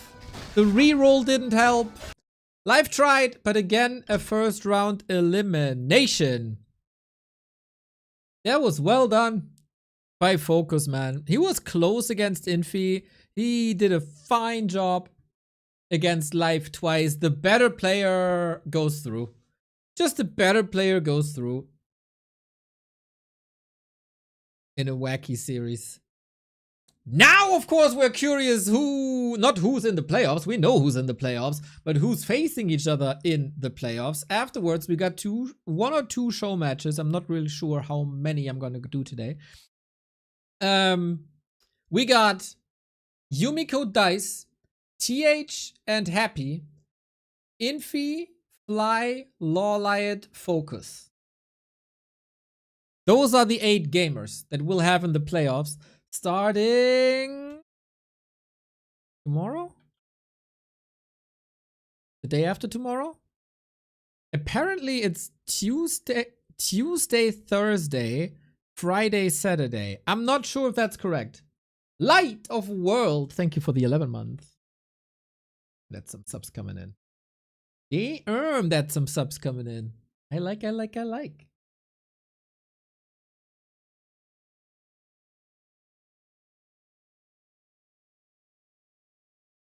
Yeah, Life, very good Night Elf. I think it has become rather clear that he's not ideal. I mean, he's not that diversified just yet. In his races like others. Fully focused on getting his Night Elf up to snuff. We're waiting for the bracket. Waiting for the bracket. Lawliot happy as possible. Infi and happy as possible. TH versus Fly is possible. A lot of possibilities.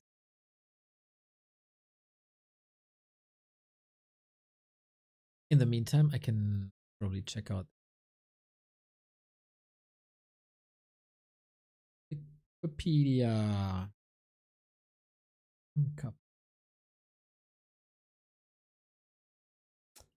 Team OZ Shaky. Thank you. Second time in the past couple of weeks. Do you want anything from me, brother? Can I help you somehow, brother? Thanks for everything you do with the custom game community. Oh, it's not entered. The playoff dates aren't entered. Might have read that on the Discord.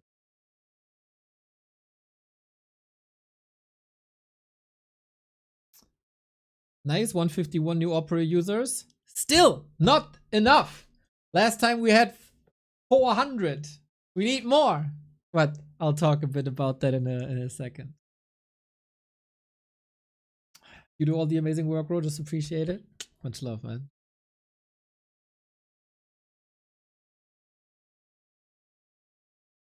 Young Fang, you're done. You don't have to match anymore. Poltain and Guranga made damn sure that you're at the limit with. I mean, you can continue. I'm not saying stop, but don't feel obligated.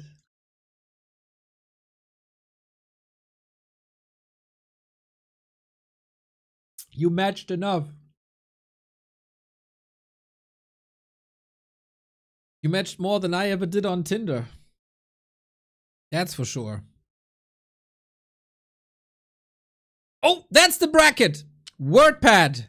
We do the drawing live on stream. Let's go, let's go, let's go. That is the #1 Chinese random generator. Infi, TH, Lawlight, Yumi. Beautiful technology. Nice. That was quick. Now we gotta figure out their opponents.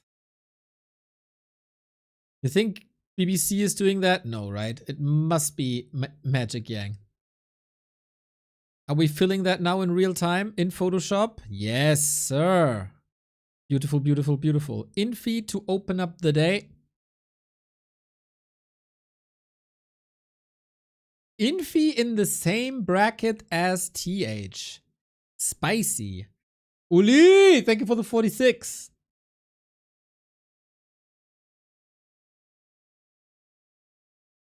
And Lawlight with Yumiko. Okay. Ah, you don't have to save yet. You don't have to save yet.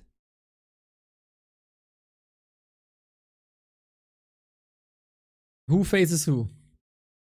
Oh, and I kind of forgot Dice. I think I forgot Dice. Young Fang with another gift. It's like 20 gift subs today. Happy, Dice, Fly, and Focus. Oh, he forgot Focus. What's happening? Infi Dice? Yep.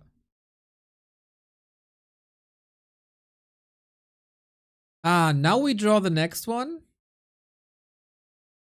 Ah, that's why Focus wasn't in the mix, because he was in Infi's group already. And now you can't draw Happy because Happy was in TH's group already. And the top name is Fly. And Fly is... Oh, Fly against TH. Classic. Classic. Former Rogue Warriors partners. And now Happy and Focus. Happy versus Lawlight? It would be so fitting, man. Is it Happy versus Lawlight? 50-50 chance. The name up top? No! It's Focus versus Lawlight. Focus versus Lawlight, their match number 727 or something. And Yumi versus Happy. Banger. Banger bracket. All great matches. All great matches. And that is starting, I'm pretty sure, tomorrow.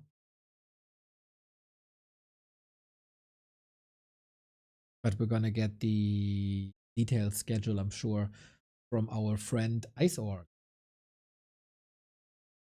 Nice! Very nice. That was fun. That was a lot of fun.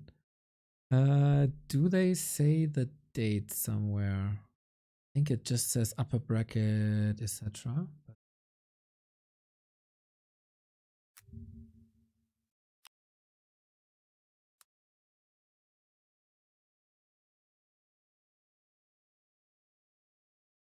Yeah, I don't think it says a date.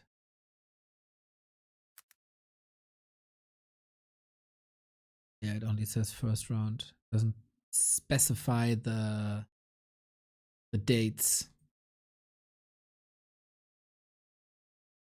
But very cool. Very cool.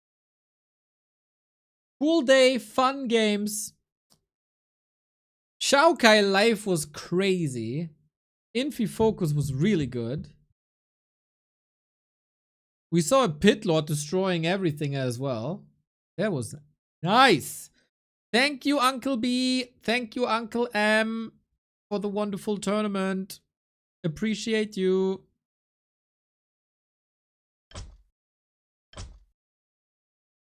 Now,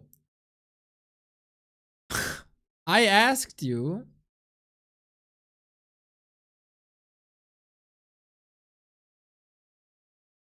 if we shall broadcast M Cup or if we should broadcast the show match of Fortitude versus LabyRinth.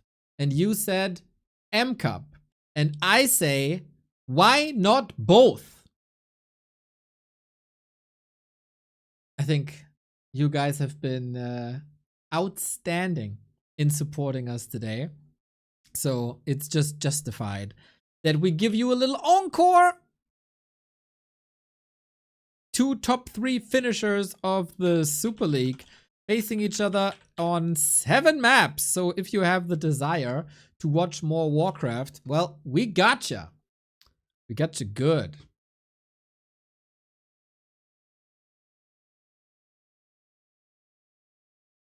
Fortitude versus LabyRinth.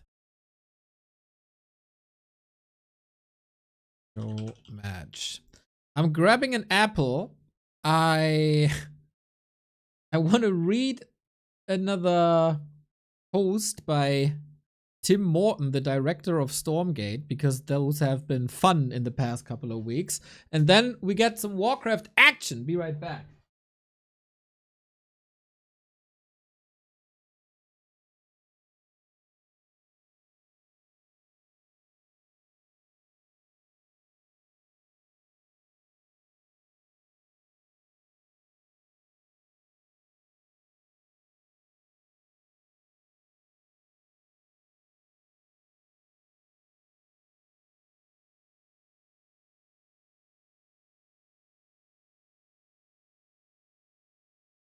Ah, here we go.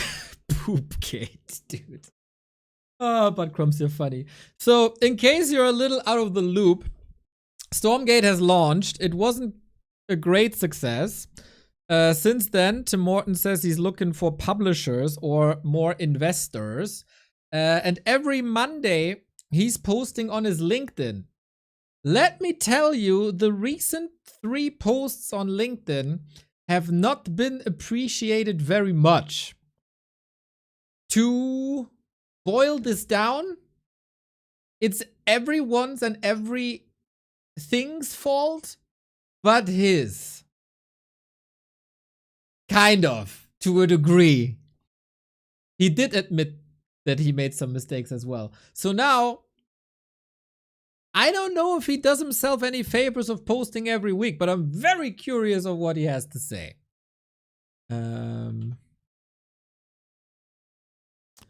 There we go.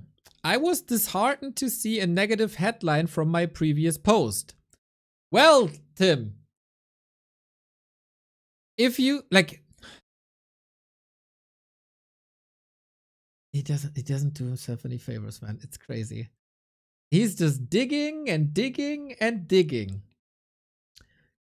Even though I've made an effort to explicitly accept responsibility, Windows Central said StarCraft successor Stormgate is a flop. Creator blames gamers. Well, you know, he stated responsibility in one phrase and then posted like 100 phrases to blame everyone else. So I can definitely see the perception of that. That was definitely not my intention, but I'm reminded that sometimes good intentions are still perceived negatively. I'll touch on this again, but I want to start by taking a step back. Great games often take time. StarCraft 2 had over 7 years before Wings of Liberty. Some of the best games from the past year had long dev cycles, including Black Myth Wukong, Clay Obscure, Hollow Knight, Silksong. It's hard to precisely plan for how long it will take to find the fun or to achieve the level of polish that produces greatness. I've wished for more time on every game I've ever worked on, even though some have turned out well.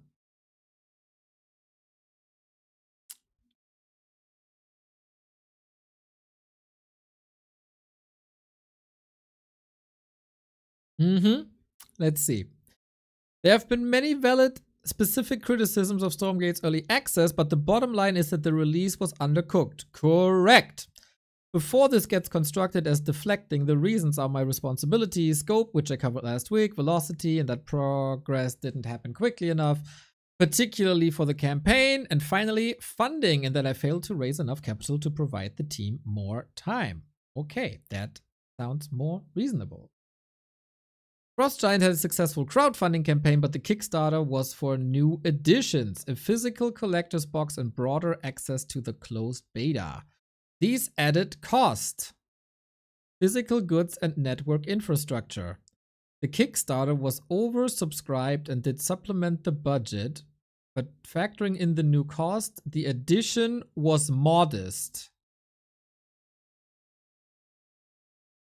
They had the by far biggest crowdfunding in RTS history.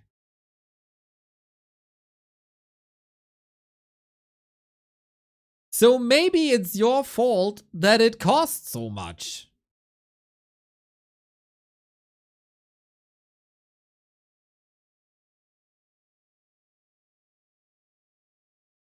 What the hell? Unfortunately, the Kickstarter also generated negative sentiment, which you are solely responsible for. The first stemmed from a disconnect about Constitute's launch.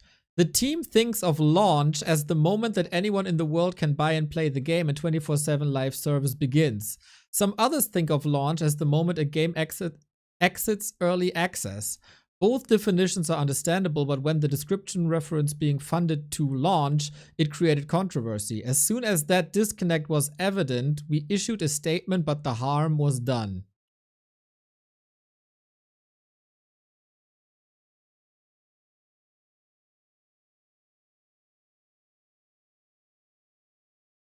That's a way to put it. He's still trying to make excuses, man. Just say, yeah, we fucked that up. Just say, yeah, we fucked that up. Or whatever. But obviously, when it says founded to launch, then people don't think of early access. They think till you get the finished thing. The second incident was the result of fixing an error. The Stormgate Kickstarter was consistent in multiple places about the contents of the offering, with one exception. An FAQ made an inconsistent and erroneous broad statement. When the team member who wrote that section found out, they corrected the error without posting an explanation. This is bad practice, reflecting inexperience, and once again, harm was done. I'm not too sure what that is a reference to. Between the undercooked build, the ambitious surface area, the Kickstarter communication mishap, Stormgate's early access landed poorly. In the year that followed, much effort went into trying to recover, but the negative outcome persisted. Next week, I'll make an effort to tie these reflections together into a conclusion that I hope might benefit others. I'm not too sure what this is supposed to do.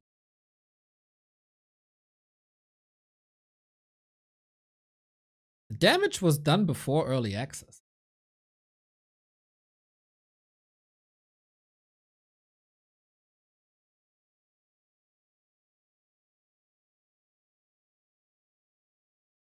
So, first it's the industry's fault that the quality of games has risen too much.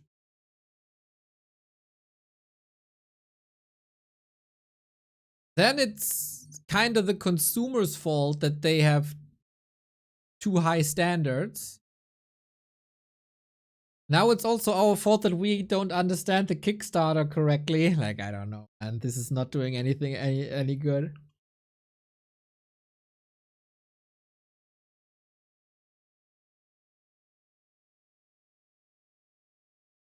I don't know why he's doing that.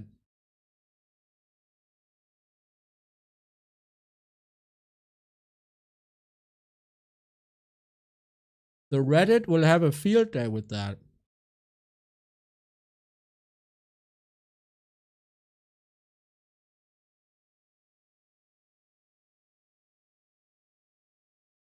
Posted 28 minutes ago, 28 comments. Oh man.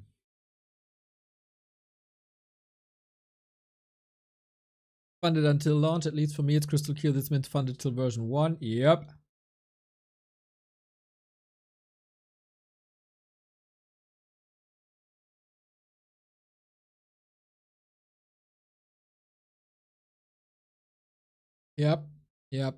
Yep. Nobody thought this would be early access. Nope.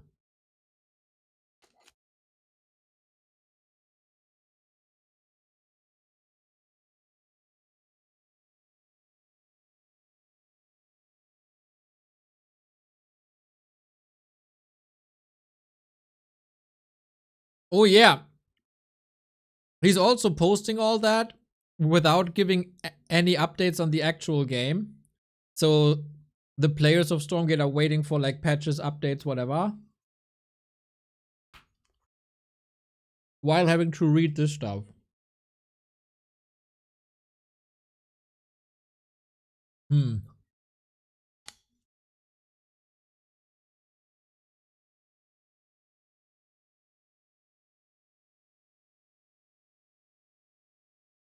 I gotta say though,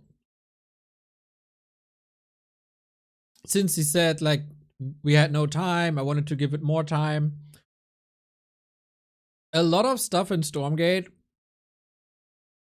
came out and wasn't good and got criticized and feedback rolled and then at some point became somewhat good. But the original products without community input were never really good.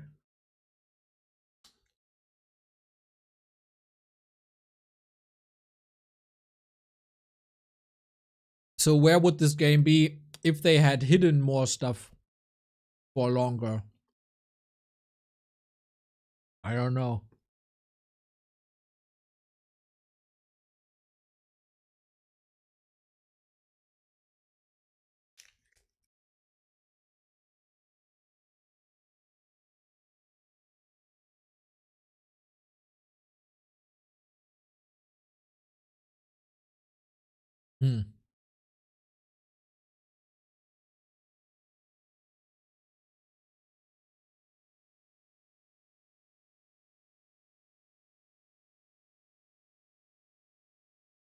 Weird.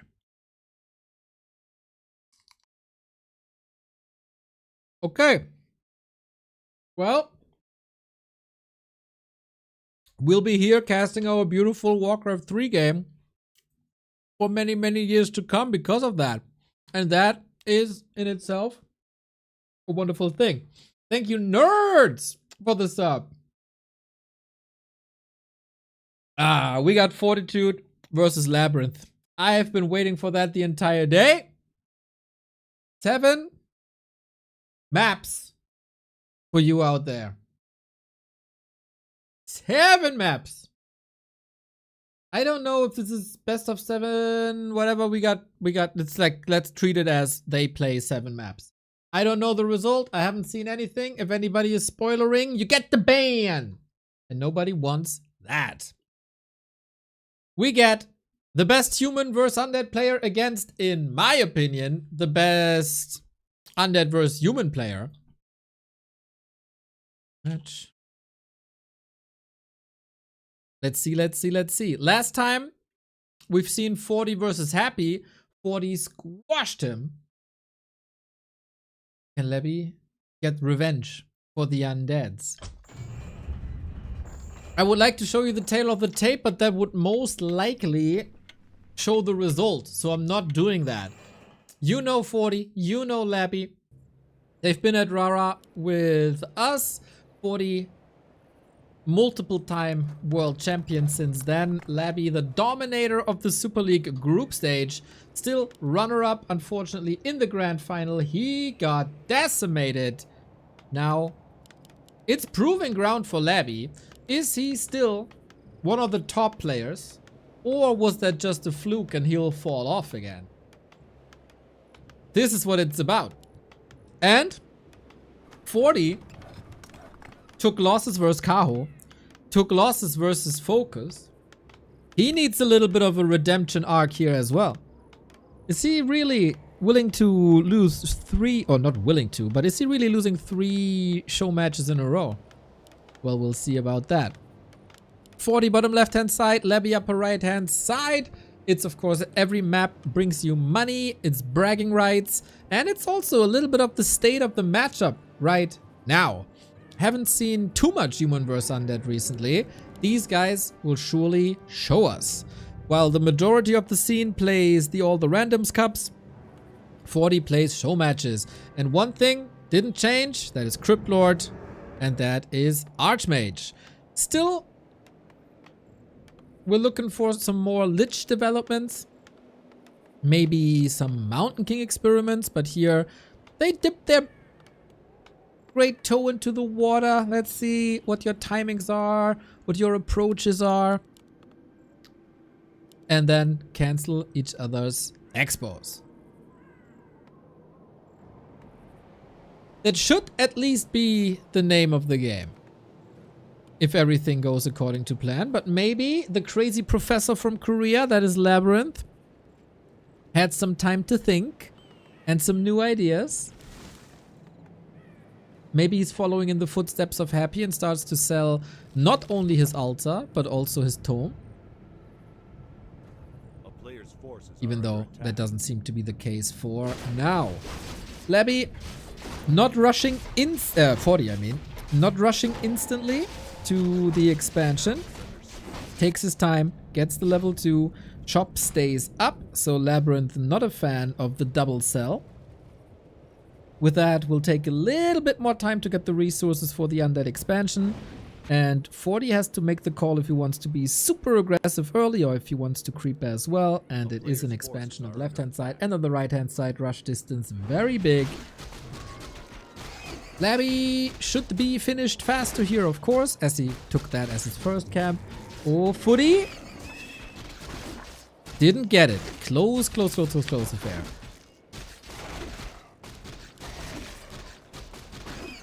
That's level 2. More mana. Nice to have. Nice to see.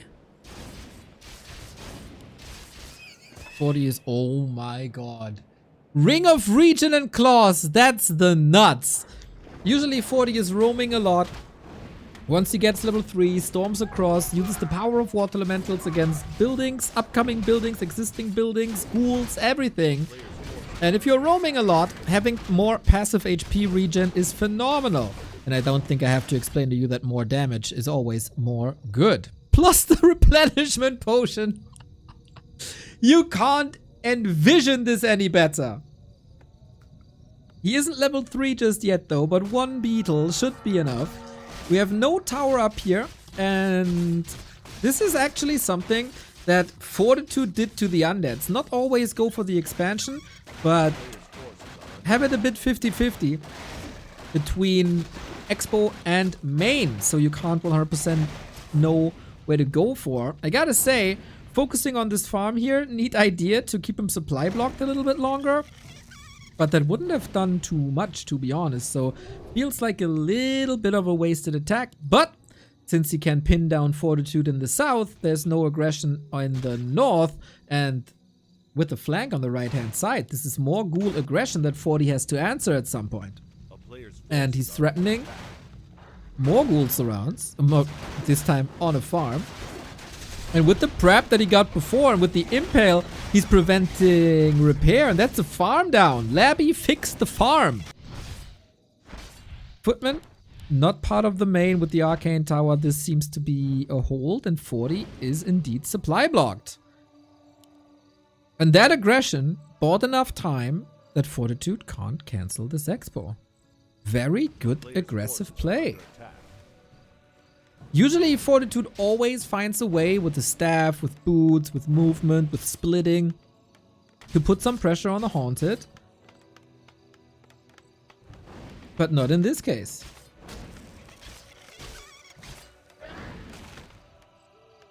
Why is focusing Burrows such a big thing against Orc, but apparently less against other races? Burrows have heavy armor, and every other food-giving building has fortified armor. That makes it so piercing damage is a lot better against heavy armor than it is against fortified armor. And it's a lot easier to kick Burrows than it is to kick Ziggurats farms or Moonwells. Mercamp, Book of the Dead! Could have forced the staff only. Holds it for a bigger moment. That is a water elemental kill though. Impale, sweet! Still a staff. But lots of damage done. Definitely time for the replenishment potion. Maybe there's another impale. 40 with an invite here. Enough right clicks, is it? And 40 just passes out. Forever? The Archmage at least. Well, not forever. Somehow dead people come back from the tavern. I don't really know how that works, but on the cost of a lot of mana, 40 gives up his Archmage. And Labby is looking steaming hot. As so often in this matchup. Town is under siege. Footies have to do a lot of heavy lifting. And so far, that works. Retreating now, got the Berserker for piercing damage. Tech is running for a long time. Players' forces are under attack.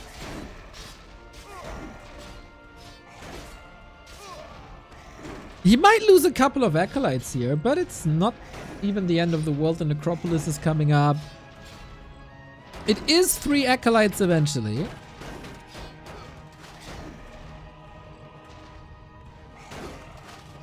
And Footman falling as well. So this Crypt Lord will at some point be incredibly strong.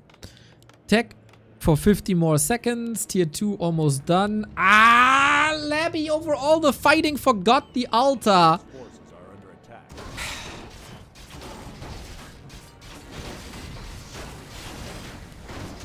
I mean, I can't get any gray hair, but this drives me wild. Nice Zeppelin purchase. Feels like a little bit of a waste of the Book of the Dead. There's some range units. The Berserker is helping as well, but no real threat to the Zeppelin. And it's getting very, very chaotic in the middle of the map. 40 comes back rather fresh after that kill, right? It's kind of similar to Gandalf. Comes back as Archmage the White. Gets the big kill, buys more time. And is catching up, and Tech gets the Zeppelin for more harass opportunities and more safe opportunities, as well as the Schrader. Big item still up for grabs. Archmage, gotta be careful, man. You really, really, really don't want to lose that Archmage again. But here is the perfect example of why that Ring of Regen is so good, and when that Ring of Regen is so good. Very unfair double team. Wait a minute. One more hit. That was a nice escape. Okay, our first game out of 7 starts action-packed, back and forth. And it feels like Labby has lost a lot of momentum. Rotating out pretty much all the ghouls. Need some fiend support here. And 40 has all the time in the world. What's he doing with it? Town is under siege. Getting his shop up, getting his Mountain King out, working on his tier 3. Everything, of course, oh, we're playing around the last hit. Got it. On Labby's side. due to the late altar, the DK is late, the tier 3 is late. Can now go for slaughterhouses though.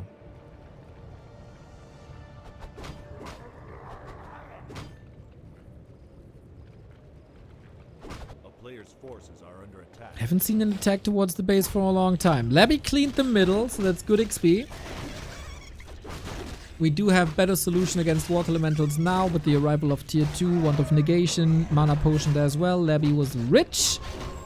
40 goes into 1 Rax, triple aviary, double workshop. Seems to be a bit of the norm, while Labby is chilling at 50, queues as many upgrades as possible to save some money. We still got a couple of footmen that can and will be donated to the Crippy. 4.3, not too bad. His time to shine will soon fade as we get more and more air units. The usage of a Crypt Lord becomes less and less important.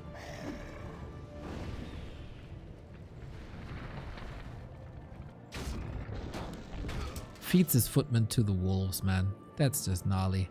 What did they ever do to you? 40 was bleeding quite a bit in the middle of the map. That Archmage kill, not great. But he powers his way back. Flak Cannon goes into upkeep now. Paladin, Griffins, ASAP, distracting. Feels like Labby misses his beat a little bit.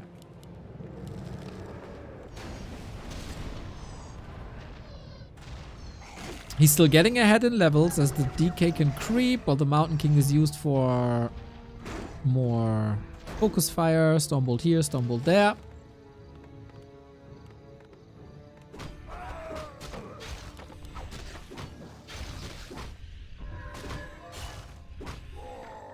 Tier 3 timing off by 45 seconds. Yeah. Player's forces are under attack. That is pretty much the time to build a third hero.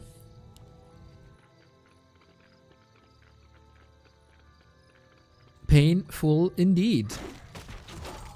And that is very much an unforced error. Yeah, there was brawling in the middle. Still. If we criticize Night Elves for forgetting their Huntress Halls, we must be even more critical of Undeads forgetting their altar. Nice whip. A player's forces are under attack. Except if it happens to me. Then it's like... okay. Was part of the plan.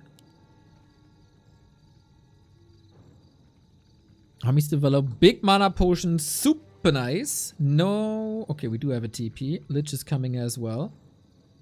And we just run into the main. Very willing to trade a town portal here. Sweet Impale. That's of course still a way to use it. This big echo damage. Very big echo damage. Lich Nova does more. If only he had another Impale. Maybe he did have another Impale? Mass murder, lumber economy in shambles, and all the cost of a town portal. That was very good by Labby. Catches 40 off guard, and he has more to creep. Right hand side, up for grabs.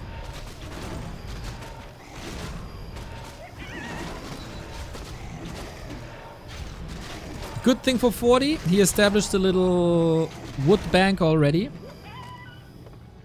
So it's not the end of the world. Still getting the Crypt Lord closer to 5. DK leveled a bit, half a level on the Lich already. And it's red spot time. A player's forces are under attack. Any Banshee transitions is the next question now. As we're preparing 80 food. Interesting to see that Labby didn't choose a spell for level 5.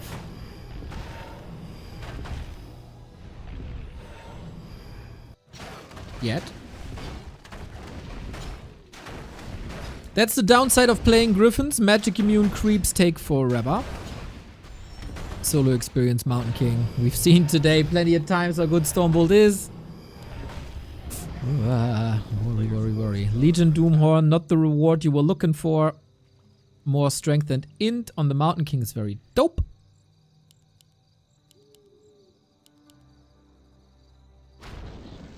still 1,000 gold, still working on upgrades.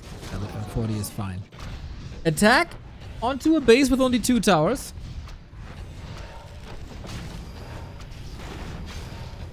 Now there's no arcane anymore. Can he reach with Impale? He should be.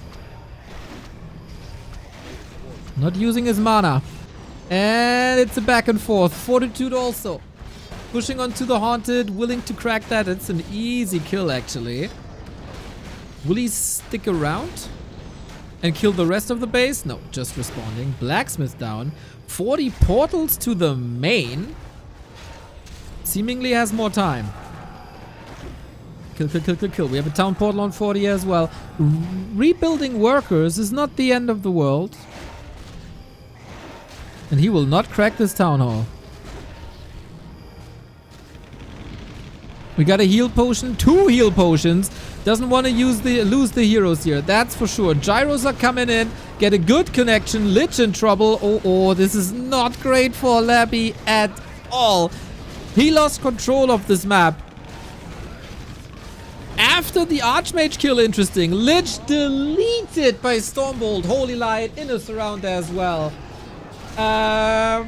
Labby can only blame himself for this loss. If these pushes hit 40 seconds earlier, that's way more damage.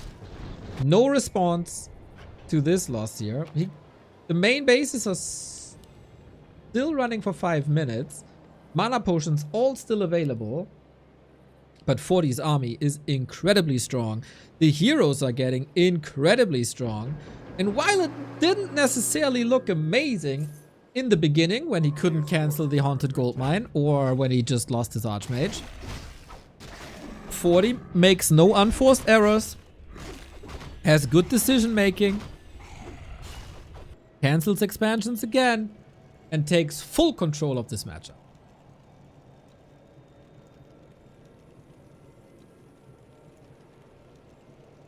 Perfect timing.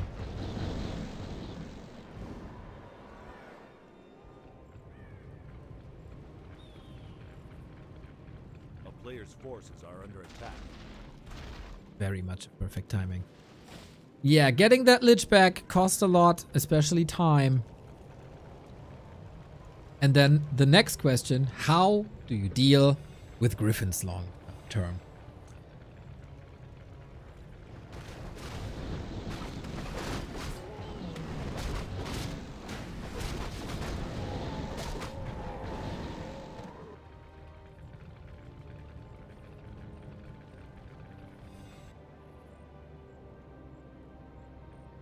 Not to defend the Haunted Goldmine was also certainly a choice. Mining re-established here, even though it's a lot of herd workers. Last chance, Labby! Catching some reinforcements. That's 1 Griffin for free. Would have been worse, actually. Supply blocked at 60. Archmage level 5. Paladin level 3.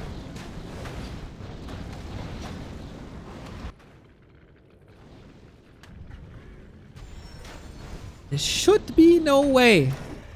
But you never know, man. With a strong hero nuke, maybe there is a chance. But if you coil defensively, there's no threat for these nukes. All signs point toward a 40 win. And he escapes with a little bit of murder. He is already ahead. He is getting further ahead. There's nothing to crack down on. LabyRinth is also supply blocked now. And the human heroes are well equipped. Sturdy, good levels. Plus in the very, very, very late game, where we kinda are right now, the Griffins are a threat that you can't deal with without Banshees or Necros.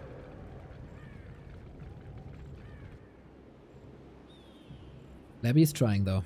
Another expo attempt. Problem is, not only does he have to secure his future, he also has to catch up. Massive clap. I love that adjustment by Fortitude. Clap over bash if the mana suggested, and that is just so much damage. You know it, the Mountain King against ground units, a weapon of mass destruction. There is a choice to go gargoyles against the Griffins, but yeah, not here. Fiends die in seconds. The Lich has PTSD from the last time he got deleted like this. Just a matter of a bolt or a holy light, as there's no real threat on the other units. You could just go for it or switch to the DK, and that is Fortitude with the clinic. Feels like Labby lost the game a bit at the lab. Contesting the lab occupied him quite a bit. It was rather nice to see him kill the Archmage, of course. But it was an instant buyback. He could afford it. And then it just took forever to kill that camp. He lost all the time. His mind was occupied as well by whatever. So he didn't go for the altar, and then he couldn't tech, and then the DK was late. Mamma mia. Tate lol, thank you for the prime, mate. Much appreciated.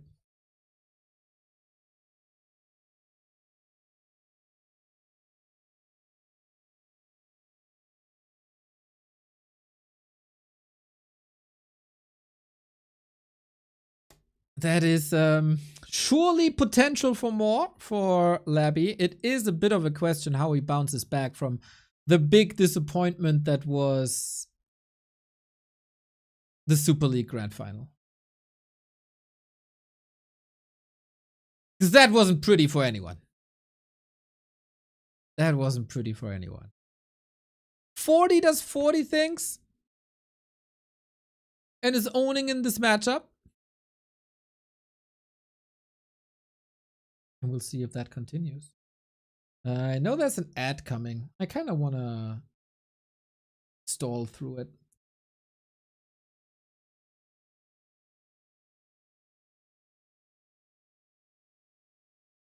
I think undeads in this matchup should blindly go for Temple instead of Destroyers if they don't possess an advantage in timing. That's been a bit of a discussion if undead should stop their dependency on Destroyers. But you also want to do damage to the human. You want to force him back, and base attacks with Destroyers are one of your strongest timings in the entire game.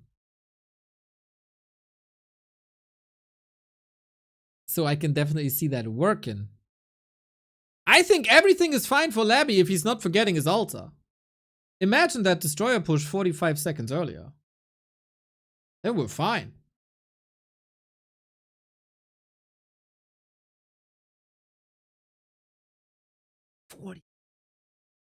So long. Well, we're loading up game 2. Echo Isles, different map.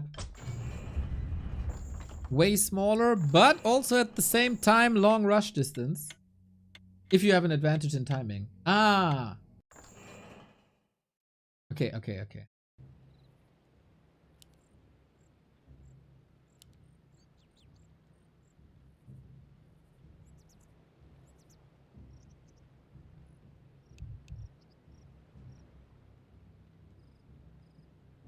I'm kind of new to the whole undead strat. They build an altar, build a hero, and summon the altar for gold. Yes, for gold and lumber that you then use to build an expansion. And then you rebuild the altar when you're on the way to tier 2, where you need the altar again for the second hero and the tech to tier 3. It's a tech requirement. And if you have the expo up and the ghouls were harvesting for a bit, then you can afford it anyway. So it's not the end of the world to rebuild it then. Some people even sell the shop on top of the altar. See what we get here. 40, 1-0. Labby has to clean up his game a little bit. Hopefully he can. Otherwise, this might indicate a bit of a stomp. It is Echo Isles. It's no Pally Rifle. I would be very surprised to see that here in any way. But for Labby, is it a Dreadlord? Many have tried against Fortitude to make this work somehow. The Dreadlord or a Lich. Labby is surely the most experimental when it comes to hero focuses. Hero openings. Is he still willing to experiment? On Fortitude side, we could speculate over a Mountain King opener, but no. Archmage it is. It's just too good with the summons with Brilliance Aura. And it is again a Dreadlord. Labby must have a new approach to this. He's been beaten so many times by rifle pushes. A Dreadlord can be incredibly strong if it's given the time. The problem is, 40 is never giving you the time.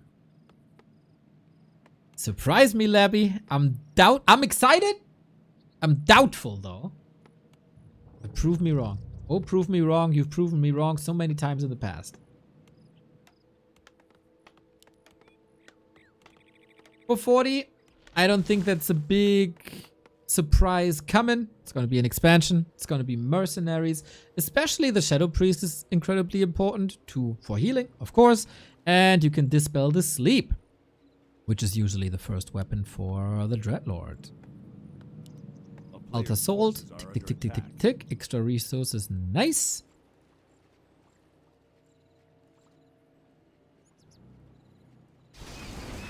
And 40 with the classic opener here as well. Always a bit more on the creep heavy side.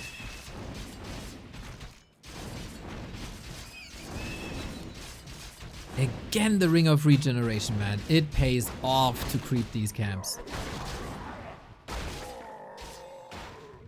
Shadow Priest for LabyRinth as well, plus a very long sleep on units. Doesn't last that long on heroes. Lasts long on units.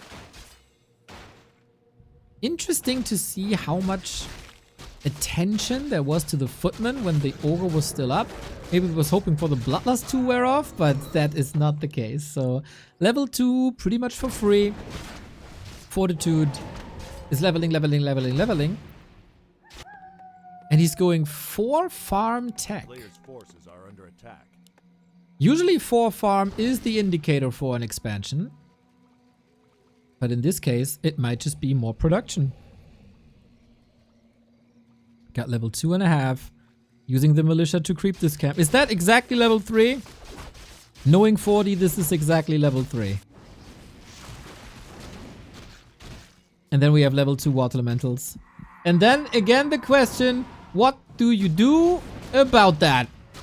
Shadow Priest safe to the side. Okay, he's gotten rid of the 1 water elemental. He reaches level 3. He got the mana for an additional water elemental, and that is so much pressure.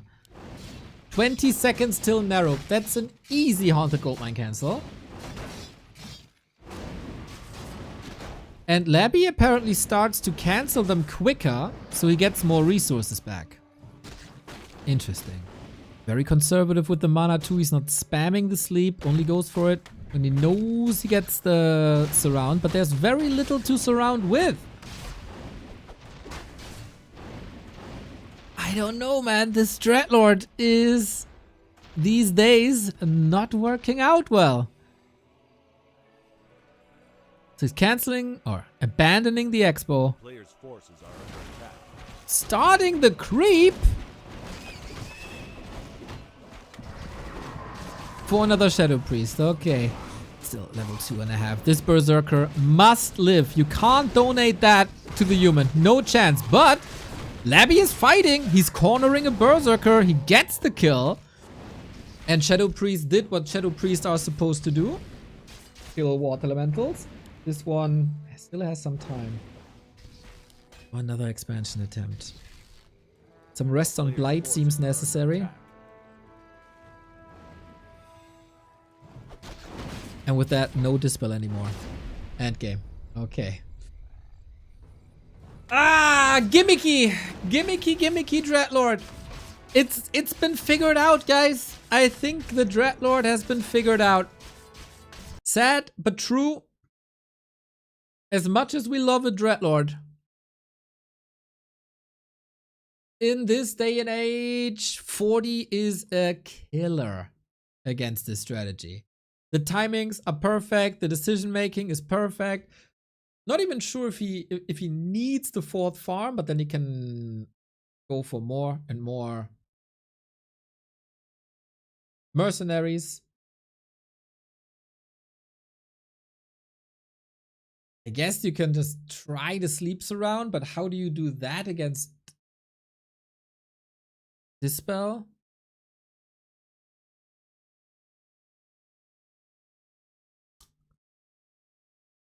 Especially in show matches, I like the approach.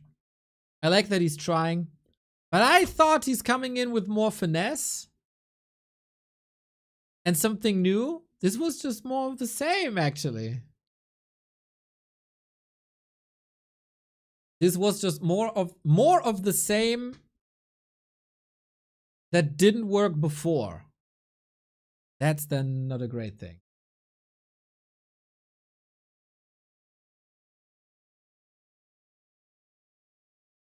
Well, maybe next time.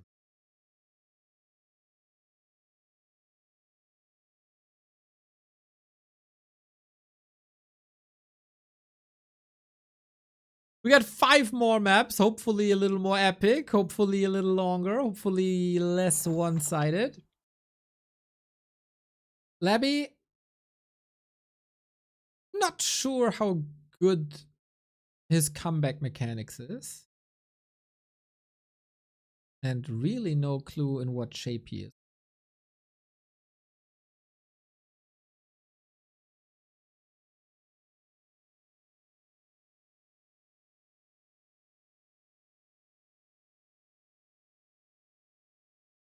All right, springtime.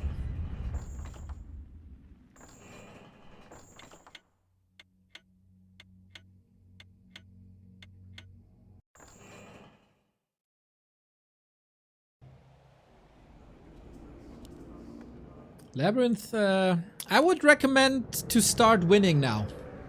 That'd be my suggestion as Coach Neo. Away with the L, in with the dub. And for Fortitude, there's no reason to change anything, right? The timings work out. It's a passive approach. It is the level 3. This was even over before a rifle push was even nigh.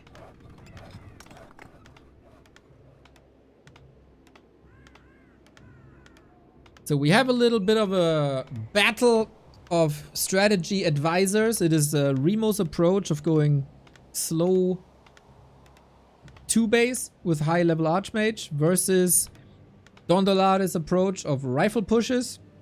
So far, I think we call this a 1-1, even though it wasn't a rifle push, it was an aggressive Archmage. I'm of course neutral Neo. I just lean back and enjoy the show. I'm a man that enjoys variety. So give me more of both. We get more Archmage and we get a Lich. And this is what I've been advocating. We've seen so much Crypt Lord recently. In the past year, I think. Since the rise of Pally Rifle, it was only Crypt Lord because the Crypt Lord works wonderfully against Archmage Footman. It also worked wonderfully against Pally Rifle when Pally Rifle was still played. And the Lich didn't work against Pally Rifle. But now that the Pally Rifle is dead and it's not a threat anymore and the Lich doesn't get hard countered by a Pally Rifle anymore, is it maybe time to bring back the Lich? You can play high tempo, heavy nuke, and the most important thing, it frees up your 3rd hero spot. Why is that important? Because the Crypt Lord is really not good in the problematic late game when there's Griffins. Because Crypt Lord does nothing against Griffins. The Lich does. And you can go Dark Ranger. You can go Dreadlord. You can go Pit Lord. We'll see.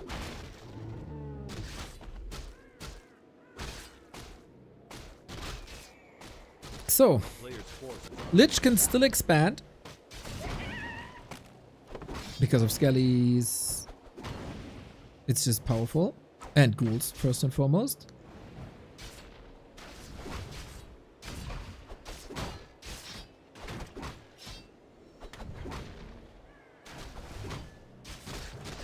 He's contesting the middle. Is that just for the XP? He can't prevent level 2 anymore. Since he's a bit late, he can't also get level 2. Two little advantages so far that I would give to 40. And you need to build an expansion at some point, right? Are you expanding in the middle or are you tracking back at some point? Feels like LabyRinth is already expecting an expansion. But 40, not really a fan of doing anything substantial before level 2.5. So here's where the Lich gets the Dark Ritual. This is how he gets his mana back. Players' forces are under attack. But he has to walk all the way back to the expansion spot. But he's just Tekken. One base Lich Ghouls.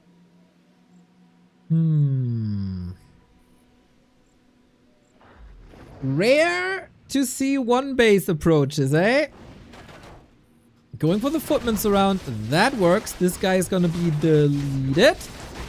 Any creep steals would slow down Fortitude towards level 3 when the water elementals get extremely oppressive. Good chip damage on that Lich always. I think Fortitude plays this really well. And the Cloak of Shadows. Life-saving item. Will he catch? Oh, Nova! Not enough, and now the Lich gotta run. He doesn't have reveal, and he doesn't have mana anymore. 40 gotta be very careful here. 2-3 kills ready to go. But man, 40 with extraordinary early game items. Either the Ring of Regen or now the Cloak of Shadows. He gets exactly what he needs when he needs it. This pressure play though makes it so you gotta pre-build the shop. Go for a Scroll of Regen. Arcane Tower will Arcane Tower will be late. Town Hall will be late. And Labby is pushing. Pushing tier 2. He didn't sell the altar.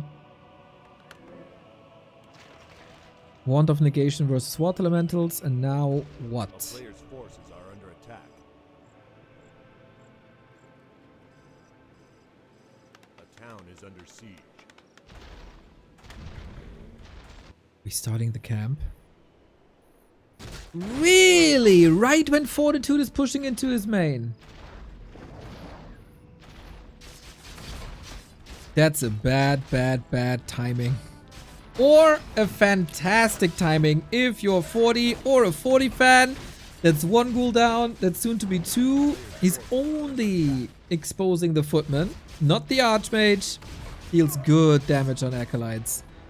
Oh man, Labby bent and broken here. Gets level 3, gets rid of one water elemental. For the second one, he doesn't have enough charges. It's so much damage. Oh my god. Economy for Labby in shambles. Tech delayed. Expo impossible. Ghouls are only coming back now. Surround opportunity. Too late. And this was Footman without defend. Holy. Players' forces are under attack. Great distraction. And Labby has to tap out again. Oh my. Very early tap outs.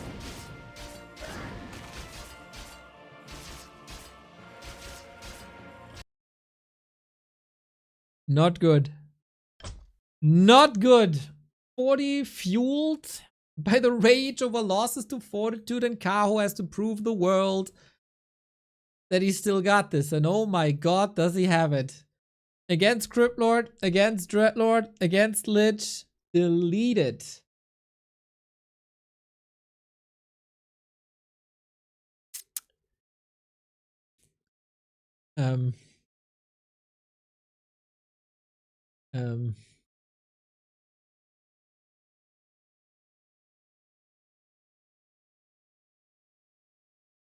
Ouch. This is a demonstration of force by 40 thus far. 3 maps in a row. This is a bit reminiscent of Labby in the grand final of Super League. First match, really competitive.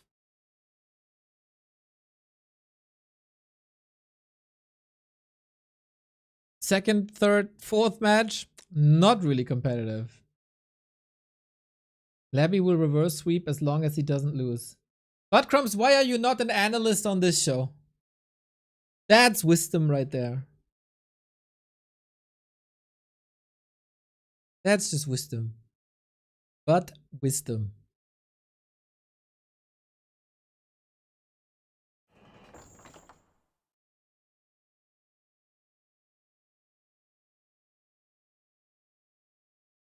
Giga brain thinking. Everything's bigger in Texas.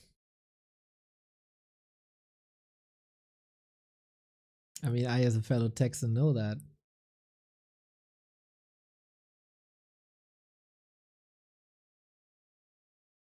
What can you do? What can you change? How can you deal with that? What is the answer on the Discord?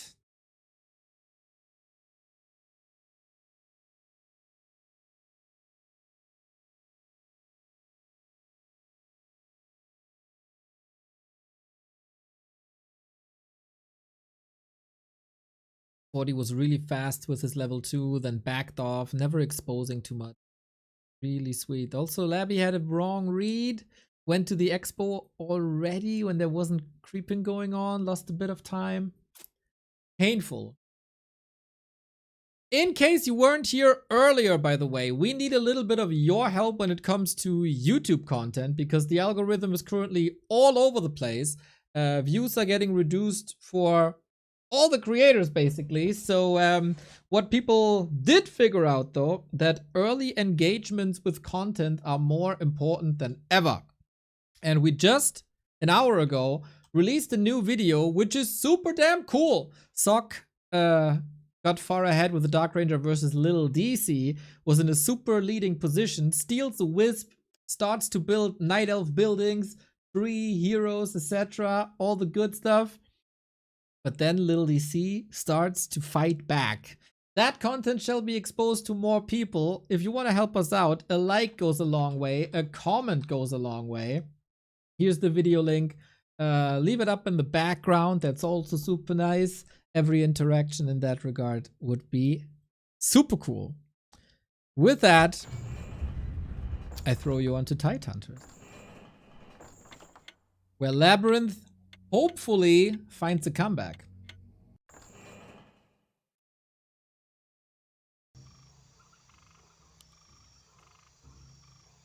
Mr. Sonnenschein, thank you. Ah. Knocked over my glass. So, 3-0, huh? 3-0. My undead heart is bleeding a little bit. Make it stop, Labby. Make it stop. In Super League, Labby was superior. 40 has adjusted a couple of things. Timings first and foremost. And all of a sudden, things go his way again. We need more of that. Does Labby still have it in him on map 4 of a show match after going 0-3? I'd be crying in a corner. I don't have the mental strength to come back from a 0-3. Never. Well, I don't even have the stamina to play 3 maps in a row. But that's a different topic. For 40, no reason to change stuff. For Labby, though. Back to Crippy. Lich again. Springtime, Tidehunters, sometimes autumn leaves. He's not giving up on the idea. I like it. I think Lich is the future.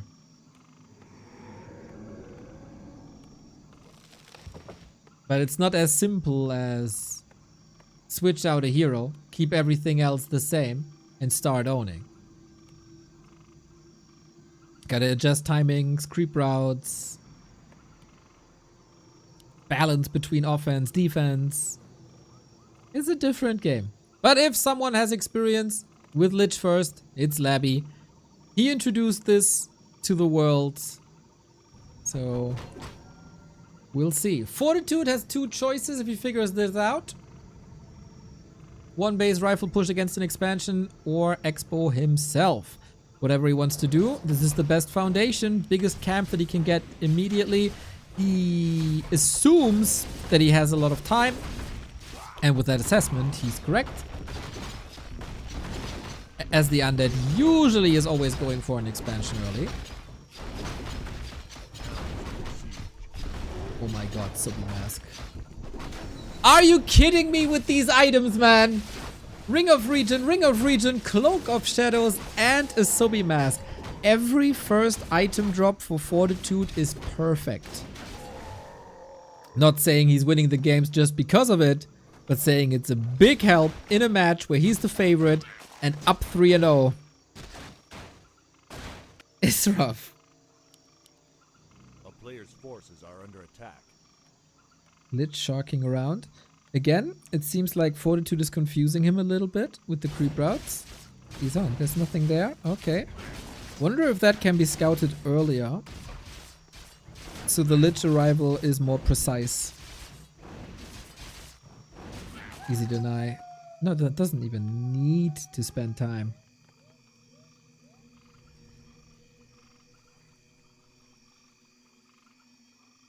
So Ghoul Skellies puts them in hurt.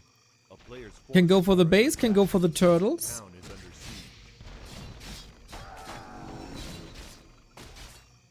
Archmage sharking. This is gonna be big Novas. And big damage. That's worker number 2. Seems like Labby finally gets a foot on the ground in the early game. We have another charge of Rod of Necromancy. Sees the Archmage coming in. Not the Archmage coming, the Footman coming in. As the Expo was cancelled in the meantime by Archmage only. Plus the Acolyte. Labby, not the presence of mind for the multitasking. Too much focus on murder. It is more fun than to defend, that's for sure. But there's some mercy on 40's side. Only 13 workers remaining. And then he's pulling 6 to the Expo. Good economy management. Has the lumber. Producing workers immediately. And of course water elementals over and over and over. Mana is ready for another Nova. More workers? We'll see. Good timings by Labby this time. Where's the Nova gonna end up on? Workers or Footmen? Gotta fight both.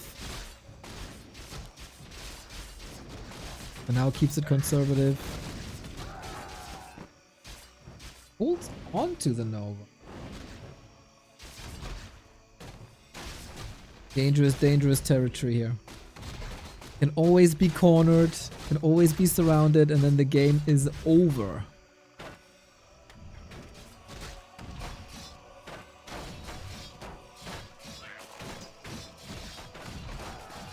Archmage makes his way across again. 1 minute till the Undead Expo. On the other side, we don't have a human Expo, so that helps.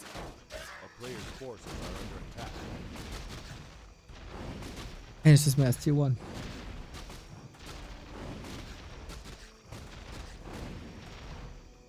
No threat on the Archmage. The Footmen have yet to come in. And we start Expo construction very soon. Power build Expo round about 600 gold. That should be fine. He just dealt with the Water Elemental and in come the footies for more damage. And another cancel. You gotta cancel. Yep, there's no other way. Very strong Fortitude here, man. Yesterday versus Focus, he looked a bit shaky.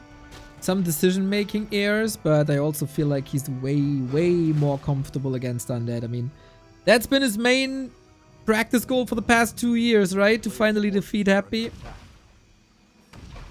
He is at home here. Will he now let go? Claws, bot. Archmage! Surrounded! Okay. Good TP. And there's no Town Hall coming up. Only an Arcane, only a shop. And the Archmage is super hurt in the absence of a shop. This is by far Labby's best early game. What will it lead to though? More kills, more kills. 3.1. Lich wants to accelerate. Every level is extremely meaningful as you get more mana and more damage with every step.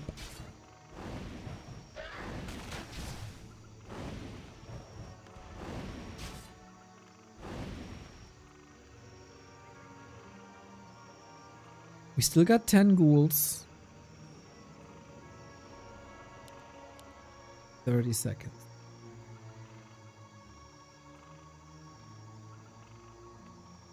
Clock is ticking for 40.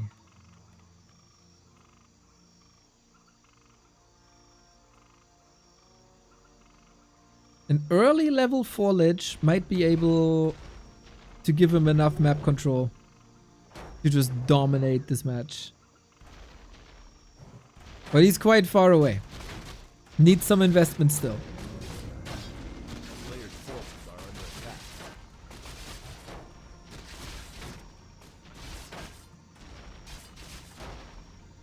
And you see Labby is respecting the Lich progress. Sends the Water Elementals back early.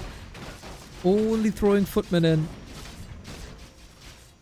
Lich gets baited a bit out of this situation.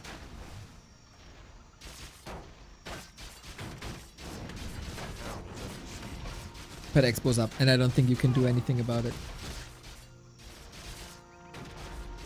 Players' forces are under attack.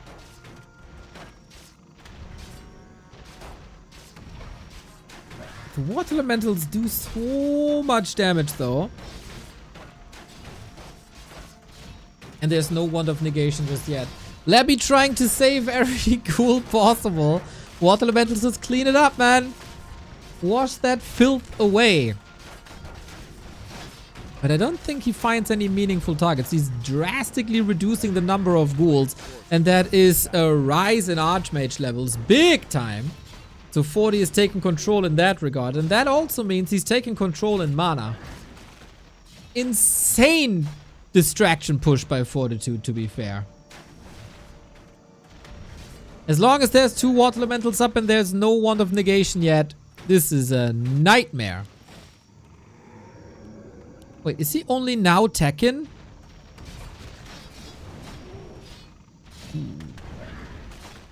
I felt this was running for a while. Town is under siege. You see that Labby is very hurt. He got that ritual dagger, but too afraid to use it at the moment. What an obnoxious play, man. What an obnoxious play. Exactly the way you're supposed to play it if you're the human. And one Water Elemental disappears, the other one pops up. Players' forces are under attack. It is time to retreat now, finally. Looks like it. Ooh, Lich can heal, finally. No more Roll of Necromancy, but skeletons are available. And both expos are up. Tech advantage for Labby. This time he did build the altar, which is damn fine. Won't cost him 45 seconds this time. Forces are under attack. And level 4 is around the corner. Yo! Big delicious sea cow! Holy! Where are these 10 gift subs come from, my dude? Much appreciated. Did we break the 1700 finally again? Guys, you're doing a lot of heavy lifting here today. Appreciate it.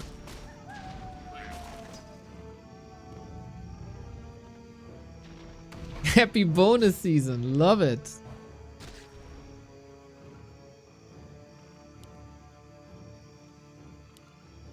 A player's forces are under attack. Lich level 4. This is the moment where you're supposed to dominate. With tons and tons of Nova. But that doesn't seem to be the case here. Gets the last hit. Big mana potion. Lovely. He's so lucky to get out of there.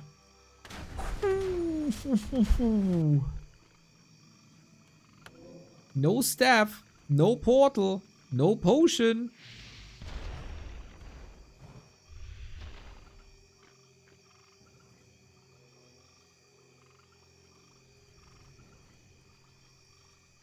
That's great A support. player's forces are Thank you, under attack. Mr. Seiko.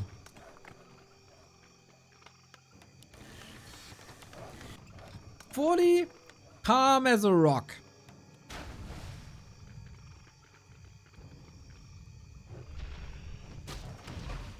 Goes for double Rex or potentially early and fast knights. And with that, Griffins will probably be delayed, huh?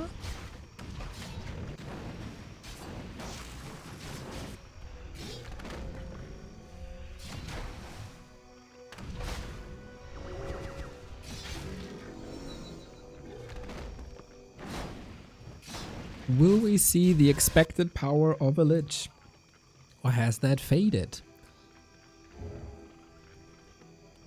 A player's forces are under attack. Labby again, similar to Autumn Leaves. Stays below 50 for a long time.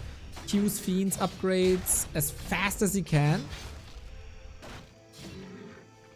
DK levels are good, indeed. Mountain King Sobi Mask, delicious. So trying to contest now, backstabbing a little bit. This null did go to 40, unfortunately. Double kill with that Nova, and that's exactly why the Lich is so strong. Endless mana, thanks to Dark Ritual and the Skeletons. As long as you have good Fiend control and spam that Rod of Necromancy, you should be in a dominant position. And Labby is doing a wonderful job cleaning this up.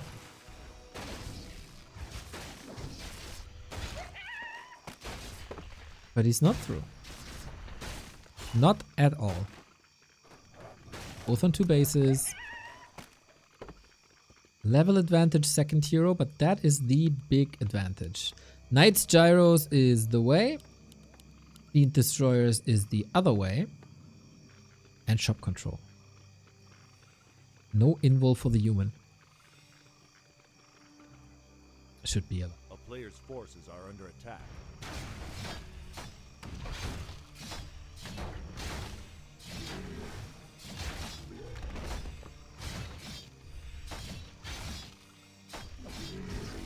Boom, level 4, level 3.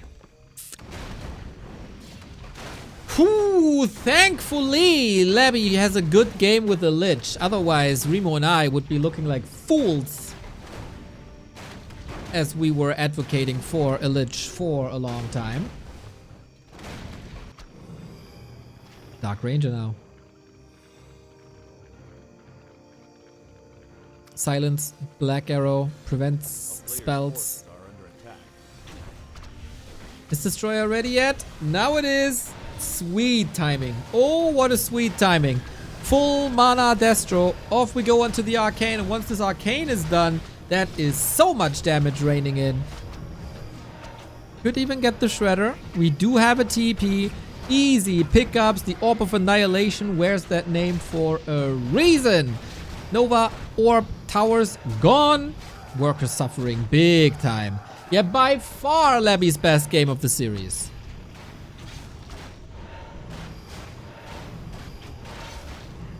And it's hard to reach.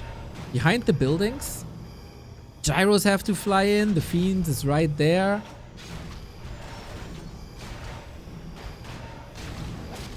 Might get a couple of ghouls here, we'll see. But oh man, that nuke is strong. We still have the heal scroll. We still have a big mana potion on the DK for many coils. Might need one on this Destro. Heal scroll first. Trades against Knights. That is super good trades. Feels like he's giving up these destroyers on purpose to switch into A-bombs, and that's exactly what's happening. Wants another Knight. Is that the time to TP out, or is he willing to do more? Oh, is he overstaying his welcome here? Lich holds the front. No more Wand of Negation. Deals with the Water Elemental. So level 5, another coil. Did that give him enough mana? He has it now, and 40 doesn't want to lose his dwarf. Man, Labby showing some balls here. Labby showing some balls here, staying in the corner. Perfect fighting position, hard to engage into, and puts his name on the board. Chalk it up.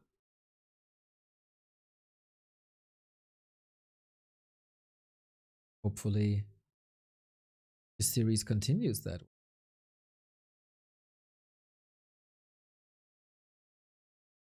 Rubbing my hands in anticipation for what's to come. This can only be great. Or we go back to a one-sided series. It can be more than just great. But this is the series we want to see. Nice back and forth. Pretty crazy exchanges. Massive pressure. From 40 until towards the base. And then at some point, Lich gets level 4 and off we go. Didn't Labby get wrecked in Dolphin by 40? No. 40 got wrecked in Dolphin by Labby. 3 and 1. Big time.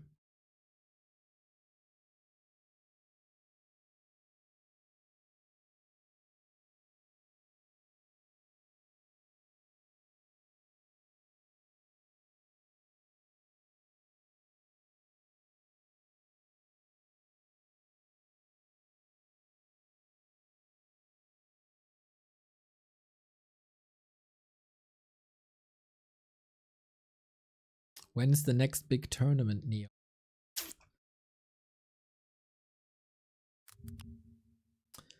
That's such a good question. I don't know what to tell you, to be honest.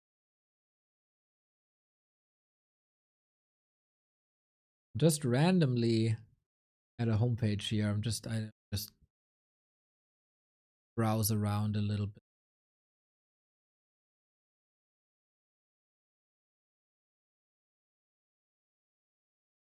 Back to Warcraft homepage here. So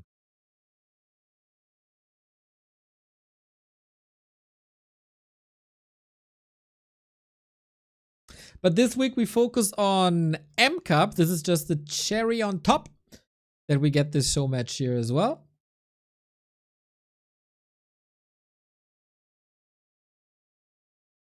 And so far, games deliver. Bit one-sided for my taste, but Labby is warming up. We're getting there.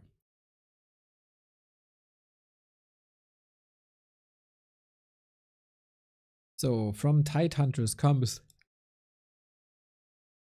Oh shit! I start to yawn like Carson. Unacceptable. We go into Northern Isles. We stay cool.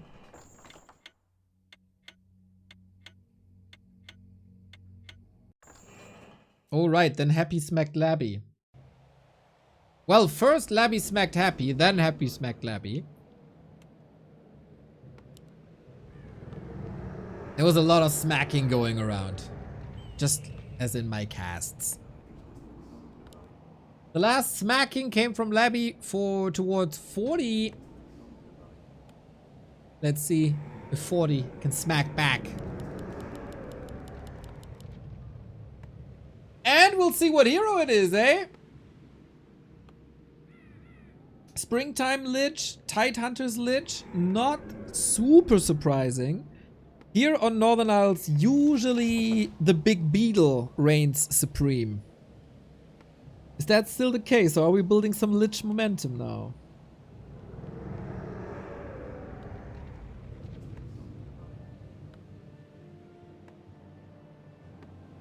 And 40. Are you willing to change anything? Do you feel it's necessary to change anything? Nope. Alta points towards the Magi and the Tuskar. So he's going to creep first, then Expo, and on the other side, Expo it.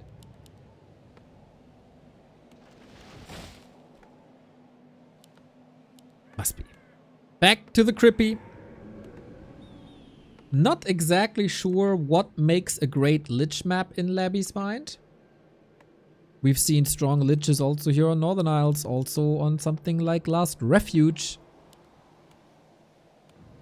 If you have more insights on that, everybody, Let me know. My eyes and ears wide open.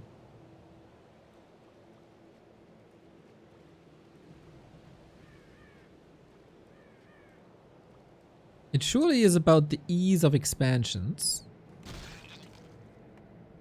But somehow you can make expansion work as undead on every map. Even on concealed. But let's see about it.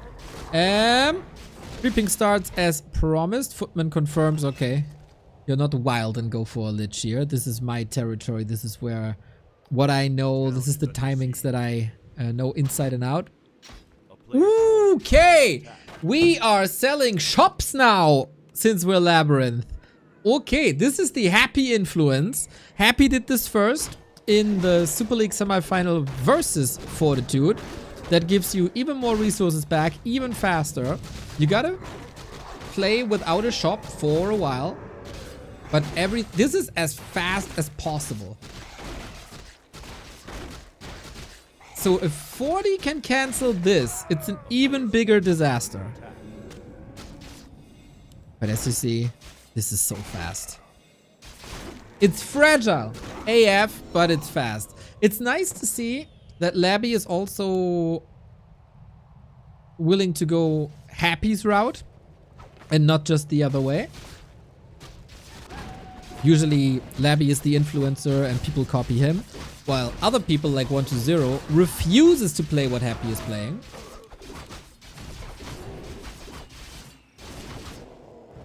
Got evasion here. Oh my god, man! 40's items are mental. Went of mana stealing against the Crypt Lord. Amazing. He's so mana hungry. Then he gets claws and mantle. It's just extraordinary item luck. Plus a fast level 3. That's one impale. I don't think he has a second one. 40 is just breaking through. He's not interested in that skirmish at all. Leave me alone. I want to do my own thing. I'm not dancing with you. Labby though, pushing a little bit, causing some delays, but this is crucial. 8 seconds. And that's the Haunted Gold Mine up. That's the difference between selling the shop or not selling the shop. 40 was probably not expecting this, as it is such a happy play. A player's forces are under attack. But that's what saves his expo. And he has some big losses in the north. Labby didn't use the wand of mana stealing. Very interesting to see that. He could have had another water elemental right now. Or after this one expires, I guess. And Crypt Lord still has mana. This impale isn't necessary. 40 is starting to make mistakes and Labyrinth punishes him for it.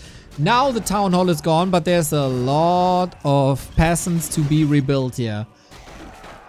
Now there's no mana to be drained anymore. In the meantime, this has been cleaned up. Mining is starting. And this has been the best Crypt Lord play so far by Labyrinth. Good delay, little advantage. And we fortify. Happy had a number of delayed tier 3s because he didn't build back the altar. Yeah, exactly. That happened to Labyrinth in game 1, unfortunately. So the undeads are not without flaws in that regard.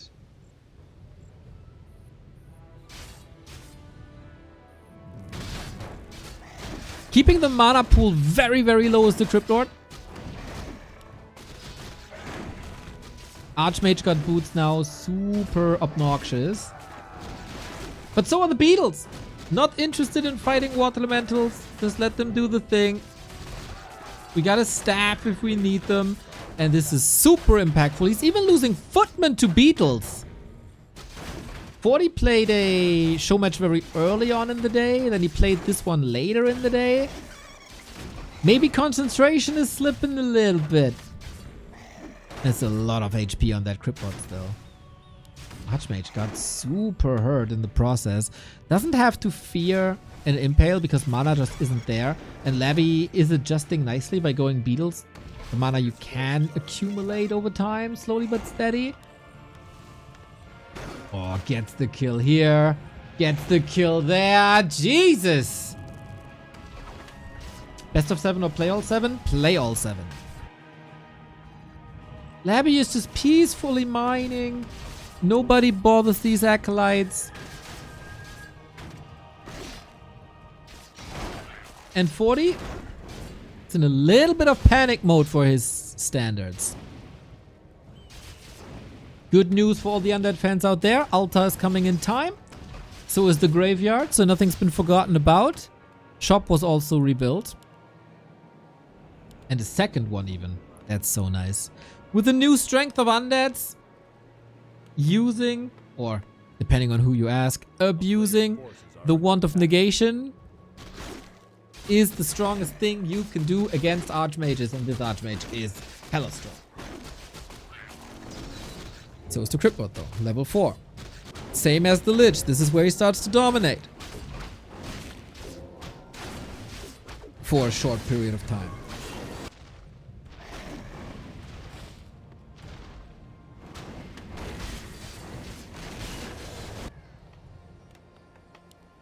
Wild ride.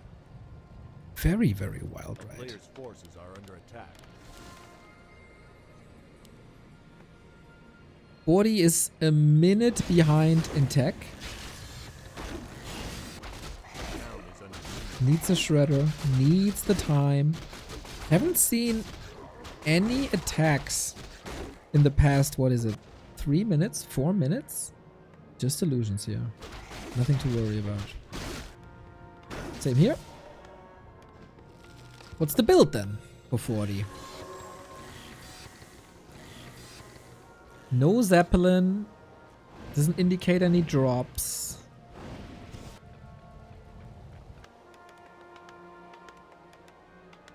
We've seen Knights Gyros. We've seen Knights Gyros Griffins.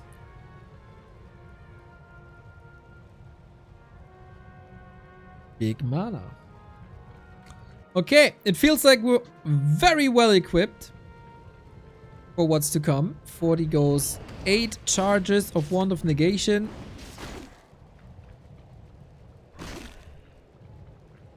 That's 400 gold plus the potion 550. Bank gone. A player's forces I like the fact that he keeps some ghouls here. Just to be ready for these run-bys, plus keeps track of them. Good scouting. Yeah, Labby finds his footing in game 5.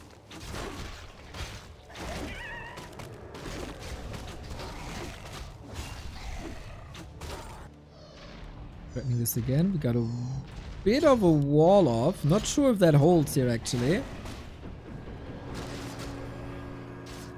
Keen Steel with the Archmage, Crypt Lord with an Impale, saving the Ziggurat. Very pleased with the play. It's 2 more kills here, for sure. Getting closer and closer to 5. And human ground units, you don't have to build them anymore when there's a Crypt Lord level 5. Too good. Except if you maybe get some support from the creeps that backstab you there.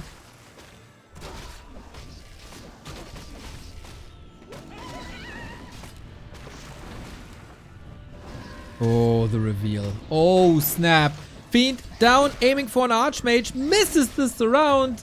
And now he has the Ring of Regeneration to get healthy again. It was the big mana potion and he fumbled it. Big mistake for Labby, unfortunately. Will that cost him too much? Before the Wand of Mana Stealing comes into play, we once again dash through the Impale. The statues aren't done here yet. He wants the big item.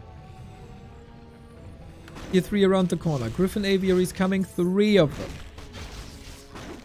So it's very similar to what we've seen on Autumn Leaves. And then we'll see if Labby, with better timings, can do more damage. Expo timing, better. Tier 3 timing, better. DK just because he was not forgotten. Already way better levels. Stork, thank you for the 28.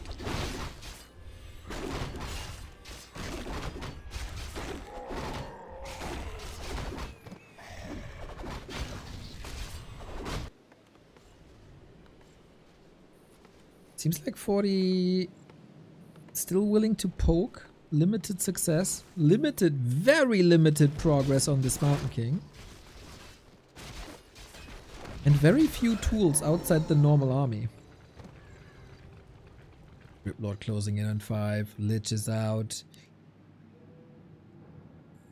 And this game, Labby didn't bank too much. Went straight into upkeep. Web upgrade only now when he needs it. And this is pretty similar to the destroyer push that we've seen on Tidehunters.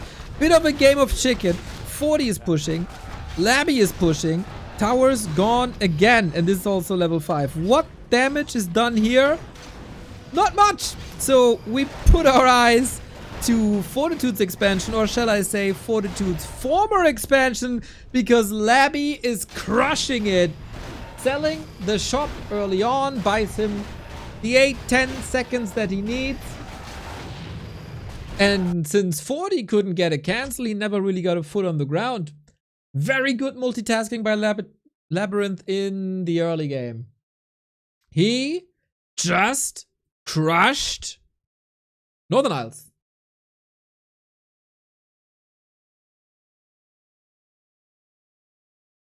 Pretty much a perfect game. Still feeling there was more possible for Fortitude if he is not that conservative with the wand of mana stealing. Then he can maybe intercept the timing early on a bit better.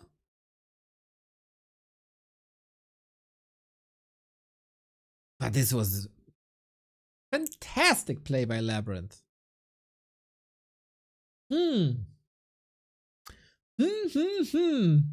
Are we getting a freaking reverse sweep, everybody? Are we in that territory? I can tell you two things. A, Hammerfall is next. B, I gotta pee big time. So, little bit of a break. I cue you an ad so we don't have it in game. And then we get 2 more maps of 40 and Labby.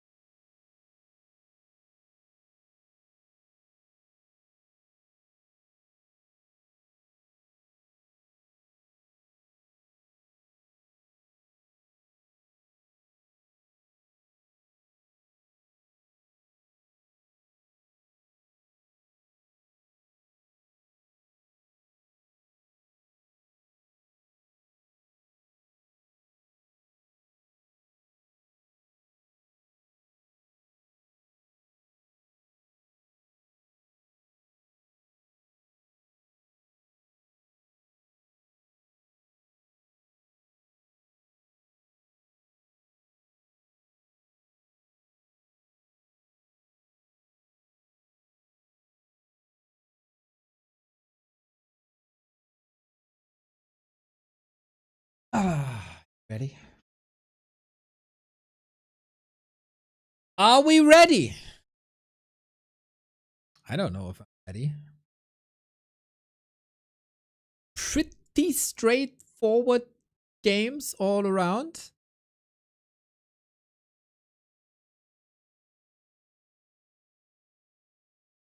We'll see.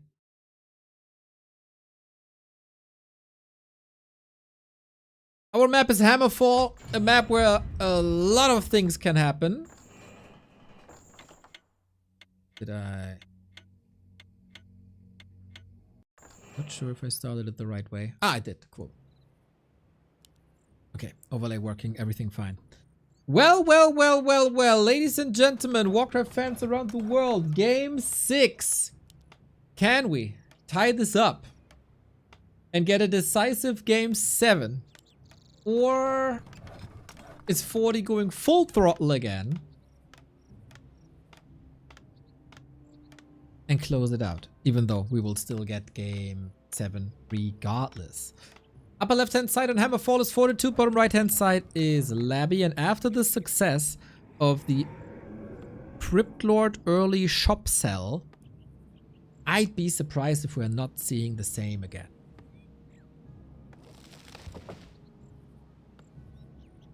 How much fat can you trim off of that early game for an undead? Happy said yes, and Labby also agrees. Shop sell is the way to go. Down with undead capitalism. Down with the church as well. The undead scourge of darkness. It's all gotta go. And then we expand in time. And then you can't rush across. Rush distance here. If 40 creeps this one, rush distance is super close. If 40 creeps this one in the north, takes a little longer.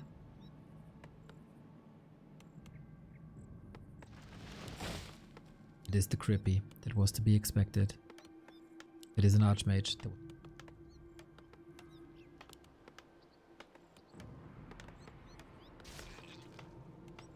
This copy happy build seems to be the way to go.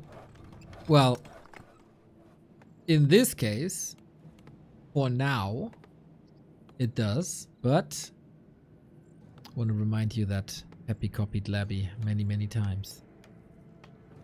And 120 will never, ever, ever, ever, ever, ever copy Happy builds. You know, you see it in the matchup versus Night Elf. When 120 is fast expanding, Happy is expanding at tier 3.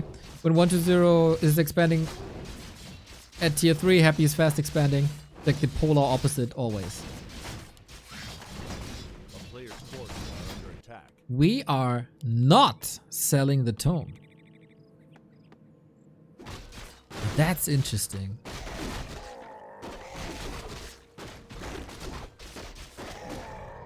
Still seems to be a somewhat clean creep. Little bit of cool surface area missing maybe.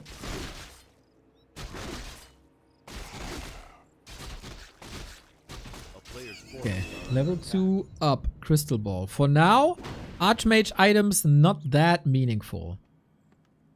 Gotta pull back. This is a level 3 creep route again. And it's counter aggression. I'm really curious. I would love to know why Labby went for the shop sell in game 5 and not in game 6. But hey, maybe he's just right. Maybe he's just right. Anyway, Riplord Impale hits a lot, but not leading to any meaningful kills just yet. But maybe now. Worker dead. Footman was harassing a bit, is on the right hand side. Nice cover here in the back. Maybe.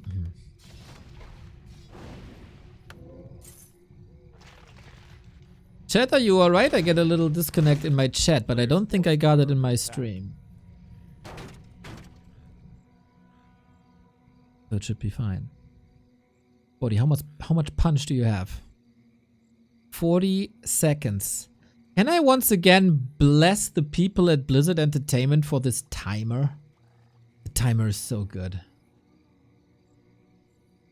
Well, the timer is apparently not fast enough for Labby though. Cryptlord is here. No mana. Needs to block. Needs to surround. Archmage in range.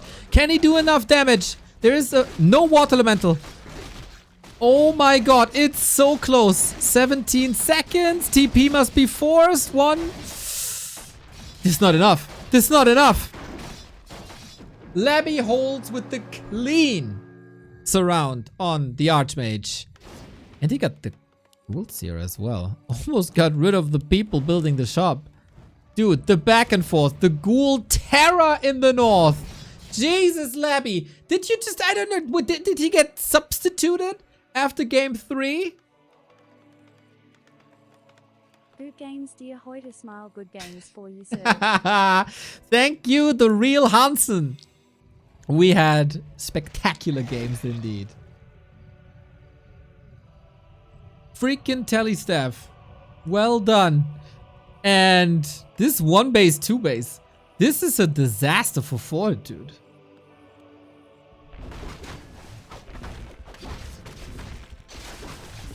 He's luring Labby into like a false premise of expanding here again.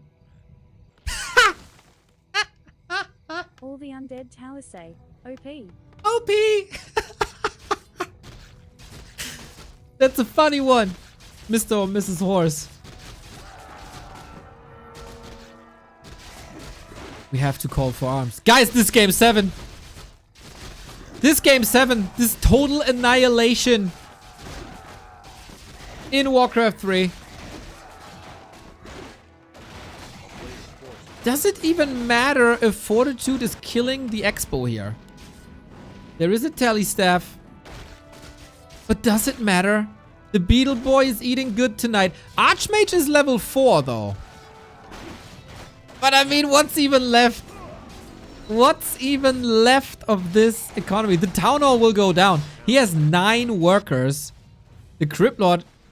oh, if only he had an Impale here, man. Yeah, it's an Expo 4 main bale trade. It's all gone. It's all gone. And more corpses mean more beetles, mean more damage. How much longer will the militia last? Okay, quite a bit. Dude, if 40 salvages this game, it would be absurd. It's 3 workers. I mean, army is good and all. We got a lot of footmen. Not taking that away. But that was mass murder in Fortitude's main base. I guess all you gotta do is hold your own main. Acolytes are here. Keck. You still gotta hold that main. Teching straight in his face. The disrespect. 40 also blocked at 24. No resources for a town hall. He's a Expo in the north. Not the most regular position. But hey, having that as a backup when you're supply blocked anyway, it is probably the best thing to do. Would have been even funnier if he expands at Fortitude's former main base, but he's too mannered for that.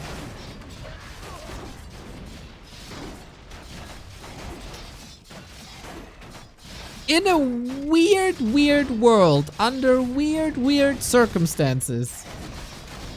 Because it's 40, I can see him win this game. How realistic is this?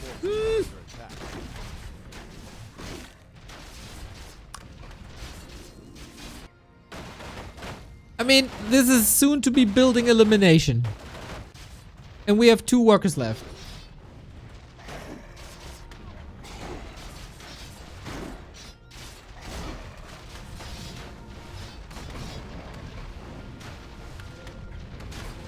And that base is way too sturdy. Way too sturdy. 5 buildings.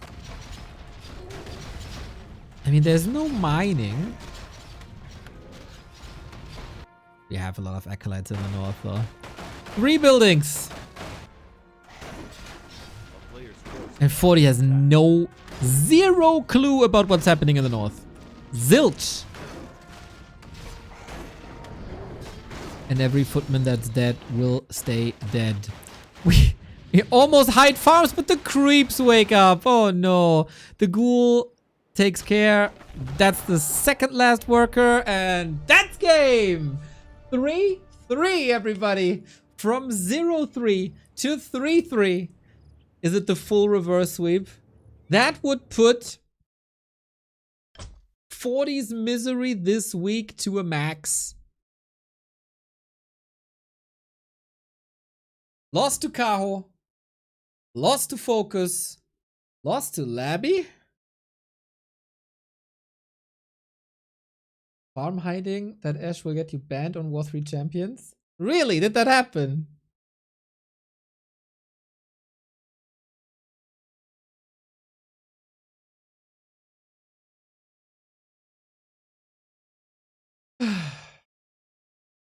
Guys, what a pleasure. What a pleasure bringing you these games, and what a pleasure being sponsored by operagx this month. Again, for the second time.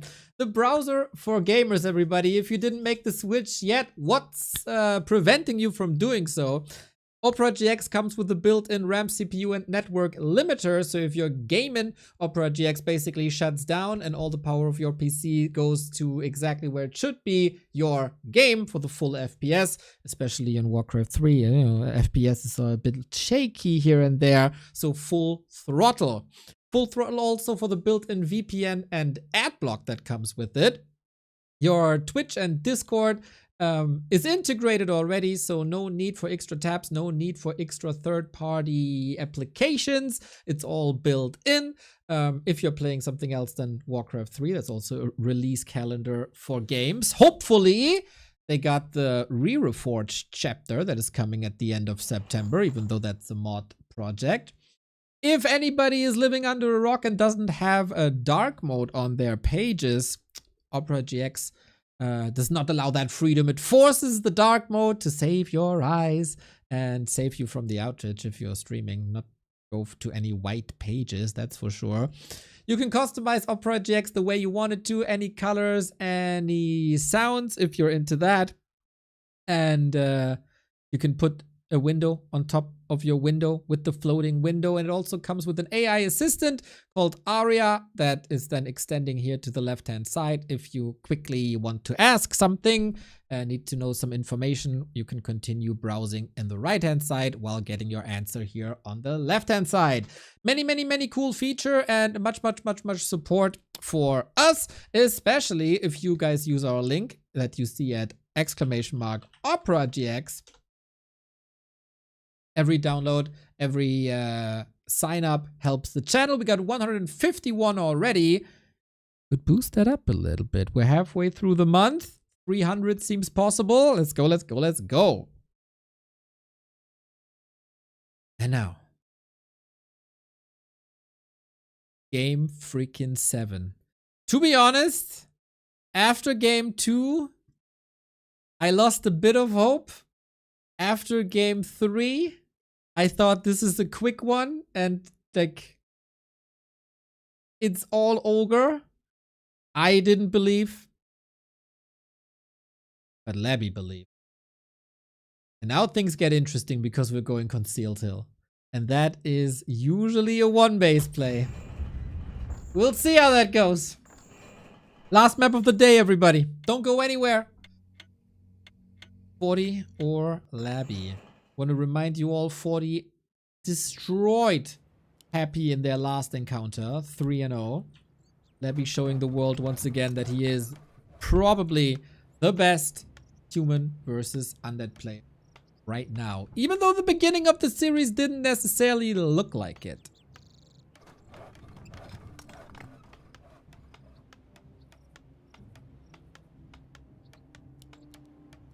Is this the one-base play, as Coach Dondo suggests? The strat that Remo Demo hates. It would certainly be different from pretty much everything we've seen today.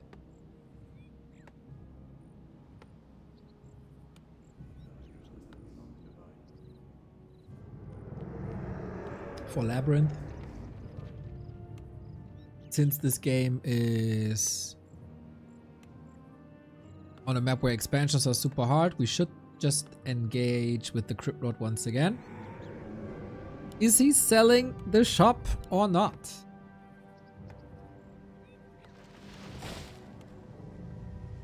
Crypt Lord, Archmage.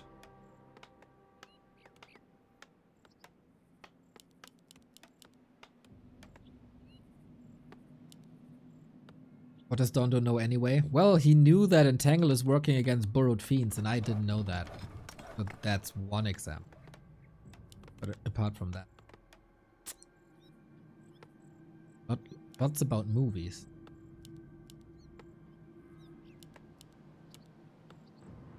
Can Fortitude come up with a solution quickly? 40 found a great rhythm, destroying 40's expos. And this might be the big upside for 40 if he just plays one base. Then the question is, of course, how good is one base? How good are rifle pushes still? We're not going for the lab. Only the small orange. Attack.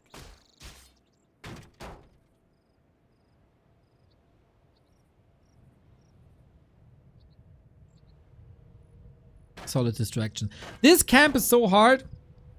This footman might disrupt it big time. Impale first expo. Really?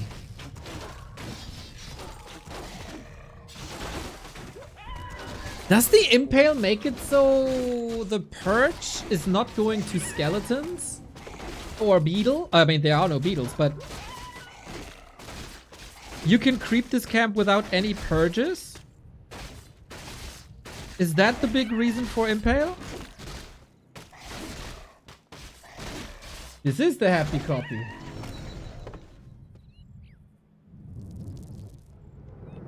He did not sell the shop though. A player's forces are under attack. Oh wow. Super interesting.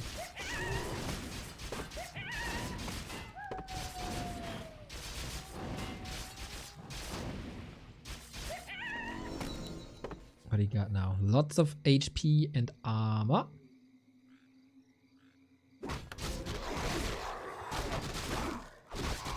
Can't afford any ghouls right now. 40 on the other side of the map. Staff, I guess. Absolutely. No target to staff onto, though.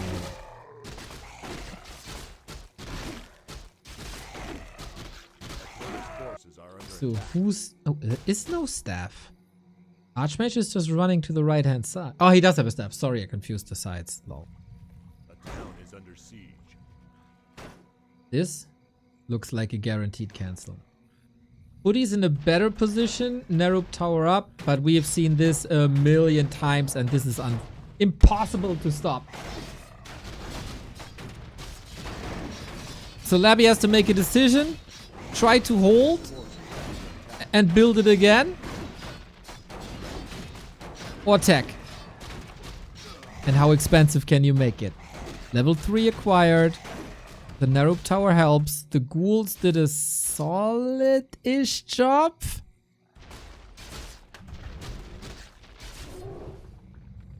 But they also suffered quite a bit.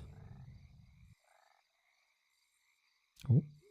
Put position is odd. No gold at the moment for the gold mine. Nice snipe. Mana for 40 looks tremendous. And I don't feel the Crypt Lord impact so far. Aiming for the Archmage, but again, whoa, stops the Water Elemental before it goes through, but does it matter? 3 footmen. How many footmen do you need? I guess 3 is more than enough alongside Archmage. This time he can't force the TP or a staff. Nasty! He's not even making that very expensive. Labby overwhelmed. 40 in full force again. That's the 40 of game 1 to 3. And here's the Archmage back at home when the Beetles were supposed to slow this down. But 40 massive lumber issues. Whatever happened to his lumber slows him down big time. Big time. Little oversight here to another attack.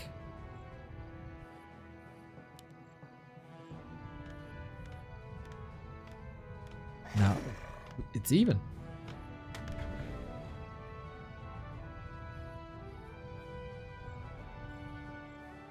A player's player's forces Now are it's under even. attack. A town is under siege. There shouldn't be a way for 40 to cross or stab across the map and cancel this again. No way.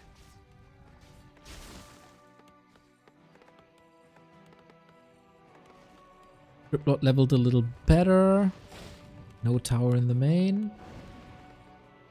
A player's forces are under attack. Interesting game. 3 ghouls here for defense. Scouting a lot. Lots of multitasking happening, as well as beetle healing at the fountain. Talking about efficiency. Yeah, 40 plays a defensive game.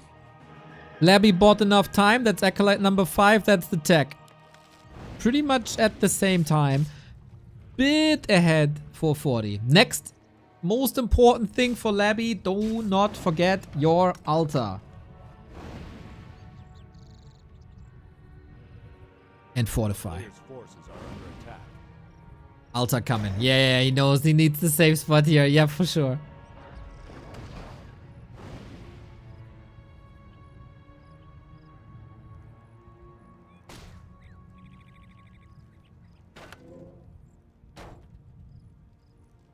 Roll of healing. Oh, 40 is committed. It's gonna be a big attack. Could land on the graveyard. Ghouls are pulled already. Base defense is not ideal with bleeding ghouls. Put me on the other side. Not too healthy either. Every water elemental is big experience. I don't know if he has the damage for it though. As we're breaking through again. Man, this wild football game between 40 and the undeads. How strong is the defensive line? No additional tower unlike the early harass. Blade cancelled.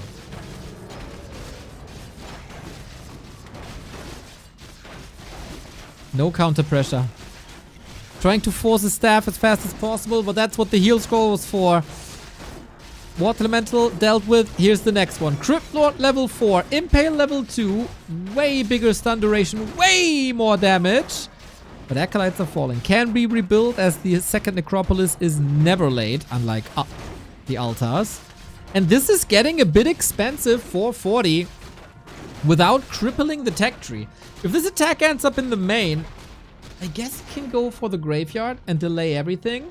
Here, it's a bit of economy cost. But that's about it. Another kill.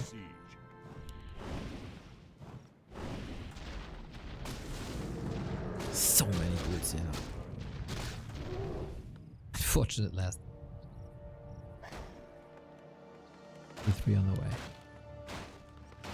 E3 on the way for both sides. 40 still has that 15-second tech lead. And a massive economy lead. A player's forces are under attack. With Navies right away. 40 is in a very good spot, I'd say. Even though he's a bit underleveled, Cryptlord will fall off. With Sharkin. Not enough mana for the Water Elemental right now. Note to Blizzard, I'd love to have the HP bar back for buildings in production. That'd be great.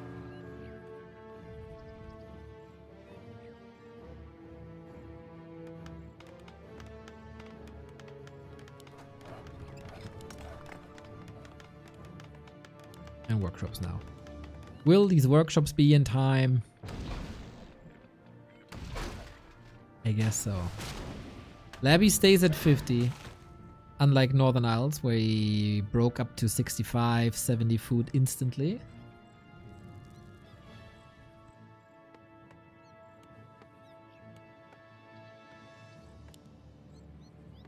Calm before the storm. A bit annoying that he didn't unlock Brilliance Aura 2.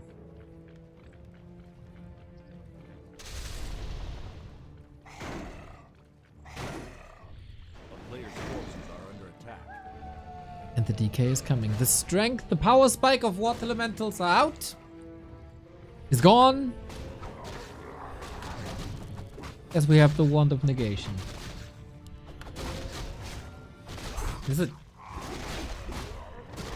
big timing race now. Get a shade. I don't know if that's useful, to be honest. I know he has one spare acolyte, but it costs a lot of lumber. And Gyro Scout shades pretty much right away. Base very exposed. Also this base very exposed. Fortitude never fortified up against the destroyer push. One gyro only. 40 is so rich. He needs to start production yesterday. Gyros are missing. Gyro production clearly missing. He's a bit lumber starved.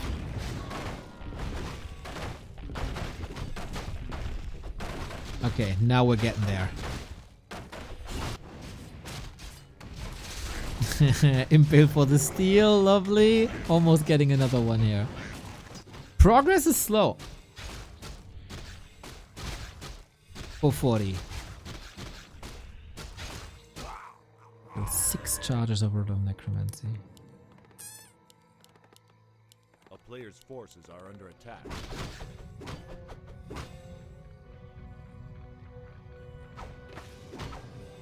Red spot, biggest item. 40 sees it. Makes the conscious choice to go for the lab. Uninterrupted red spot for LabyRinth. God damn. Helm of Valor. More strength, never wrong. Timing is coming. The big timings are coming. We have Beetle Vision here. 3 Griffins. Players' forces are under attack. Big army for 40 now. Way bigger than the armies he had before. Still working on the levels. Shade, I don't think holds any value, to be honest. And everything will be back at full health with almost full mana to do whatever he wants to do.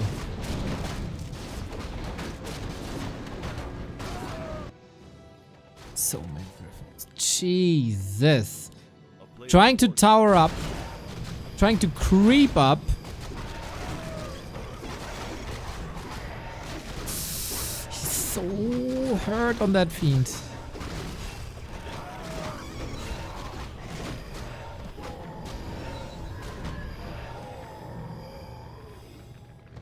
I don't see him defending that. Labby has no TP. Oh my. He's somewhat close to a shot, but this free damage for 40. So many griffins hammering down, destroying acolytes. Here comes the TP. How do you engage? Apparently you don't. Destroyer saved by the bell.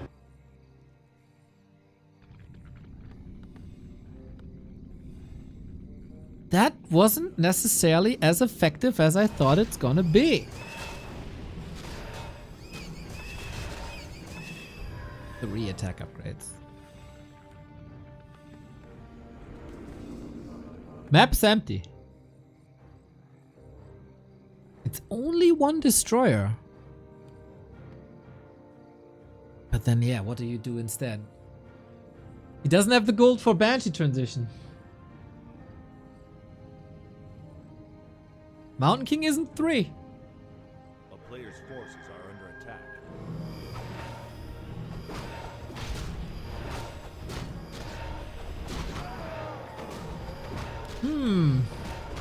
This is everybody's game. Let's be honest. This comes down to who makes one mistake.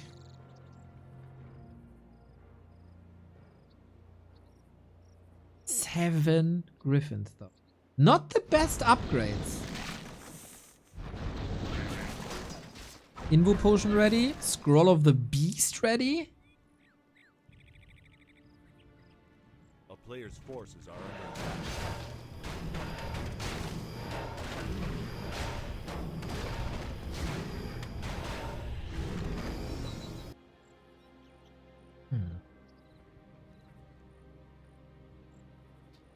No Garg transition possible against Gyros. This seems impossible. Oh, the Lich got level 3. That's a crazy upgrade. 40 still has 1,000 gold. Is he willing to break into high upkeep and lose a lot of economy? Double heal scroll. Mostly fiends. Beast scroll as well. Lich is a beast. LabyRinth can do that. Is the call. Can he strike before 40 is at 100?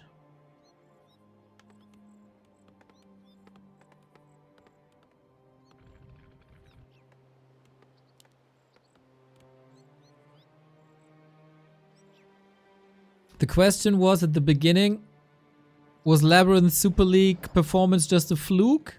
Or can he cement himself as one of the top players? I think we have that answer already, regardless of the outcome. Both have town portals. Who does more damage?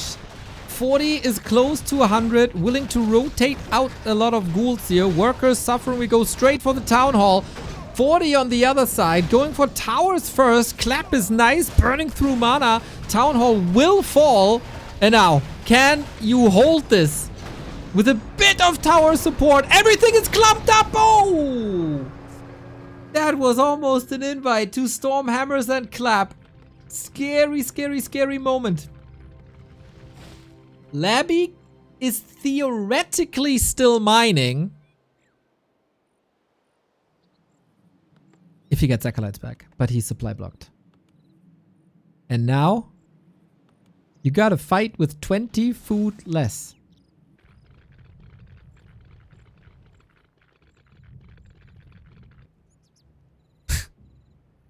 Stuck on 69, nice. Well, depends what position you are.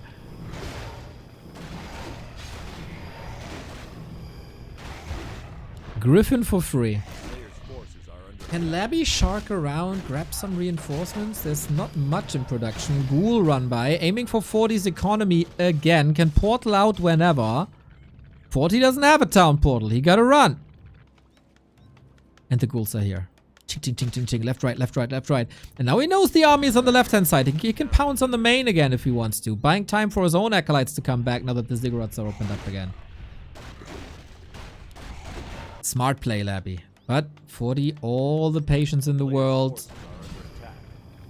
And this is something you can't fight. You can't fight. Never, ever, ever, ever, ever can you fight this. Heal scroll, barely noticeable. Destroyer disappears in seconds. Labby, is this really what you want? The fiends are disappearing so quickly against the gyros. Lich also being deleted. Invo potion saves him. But this is way too many hammers coming from Mountain King. Griffins, level 3. He can do whatever he wants. And by God, why Labby isn't portaling out here immediately escapes my mind.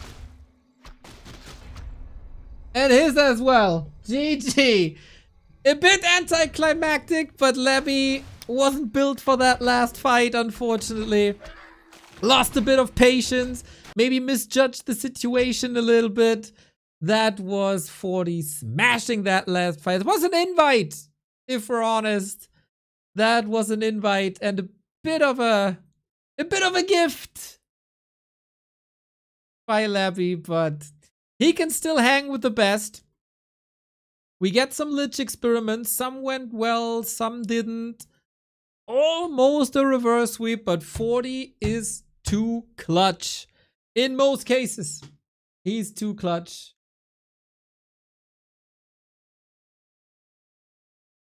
And if everything is clumped up, and there's Griffins, and there's Clap, you will get deleted. Deleted. No chance.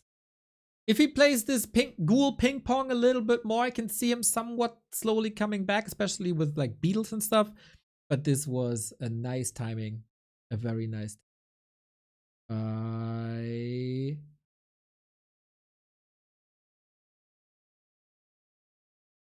40.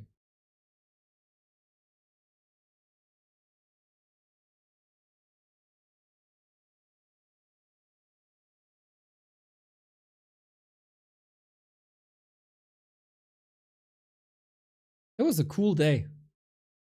7 hours of Warcraft. First all the randoms, then this amazing show match. We are blessed with good games right now. That was a treat. You guys supported very, very, very, very well today. Especially, of course, Yang Fang. You get the MVP award today, but a lot of people came in. Boosted the sub counter a little bit again. That is lovely. Hopefully you boost that counter here as well. Shout out to our people of operagx. And if you want to help us boost the view counter on YouTube, every single like and every single comment goes a long way. We got a crazy Blood Castle game where Sok possesses a wisp and starts to build a night elf base, and then there's a big turmoil and things go right and wrong and everything. More people need to see this, and every like and every interaction of you with that video helps so people get this recommended. It's crazy. So you know what to do. Hammer that like button. Maybe you even got a hype button.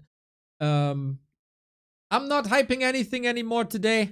I hype my couch. That's what I'm going to do. Mr. Apeman, will you start streaming? Then you get the raid. Otherwise, I give it to Sparta.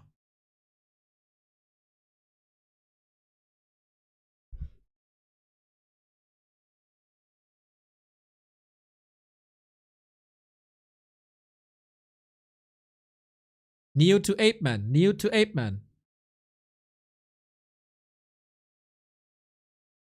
M Cup resumes tomorrow, by the way, with 3 games. Infi vs. Dice, TH versus Fly, and the lower bracket. And then there's no break in M Cup. It's from tomorrow to the 20th. That is Saturday. And then on Sunday, we have a secret tournament. I'm in real life. Yeah, I see how you're in real life in the Twitch chat.